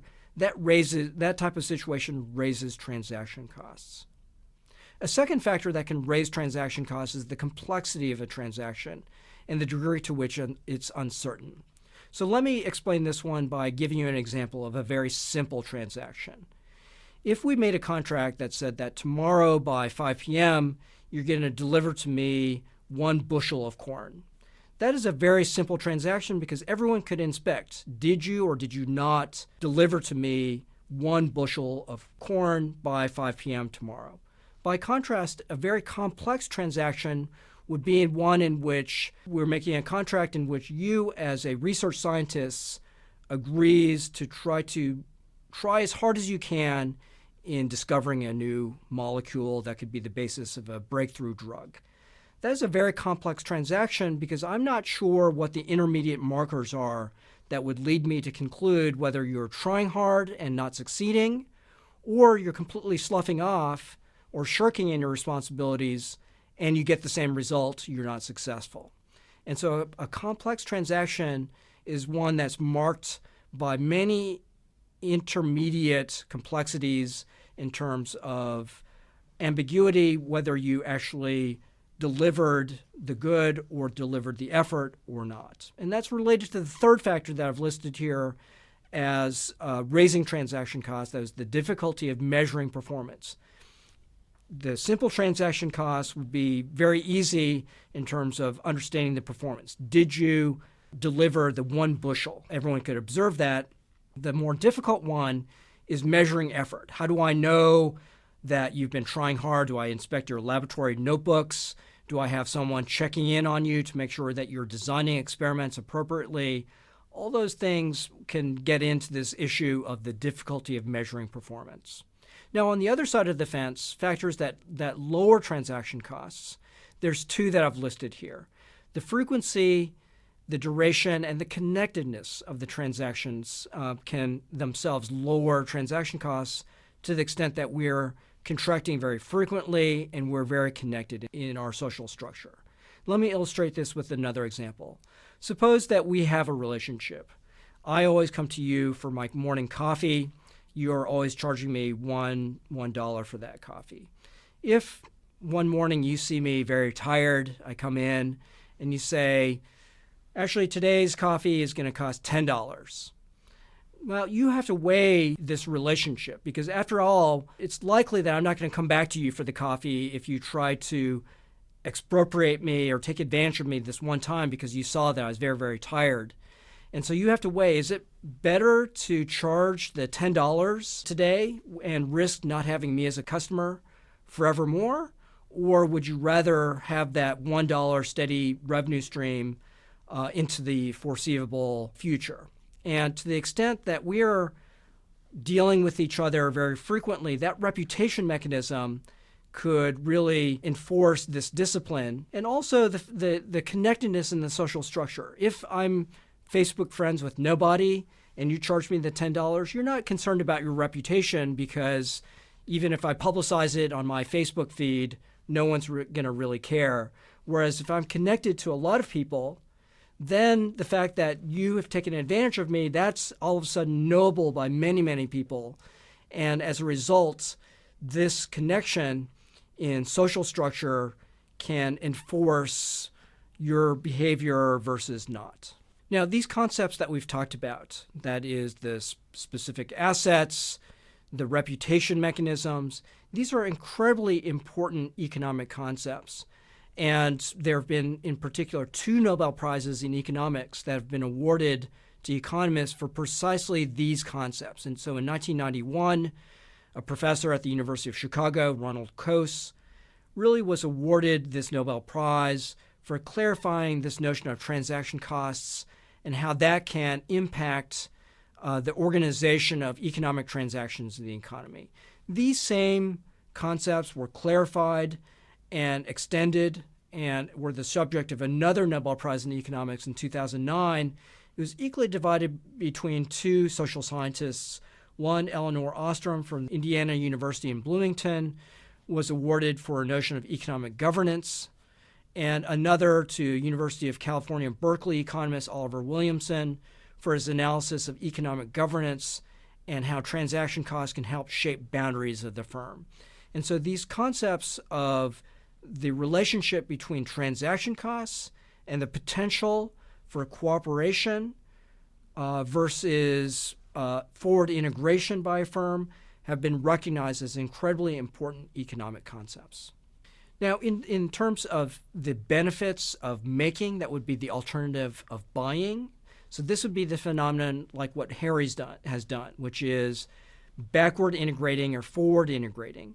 So what are the benefits of doing this? So one would be avoiding the transaction costs. All those headaches of having to worry about contracting with others are now all of a sudden gone because you are doing it all of yourself. And so these notions of control through your organizational fiat or being able to exercise your managerial discretion in terms of doing things is under your control. When you control those things, you also benefit from learning curves that you're doing it yourself. You know what not to do in the future. You know what to do in order to drive out costs, realize the benefits. And moreover, you're not as reliant on outsiders. And this is particularly important if you require specific investments by outsiders or a supplier, right? And so one example of this is if you're large enough, if you're Apple, yes, suppliers are going to be willing to make specific investments of the type that we discussed before, that is being subject to holdup. But if you're not large enough, then you're going to be subject to this possibility of holdup, and suppliers may not be willing to really make investments that are specific to your specifications if you're not large enough, which is largely going to be the case when you're an entrepreneurial type of company. And so for these reasons of avoiding transaction costs and taking control, these could lead to the outcome that we observed at Harry's, which is even though it would be very expensive to spend $100 million to acquire a manufacturing plant, maybe to avoid all those contractual relationships, maybe this is quite important to do in order to retain the control and to really not be subject to challenges of contracting with others in terms of the organization of your activity. And so let me summarize the make-buy decisions. So when it's very important to avoid the transaction costs of the type that we discussed before, you may be more incentivized to make it yourself. When those transaction costs are relatively low, in the sense of it's not that difficult to contract with others, you might want to make use of the marketplace to source all of your inputs. And so we've now covered some of the fundamental decisions associated with this make-buy type of decision from the vantage point of the entrepreneurial company. Welcome back. In previous modules, I have discussed a bit about why hiring is so important in startups and the huge differences in talent between top employees and mediocre employees and the influence on your company. So I want to spend a little time today talking to you about how you actually think about hiring talent and retaining talent in your startup. And again, getting this stuff right is absolutely critical to the success of your company, but it's also really hard to do. And we're not going to be able to cover everything today, but I'll give you a good start in terms of thinking about how you do startup hiring. And this is especially important because most entrepreneurs have not done a lot of hiring in the past, or if they have, they've been part of an interview process and haven't really actively run searches. So there's a lot to learn and a lot to think about here, and we're going to cover some of that today. And again, we'll go through the basics. There's a lot more information you can find out about hiring in startups, but this will give you a good starting point to work from. I think the best way to introduce the importance of hiring and the reason why you as an entrepreneur are so important when you make a hiring decision is to talk about some interesting research done by Smart in 1998, looking at hiring techniques in a startup environment. In this case, what Smart was looking at was how venture capitalists chose which entrepreneurs to work with. So high uncertainty environments, you're looking for a team that's flexible for the future, the kinds of things that you are looking for in the very early days of a startup company. What this study found was that there were 5 basic techniques that people used in order to be able to interview people in these environments. The airline pilot, the infiltrator, the artist, the sponge, and the prosecutor. And I want to talk about those techniques because I think they'll resonate with you. If you've been hired before, you've probably seen some of these techniques in use. And what's nice about this particular study is it could tie the use of these techniques to actual percentage outcomes. So in the case of venture capital, as you'll hear more in the venture capital module, VC is looking to maximize something called IRR, internal rate of return. And generally sort of over 40 or 50 is the goal. So what's nice about this is you'll see we can actually tie the interview techniques to IRR outcomes, and you'll get a sense of which ones are more effective or less effective. Again, this isn't the end-all or be-all of this sort of research, but I think gives you a nice view of the kind of styles involved in doing hiring. So the first style is the artist. So the artist is somebody who doesn't really believe in data. They believe that they're really good judges of character. They're like an art critic who can look at something and say, this is good or this is bad, and judge it in this sort of large-scale way. And so you don't need a lot of information. You're making gut decisions based on your knowledge of people. The IRR for this approach is 25%, which is a low IRR. It's not particularly effective. And it should be avoided. So turns out we're not very good at this kind of conceptual judgment of people.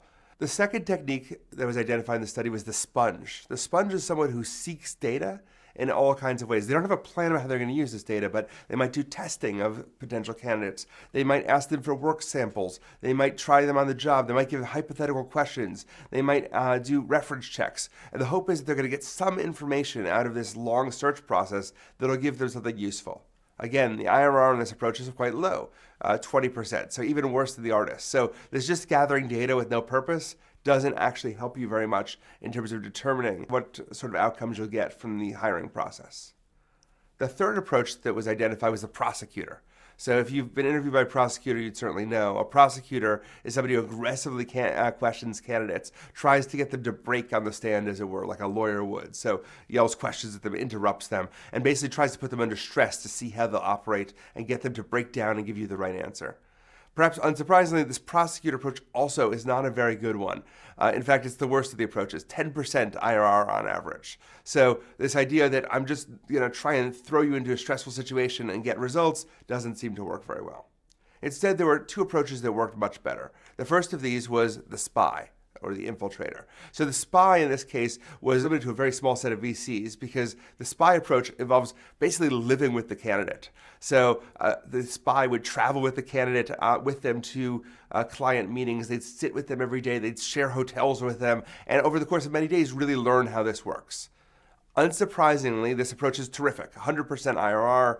It's very effective in picking the right kind of candidates in an entrepreneurial setting. Unsurprisingly, though, this takes a huge amount of time and is very difficult to do. So it's not something most people could do, right? So if you can't afford to live with and travel with your job candidates, great. But that means you're going to have a lot less job candidates to work with. And so it's not very practical. Instead, the best approach seems to be what we call the airline pilot. The airline pilot, like the pilots you see in the picture, depend on checklists. They know everything they want to accomplish in advance, then they stick with that plan moving forward, checking things off on the list. So are they looking for someone who has previous sales experience? Are they looking for someone who has this programming language? And they're looking to find those characteristics and check them off. The IRR here is 80%, which is great. Maybe not quite as good as that SPY or infiltrator approach, but still very high, and the resulting workload is much lower. So this is probably the most powerful technique, and other research in HR and hiring has backed up the idea that checklist-based approaches where you set up your expectations in advance and then look for those in the interview process are best. So you should use the airline and pilot approach. How do you actually do this? Well, what you want to do is start off by coming up with a scorecard. This is your checklist. In the scorecard approach, what you'll do is you'll go through everything that you need for this job and you'll write down these features. You're going to be specific. You're not going to say, I want someone who's entrepreneurial. You're going to think about what that means. Does that mean they've experienced as an entrepreneur? Does that mean they've taken charge in uncertain situations? Whatever it is, that exact fact goes onto your scorecard, and that's going to be something you're going to look for in the interviews. You also need to coordinate with your other interviewers, both to create the scorecard and also to set up the actual structure you're going to use. You want to make sure people are asking different questions, all using the same shared scorecard, and that you have a formal approach that you use across every candidate that you're interviewing. So that way you can actually compare them. If everyone's improvising off the top of their head, you won't have any of that comparison to work with. Then you want to think about some sort of screening question that might help you gather basic information. That could be a lunch or a phone call. But the key issue when you start meeting people in these sort of informal settings before doing a formal interview is the danger of homophily. And we've talked about homophily in prior lectures. But homophily is the idea that you like people who are like you, that birds of a feather flock together. So homophily means that you are more drawn to and more likely to become friends with people who share your ethnicity, who share your background, who share your social class, your education level. And as a result, you tend to have a natural connection, feel good about people who are most like you. And that can actually hurt both diversity in the company, which can be helpful for innovation, but also it makes it so that you hire from a much more narrow band of people because you hire based on liking rather than hiring based on these scorecards. So you have to be careful to be cognizant of the fact that you're going to have this homophilic reaction to people and that you shouldn't let this sort of feeling of connection blind you to the characteristics you're looking for in an employee. An interesting question you might want to ask in these sort of screening discussions, because they tend to be full of lots of people telling you the answers you want to hear, is what stuff people don't like to do at a job. And that might be revealing in some cases. You also might want to consider assigning pre-work. Pre-work is anything that you do prior to coming into the interview. So it's very common in technical fields where you might ask someone to solve a problem either before the interview or in the interview setting, where you end up asking people to solve a math problem or solve a programming problem. But you can ask this at almost any job. So a typical pre-interview might be asking somebody to go examine a competitor's store and come back with comments, or examine your store and come back with comments for the interview about things that can be improved or made better. When pre-work is done right, what's great about it is you get actual information from somebody about how they actually work. And hopefully it helps the person who's being interviewed as well, because they get to see what the job is actually like. If the pre-work is assigned properly, it'll give them an experience about what it'll be like at the job. That increases retention long term, increases your hiring decision, and weeds out people who aren't that interested in the first place. So this can be a really powerful technique, but you have to spend work to make sure your pre-work is good, because there's nothing more depressing than pre-work where somebody just has to do busy work. It's not useful to anyone, and they feel exploited. So make sure you're doing your pre-work properly, but it could be a powerful technique to use in many cases. In the interview itself, one thing that often is hard for founders is that you can't interview alone. You need 3 to 5 people to conduct interviews because you need multiple points of view. If you don't have 3 to 5 people in your company, that means you may have to pull in family or friends or outsiders who help you out, especially if you don't know something like technology and you're looking to do something around hiring. A technology person, you don't have experience in that, you're going to need to either find a friend who can help you or pay some sort of outside consultant to help you evaluate this situation. When you actually do the interview, the most powerful predictor of future performance is past performance. So I strongly recommend avoiding doing clever questions like asking people how they'd weigh a 747 or brain teasers about light bulbs and cake and things like that you might see or have heard about in puzzle interviews. Those are not predictive of future success, and they're kind of a waste of everyone's time. So instead, you want to think about historical questions. Ask people to walk through every job. Ask them to tell you about a time in each job where they did something. So tell me about a time you showed leadership under pressure. And then don't just let them tell you the story. Make it an interactive conversation where you start asking them questions about what they did, why they did it, why did the job not work the way they did, why did they have to step up and show leadership when they were a junior person, what did their boss do, how did people react to them being a leader. So you're probing to get real answers. And that way, even if people have prepared speeches that they give, you're going to push past that and get real details on what they did in the prior work. You potentially want to ask hypothetical questions or behavioral questions, things like what company do you admire, and then once they give you that, how would you compete against that company? You might want to ask them how they'd handle a situation in the future that you think you'll encounter, but make sure you're crafting those well, and again, make it part of a conversation where you're trying to get at the factors in your checklist, right? And you're trying to try and figure out the answer there. You're going to make the experience as great and fair as possible. Remember, for a startup, most people who get to know you, especially in the very early days, will be people you actually interviewed and then have gone back out into the world. What can be a problem is if these people feel like you are treating them roughly or not fairly, they're going to badmouth you to other people. What you ideally want is everybody who's left your job after an interview to really want to have worked for your company and be disappointed but understanding about why they didn't get that job. So it's important to try and make that experience great for everyone involved. Once you've interviewed everybody, your job then is to go through the checklist and objectively decide whether or not you want to hire someone. And no conditional, well, he's the best candidate and, she wasn't very good, and so therefore we're going to go with him.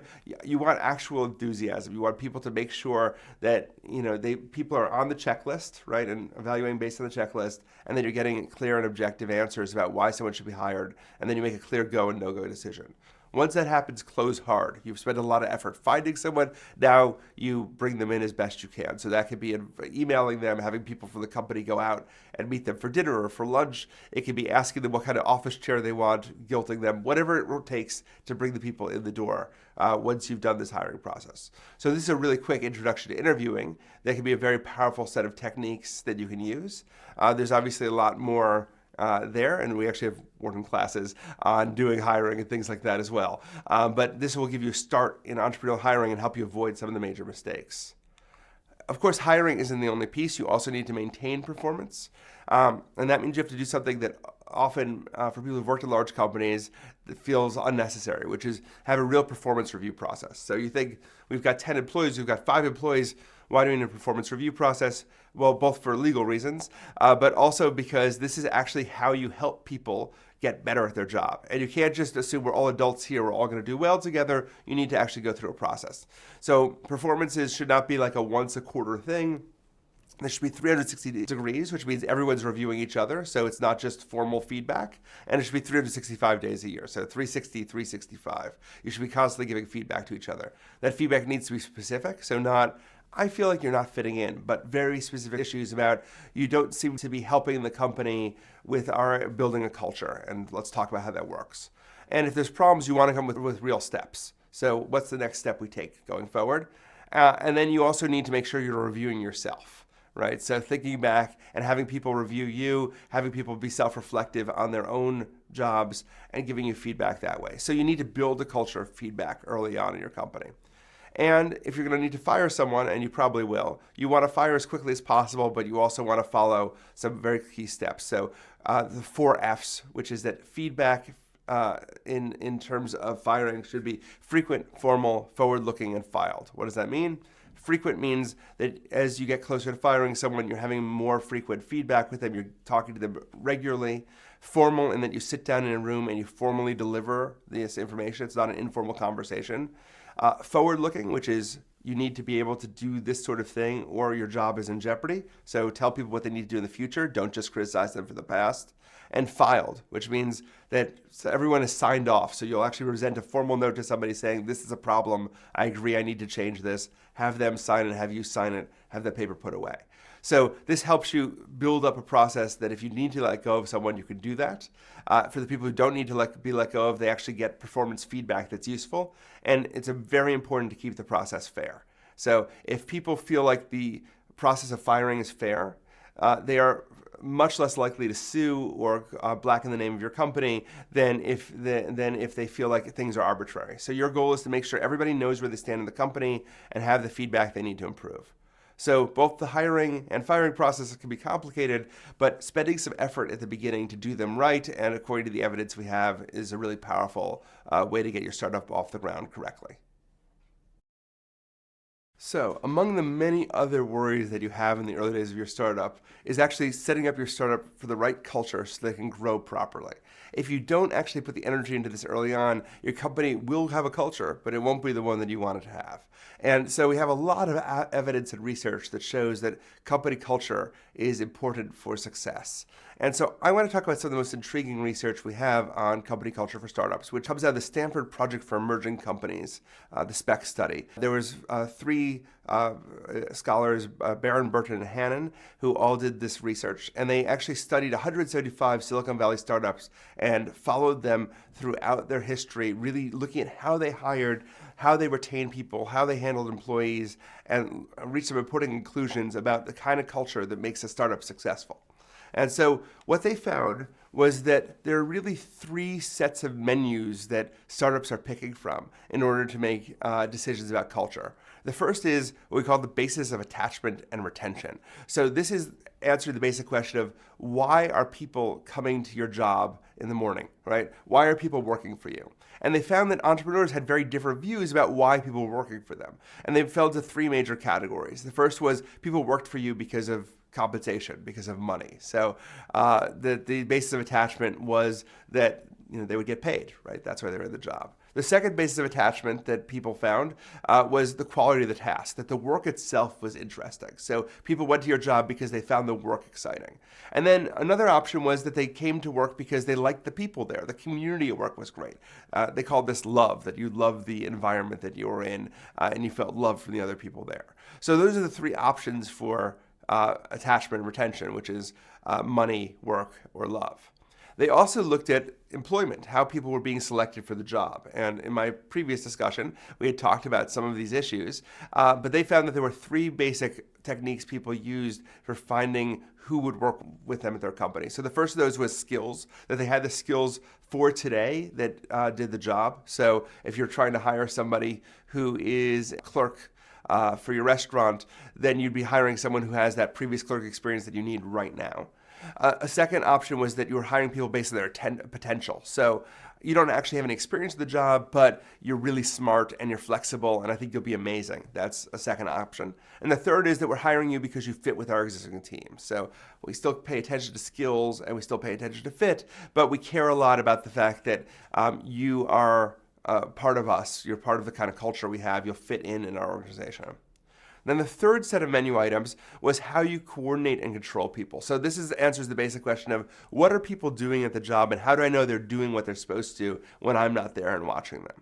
So the first option is that you directly monitor people. So you stand around the office and make sure people are doing the job that they do. You have people punch in and punch out. You have security cameras. You have some sort of monitoring service where you're monitoring their people's usage of the teleconference facilities or something similar. So this is direct monitoring. We're keeping a close eye on you, and that's how I know that you're doing what you're supposed to. A second kind of control was about peer or cultural control. So in peer or cultural control, it's about the organization itself. So the people in the organization are all working together. If you start to slack, you're going to end up feeling bad because the rest of the organization is going to make you feel bad about this. So there's some sort of social pressure inside the company. The third is professional standards. So if you're running a doctor's office, you expect all the doctors to have similar standards about what a doctor should do. Similarly with lawyers or MBAs or something similar. So I'm counting on the profession itself to give this sort of coordination and control. And finally, you get a formal process and procedures. So here is the handbook. This is how we do things. And I expect you to do this as well. Maybe I'm not monitoring yours directly, but everyone's going to follow the same process and procedures. What turned out to be interesting in this study is there's a lot of ways that you can combine these bases of attachment and retention, the criteria for selection, and the means of coordination and control. But there were just a few stable configurations that happened in company after company, startup after startup. So I'm going to walk you through these sort of stable configurations, and we'll talk about the advantages and disadvantages. The first of these was what we call the STAR model. And the STAR model, the basis of attachment, why people come to the job, is work. So the work itself is interesting or intriguing. How star companies select people is based on exceptional potential, that they select stars, people who are terrific and amazing and have great potential for the future. And the control is professional. So I know people are doing their job because I treat them like professionals. I expect them to have been like professionals in the industry. I don't need to monitor them. I don't need to tell them what to do.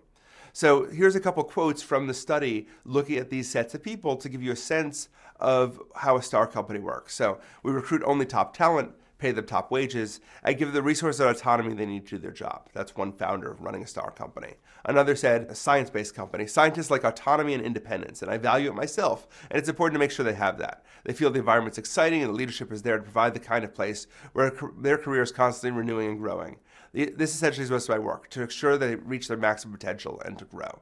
So this is a star company, right? We stand out of the way, we hire the best people, we give them room to grow. A second model was the commitment model.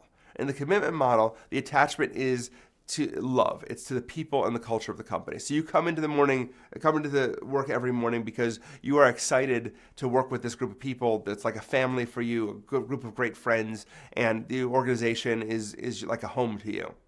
When you actually are hiring people in a commitment-based company, you're hiring them based on cultural fit. You're hiring them because these people will fit into the organization. They're like one of us. And the control then is cultural, right? The organization itself, because people are there and they like being there, you feel pressure to be helpful and help out the organization as well. So examples of this from the quotes from that study is that I want to build the kind of company where people would only leave when they retire. Or I think people should be treated as human beings, as real people, and really care for them. We're still pretty much like family. We try and keep as much of that as possible, even as the company's bigger. That's one thing I learned from Hewlett-Packard. Bill Hewlett still flipped hamburgers for us at the company picnic. So this is building a family, an organization where people feel like they fit and they belong and they want to stay as a result. A third model is the engineering model. And in some ways, I think this is a unfortunate name because while it's an engineering model in Silicon Valley, this is the same model that's followed by management consultants and many other industries as well. Here, again, the attachment is to challenging, interesting work. So people usually get paid quite a bit, but their main reason they want to do this job is because the work is interesting and challenging. You select people because they have the skill set that you need for them to fill out the task that they're working on. And the control is pure. So there's teams of people working together on a particular task, and they are all watching each other and making sure each other are doing the work that they're supposed to do. And again, a couple of quotes to illustrate this. We were very committed. It was a skunk work mentality, and the binding energy was very high. Or we wanted to assemble teams of people who are turned on by difficult problems. The emphasis was to build an environment of individuals who are performance-driven, achievement-oriented, customer-focused, feel relatively at ease to join and disband from specific teams, and skilled in interdisciplinary problem-solving, irrespective of culture or discipline. Right? So teams that assemble to solve a problem and deal with an issue and then may disassemble and handle another problem. So programming teams, consulting teams, they all look like this. Then there's the bureaucracy model. And when you think bureaucracy, you think red tape. That's not necessarily the case here. Again, this is not about just payment. The attachment's still to interesting work. That's why people want to do this job as opposed to other jobs. And the selection is still for the competence for current tasks. But as opposed to the improvisational nature of those engineering-based teams, in this case, there are formal procedures that tell people what to do. So again, some quotes. We're not hierarchical as much as we're procedures, methodology, systems oriented. I really like to see that everyone in the company maintains procedures rather than just hand wave and do things anyway. We don't want to be so hierarchical as to be startling, nor do we want to be so flat that everyone's in each other's business. Or we want to make sure things are documented, have job descriptions, project descriptions, and rigorous project management techniques. So again, this is not a bureaucracy where you're going and waiting at an office to see your passport get stamped. This is instead the fact that there's actual procedures that control things rather than the improvisation we typically see in startup companies. The final stable model was the autocracy model. And in this case, this is about the founder who runs things. This is a default model that founders often run into that can be very problematic. In this case, the main goal is that you expect people to work for you because you're paying them. You're hiring them because they can do the job today, and you're watching everything they do, right? So one thing we want to avoid is consensus management. I think it lends itself to slowdowns in development schedules. We have good communications around a core group, but we certainly know who makes the call on things. We don't have the resources available to spend a lot of time getting everyone warm and fuzzy rather than getting to a decision. Or even more directly, you work, you get paid. So that's the autocracy model. There are many potential models out there, but these 5 stable models, STAR, engineering, commitment, bureaucracy, and autocracy, are the ones that seem to be dominant in the startup culture of Silicon Valley. You can see each of them differs on attachment to why people are working for you, on selection, how you're hiring people, and control, how you're making sure they're doing what they're supposed to do. The stats in Silicon Valley showed that the engineering model was the most prominent, had the plurality, followed by the commitment, the STAR, bureaucracy, and autocracy models. You'll notice that 32% that's hybrid. Those are the people that didn't follow one of these dominant 6 models. Now, what's interesting is you'd expect there to be many more hybrid because there's a lot more hybrid options. The fact that it's actually just 32% indicates that these stable models are much more common than the hybrid approaches. Now, these models aren't just a guideline. They actually make a difference in the kind of company you're running. The kind of company you build will actually be influenced and the level of success it has by the kind of model you pick. So that STAR-based model where you're hiring based on potential and you're going for the people who can accomplish the most amazing things and you sort of stay on their way, that works well for companies based on innovation. So when you're hiring STAR scientists or STAR programmers, it also works well for enhancement-based models where you are doing small improvements to existing things. So maybe better design, so more incremental innovation. So STAR works well there. It does not work well for sales, marketing, or service jobs. And it doesn't work very well for jobs where cost is the issue because hiring STAR is expensive. The commitment model, on the other hand, is not very good at innovation because everyone thinks alike. That's part of why you're all committed to be together. But it works really well for sales, marketing, or service models. So organizations where people are doing selling, where you're doing consulting work, this is a very powerful technique. The engineering model is rarely the best at anything, but is usually good at anything potentially. So you can always assemble teams of people to handle a problem. So even though you're not optimized for anything, from innovation to enhancement to sales and marketing to managing cost, engineering is a good default choice. The autocracy model, as miserable as it can be to operate in, is really good at one thing, which is cost control. That's because the founder, who actually can watch every penny that goes in the organization, doesn't give people a lot of autonomy and can really keep control on costs and count every paperclip.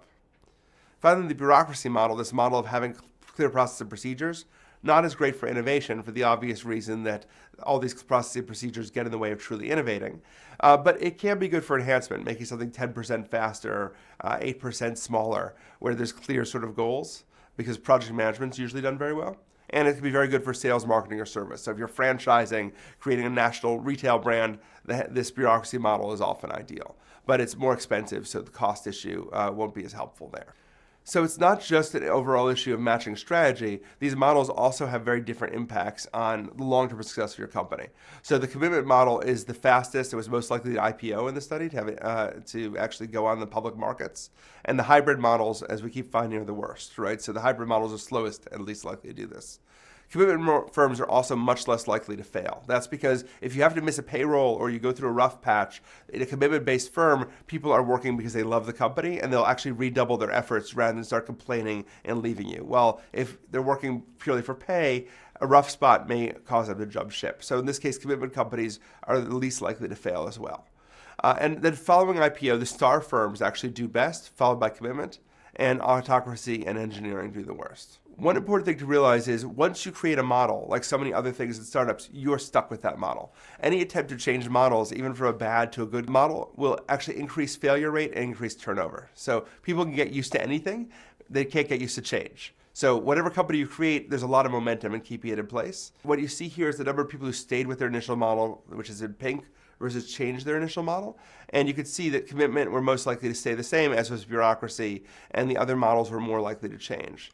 If you have to shift, engineering models are generally the best to shift to. So the things to realize is the star and commitment models are by far the best models you could take, but they're the hardest to do. So the commitment model means that you have to spend a huge amount of time building a company culture early on at a time when you have the least time and money to spend on culture building. And it requires you to have a real leadership and view of where the company's going. On the other hand, star companies require you hiring the top talent when you don't really have a reputation for doing that, and it takes a lot of money. You don't have money at that stage. And it also requires you to go through a rigorous hiring process. And then you have to figure out how to keep these people occupied and not down each other's throat. So if you could do star commitment, there's clear advantages, but it means you have to spend more time early on in your organization thinking about these concerns. So the final things to think about is that these models are important because they're based on culture and they tie together who you hire, how you reward them, and ultimately how you control the organization. It's better to be consistent. A bad model consistently applied is better than switching multiple times. That's much more likely to sink your company. And so you need to think about the implications of your model and what model you want to pick. You have to realize that your model gets locked in, so you make these choices early on. You have to be careful not to delude yourself. So if you run an autocracy-based company and you ask people, are you happy? They're going to say yes because they're terrified of you. That doesn't mean they're actually happy at the company. So you have to be careful not to delude yourself and actually realize what model organization you're building. And you have to realize that you can gain strategic advantage from thinking about these models. So even as you're thinking about product market fit and innovation, you should be thinking about company culture as well. So now I want to talk about getting your startup ready for growth. And what's interesting about startups and growth is that a lot of startups that are successful actually die during this growth phase. They either grow too fast or they grow the wrong way. And those that don't, the most common issue I have people come to me and talk to me about their startups is that they have trouble scaling up. That they feel that their company's reached 30 people and they're the founder of the company and they still feel like they're doing everything. They don't know how to delegate authority. That the company only operates because they're working 80 hours a week. So I want to spend a little bit of time talking about how you avoid this situation and how to think about growth at a startup company. So the first thing to realize is there's some interesting, surprising truths about growth. And the first of those is you don't have to grow, right? So if you actually survey small business owners, most companies don't grow and most small business owners don't want to. They want to build a stable organization, a lifestyle business that earns them money, but they don't necessarily want to manage 100 employees and be on the cover of a top magazine. And so that's a completely legitimate goal. We tend to talk a lot about fast growth. It's completely okay to want to grow a stable organization that lets you go home at night and spend time with your family and gives you a decent return and isn't stressing you out too much. On the other hand, growing firms do survive longer, right? So firms that are trying to grow survive longer, and they do that in a number of different ways. They survive longer because they are more likely to retain good talent. They grow longer faster because they know what changes are happening in the industry, and they have the ability to react to those changes. They last longer because growth gives them additional income to work with if situations change. So all of that can be a valuable tool for your company. So you may want to think about growth, even though you don't have to. And if you do decide to grow, not all growth is the same. Young firms grow organically. So that means that they grow by adding people rather than by taking over other companies. So somewhere between 58 and 96% of the growth is organic, compared with 16% for larger firms. And small firms grow organically, right? So small firms are more likely to grow by hiring people. In fact, if you look at the numbers, large firms in the United States are actually shrinking organically. So if they weren't acquiring companies, they'd actually be losing people. So most growth in employment across most of the world comes from small companies. Let's say you decide to grow. So growth brings a host of issues and challenges that change as the firm grows forward. I'm going to show you the Churchill and Lewis model of firm growth. Now, this is a descriptive model. It's not like mathematically proven, so it doesn't work for all companies. So some companies skip stages of growth. Some companies go back to stages. So the model is useful for is not as a prediction of how your companies grow, but as a sense of the challenges that companies face as they grow. So the very early days of an organization is this existence column all the way to the left. In the existence phase of an organization, it's basically the founder working alone. If you have employees, you're supervising them directly. And if there's any formal systems, of how you monitor people and control them, they're very, very minimal. Your strategy is to bring the firm into existence, to actually get some first clients or raise some money. And the green dot at the bottom, which represents the business owner, is basically the same thing as the company, which is that blue dot. So let's say things go well, you get a client or two, you raise a little money, you enter the survival phase. So you might start hiring employees here, but if you do, you're going through a process of supervised supervision. That means that you're actually watching your employees and you're watching the supervisors you're hiring and kind of keeping an eye on everything in the company. There may be some minimal structure in place, but the main goal of the company is to survive. And as you can see, the business owner is still pretty much the company. The green dot and blue dot overlap, but perhaps the business owner is focusing on one part of the company versus another. So maybe they're a great programmer, they're spending more effort there. They're a great salesperson, they're spending more effort there. So if things are going well, the survival phase goes well, then your company reaches success. So now you have steady income coming in or venture capital coming in, and now it's time to scale up the organization. And you have two choices here. The first choice is to choose basically not to grow. We call this disengagement. So at this point, you have some basic functional management, and the founder still has a role in the organization. But there might be some basic formal systems, so everyone knows who they report to. And the goal is to keep a status quo. So you're running a dry cleaning shop and you want it to keep running. You're running a restaurant, you want it to keep running. These are examples of the kind of organization where you might disengage. So you still have your employees running things, but the founder goes and does their own thing and takes the income from the company. Or you could decide to grow the company. The founder decides it's going to double down and he or she is going to spend their effort to really grow this company. So in this case, you start to build a formal structure, the way we talked about in previous discussions about building growth and culture. And you're going to start getting the resources together for growth. And the founder is going to push away from the company a bit, but they're going to take the company with them, right? They're going to go to the area to help the company grow. They're going to keep pushing the company forward. If that goes well, you go through a process of takeoff. Now the company is growing more quickly. You might switch to a more formal divisional style. There starts to be real formal structure. The organization might have hundreds of people involved. And the goal of the company is to keep growing quickly. The company starts to grow. The founder is still important. And if things go great, then you reach the resource maturity phase where there's a full formal organization, there's extensive systems in place, that you've got a real company, thousands of employees.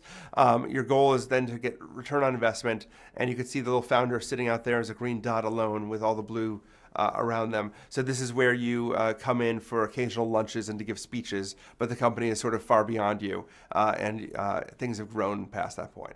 Right? So each one of these phases in the company has different sets of challenges, and it tends to be that as you solve one problem in a company, you introduce the next one. So early on, startups often make a whole bunch of mistakes. We call these startup crises. So you may have brought on the wrong co-founders, you may have to pivot your organization. So the way you tend to survive this crisis is somebody steps forward as a strong leader and they guide you through this. Now the problem is now the person who's a strong leader has now gotten the whole company used to this person operating as a leader. So at some point you need to delegate authority so you can grow past that person. This creates the next set of crises as you now have to hire professional managers and they fight with the founder. So what happens next is then the professional managers then start to have a conflicts with the founders, and that creates a conflict of where the company's going. And crisis after crisis tends to result in startups. So the problem with a startup is that you tend to veer from issue to issue. And the way you deal with this is you think overall from the beginning, how do we create an organization that transcends the founder? And this can be a problem because in VC-backed firms, according to research by Noam Wasserman, most CEOs are replaced within 3 to 4 years. And only a quarter of that time is the replacement initiated by the founder. And the rest of the time, it's initiated by the board. So in most cases, founders are being kicked out of their company. And you can see from the stats here, as we go through the rounds of funding, the founding to the initial A round of venture capital, the B round of venture capital, C round, and these are things we'll discuss more in the discussion on VC backing, that by the time you are 3 rounds or 4 rounds in, the majority of companies have fired their founding CEO. So this is a real issue, and if you don't handle this well, there's a good chance that you will end up being replaced. Interestingly, there's a paradox of success around founders. You're most likely to be replaced at 2 points in your company, and they're both when you're successful. Either when you've raised a round of funding, so now the VCs or angel investors have some control of your company and they kick you out, or else you've just shipped a product and that you're replaced by the investors who said, okay, great, you're good at developing product, but you're not good at scaling or growing a company. So to avoid the kind of crises we talked about and avoid being kicked out of your own organization, you need to think about organizing from the very beginning. And there are really 3 challenges in any company that you need to think about in terms of organization. The first challenge is division of labor. The basic question of who does what in your company and how do you spread work around. And this can actually be a real problem in startups because usually the founder does everything. So how does the founder start to step back? And you have to realize that no one person could do everything, and you have to specialize. So how are you specializing horizontally or vertically? What kind of job are people doing? All critical issues. You also have to think about how you're grouping the activities in your company. Is it by inputs or outputs? In other words, are you thinking about organizing it so people are customer focused or they're focused on the kinds of things you need to do inside the company? So division of labor is the first issue every company has to deal with. The second is coordination. How do you coordinate among employees? How do you share knowledge inside the organization? How do you decide what to do as a group? One solution to this is the employment models we discussed in the last lecture. Another is to actually have an approach to things like supervision, rules and procedures, plans and budgets, liaison roles, so you know who does what job. And then finally, you have to understand the boundaries of the organization. What are you doing internally and what are you contracting out? The third kind of challenge is decision rights. Who gets to decide what happens? Early on, again, the founder makes all the decisions. Later on, you actually want other people to decide things on their own, or you're going to have a very frustrating set of conversations as people keep coming to you for every problem that they have. So you have to think about how to allocate clear decision rights along various dimensions. Are you going to be centralized or uncentralized? What gets done by engineering? What gets done by marketing? And also, how do you avoid giving decision rights to people who make bad decisions, right? Or decisions just to help their department and not to help the company. So we fortunately have a solution that incorporates all 3 of these issues: decision rights, coordination, and division of labor. And unfortunately, it's going to look really boring because you've seen it before. And it's 100 years old, and we've tested it repeatedly, but it really is the best solution to these sets of problems, and that's an organizational form. So you've seen org charts before. You may have lived in an org chart, and you may have hated an org chart, but that's because the org chart was an abstract feature. When you actually, as a founder, think about building an organization, these are your best friend because they incorporate issues of who does what, who coordinates with whom, and who gets to make decisions. And there are really 2 basic structures. The one is functional, the other is divisional. In a functional structure, the idea is that each part of the organization that does a job has its own line of reporting. So there might be an R&D department. There might be a manufacturing department. There might be people in charge of sales. There might be people in charge of marketing. These are functions across the organization. So the person who does marketing, or the team that does marketing for all your products, your shoe product and your floor wax product and your complex computer chip manufacturing, right? In the divisional structure, you're oriented around outputs, around products that you're producing. So in this case, Division A is your shoe division, Division B is your floor wax division, and Division C is your complex computer chip division. And they may each have their own marketing departments, R&D departments, manufacturing departments. So functional and divisional structures are your major choice. You may have also heard of matrix structure organization.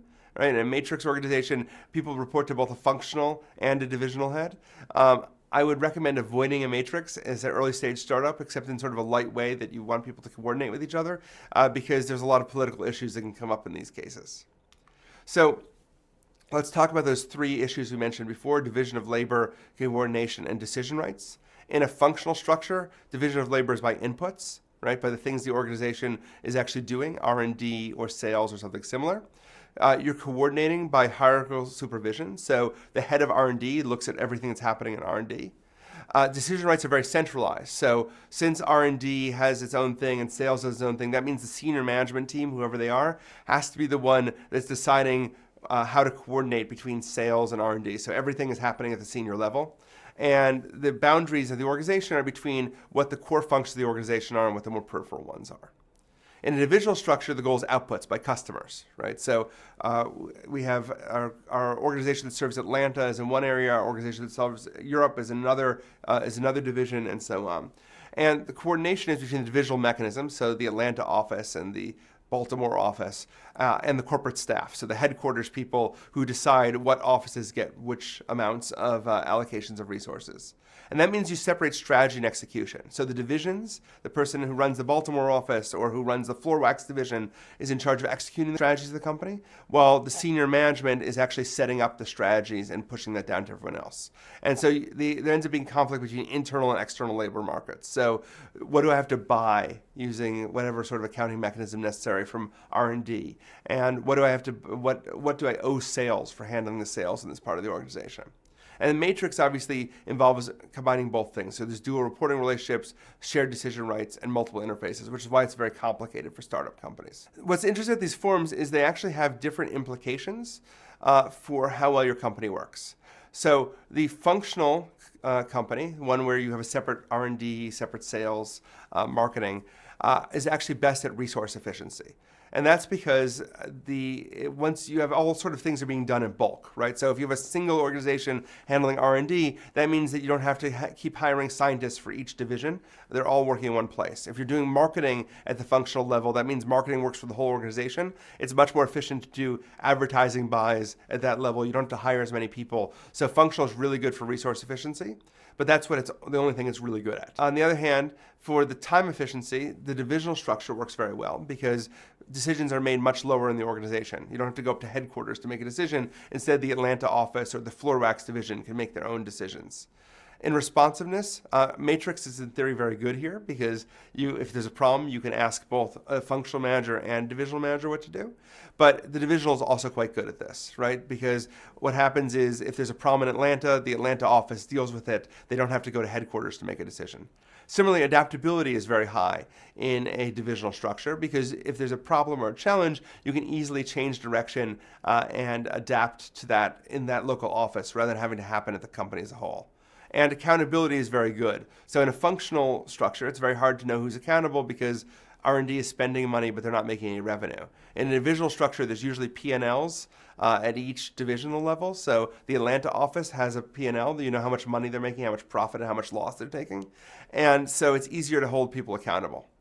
And then finally, on the politics side, the functions, each function hates each other. So HR hates legal, legal hates sales, and so on. In a divisional structure, all the divisions are competing with each other. So Atlanta hates Baltimore, but they also hate headquarters, who tells them what to do, and headquarters hates them all for not actually executing on the plan the way they expected. And in Matrix, everybody sort of dislikes each other because everyone's competing with each other. So you need to think about these structures and put them in place early on in your organization so you avoid the crises of growth and you avoid getting kicked out as a founder. So better structure, thinking about whether you want a functional divisional structure, actually hiring managers and scaling up to solve these sets of problems will set you up for growth. And this is, again, something you have to do very early in your company, because if you don't set up a structure early on, you're going to end up growing a completely strange hybrid structure that won't actually help you manage, won't solve issues of division of labor, won't solve coordination concerns, and will leave you as a victim of people who are myopic and make bad decisions. So another thing you have to think about early on in your startup, even in the very early days, is what structure you're going to have and how you're going to deal with these sets of crises and build an organization that's stable and ready to grow for the long term. David Chu here with a lecture on expansion strategy. Here's the phenomenon. Suppose that you are able to get some traction with your first segment that you enter into as an entrepreneurial company. What guides whether you should remain in that segment or start thinking about going into a different area altogether? Let me illustrate this. Walt Disney Company, when it enters, is initially a film studio. They achieve excellence in their animation. They are quite detailed in their investments in becoming a studio. Subsequently, decades later, they decide to integrate into theme parks. And at first blush, you might think that this is quite a surprising move. And so the question that animates this particular lecture is, under what circumstances should you be going deeper into the first area that you've succeeded in? And how could you know whether it makes sense to get into a different area?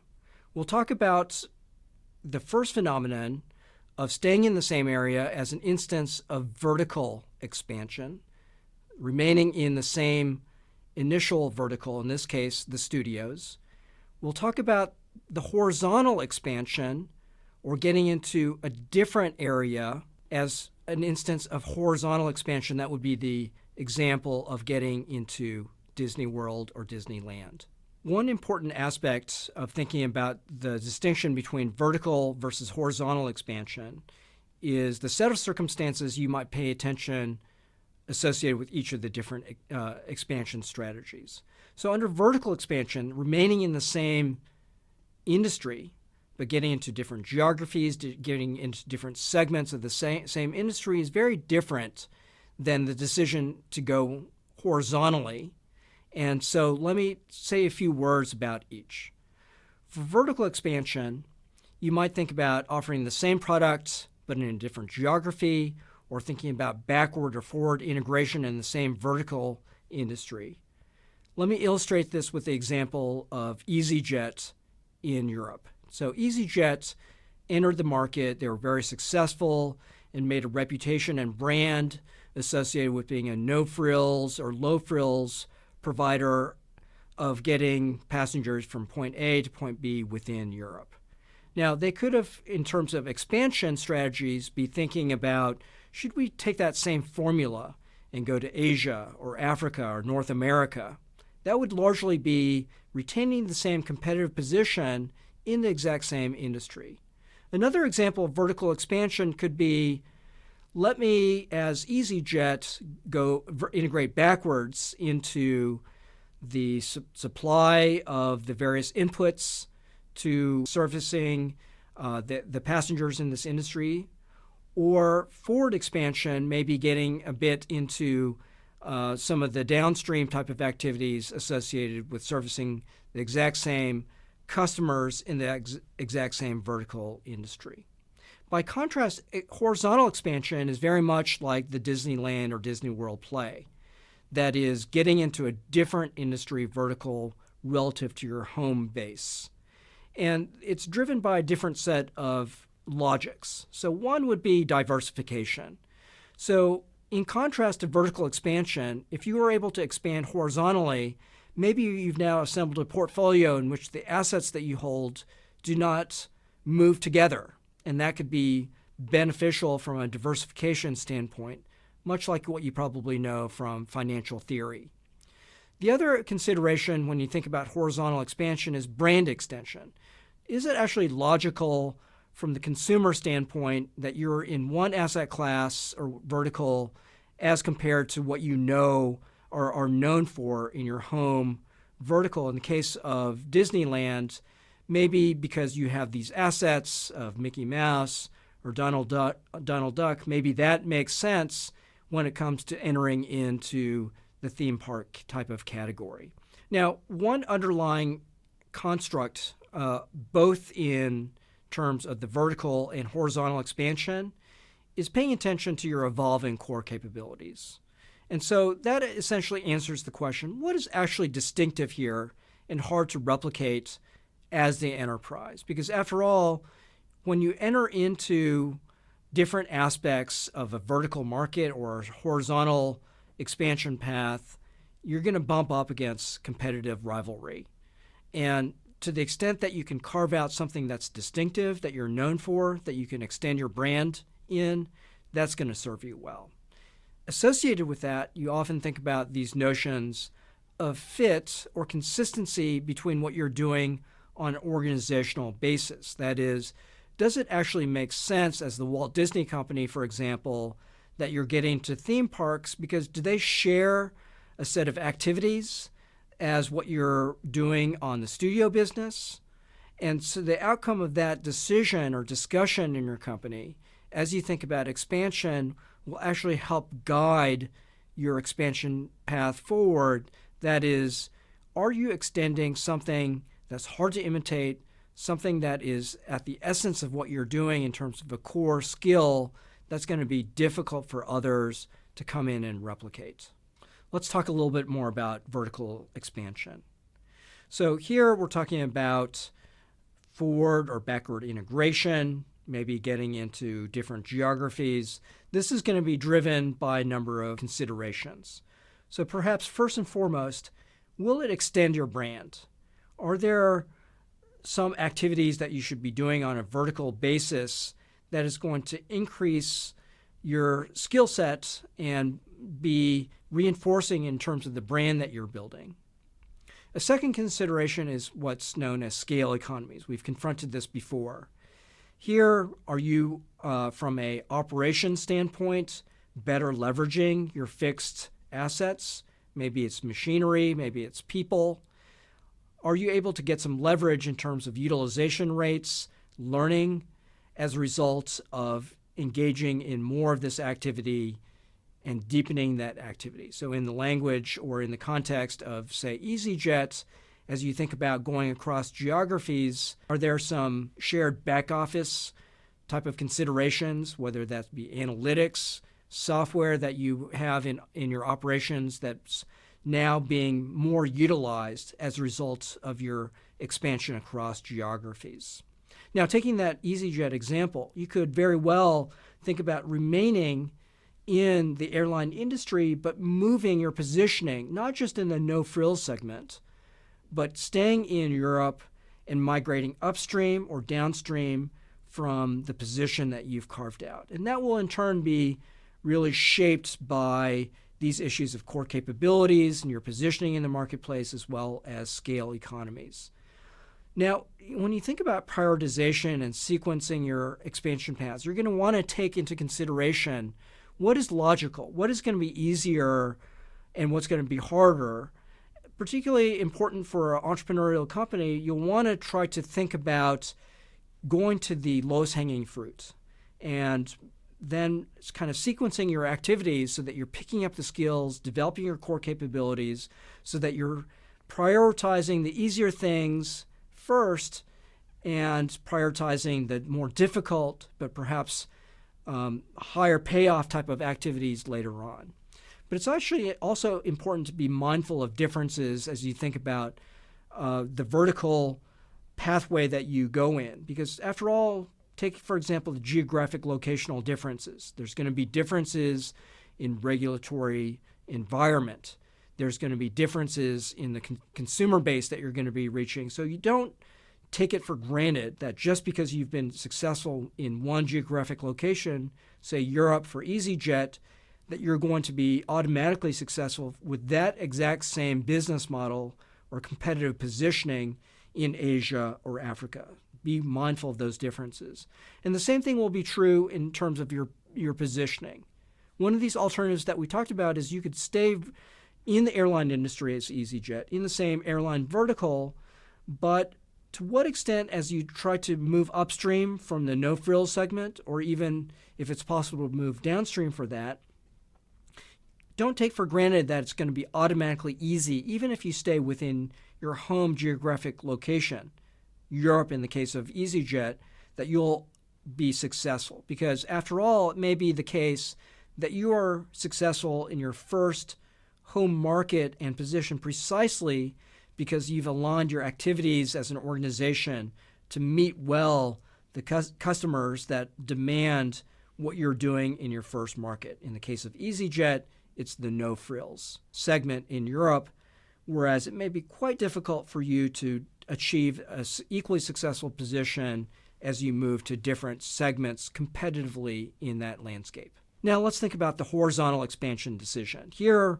remember, it's the idea of Disney moving away from their home vertical, that is the movie studios and cinema operations, into doing something that's quite different, that is the example of theme parks.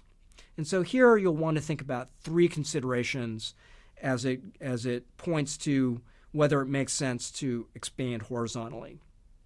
The first goes back to the idea of leveraging your evolving core capabilities. Is there some logic in which you could think about leveraging what you're good at or could be potentially good at in that other category, right? Is there an overall notion of synergy so that you should really be involved in that other activity?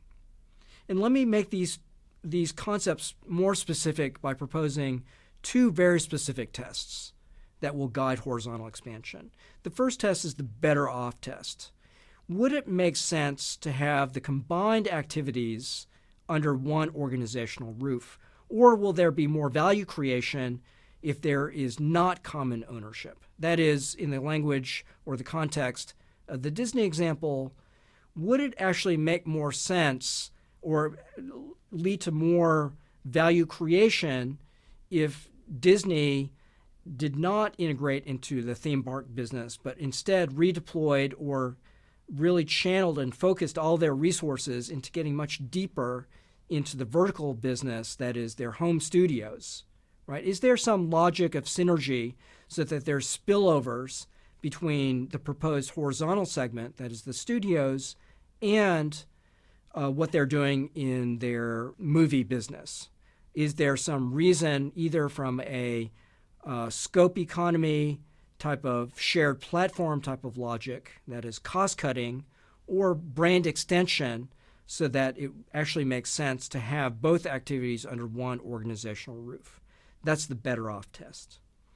The best alternative test is, now that you've decided that common ownership may be desirable from a value creation standpoint, does it stand the test of the best alternative? That is, you could, for example, license the activity in the theme park, or have a strategic alliance with an operator that operates the theme park.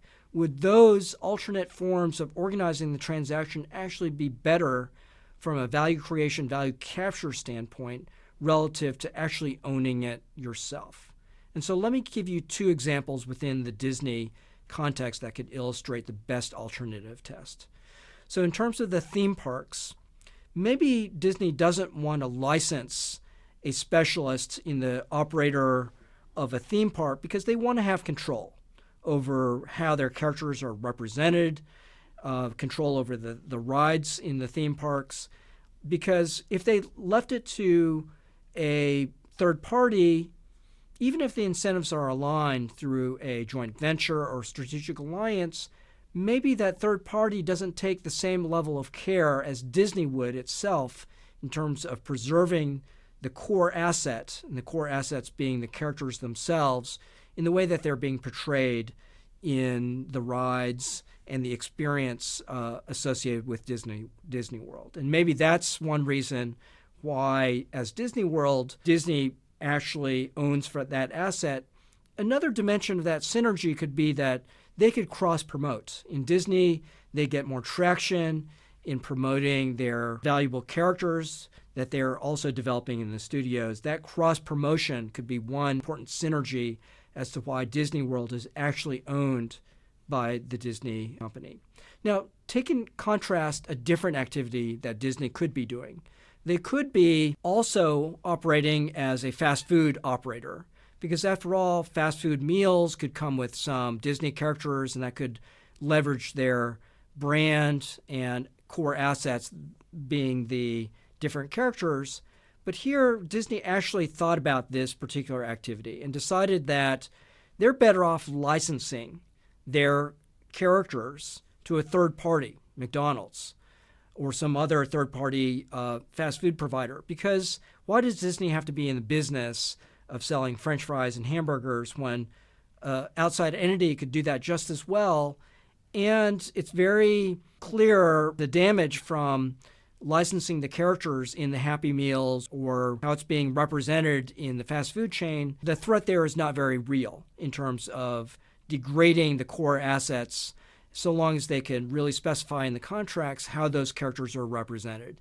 And so maybe that logic through this best alternative test leads to different outcomes as we thought about the Disney World expansion decision versus the possible expansion decision backward into the fast food business. So to summarize the discussion about the expansion path, you have two options: vertical expansion, that is remaining in the same industry and going backwards or forwards or into a different geography. There's also the horizontal expansion decision, that is getting into a different industry vertical. Each of these types of expansion decisions comes with a shared platform of consideration, but also a distinct set of considerations as well. I'm Carl Ulrich. I'm a professor at the Wharton School, and that just about does it for our course, Growth Strategies. Remember, we started this course with the question that's often asked in entrepreneurship: will the dogs eat the dog food? You started this course having an idea for a dog food and having shown that at least one dog liked that dog food. The question for this course was and is, how do we sell more dog food? How do we grow this business? And in this course, we've given you a set of strategies for taking that initial product market fit and turning it into a growing enterprise. Next up is a course on financing and profitability, in which we'll turn to the question of where do you get the required capital to actually build your business, and how do you manage it towards sustainable profitability? Profitability.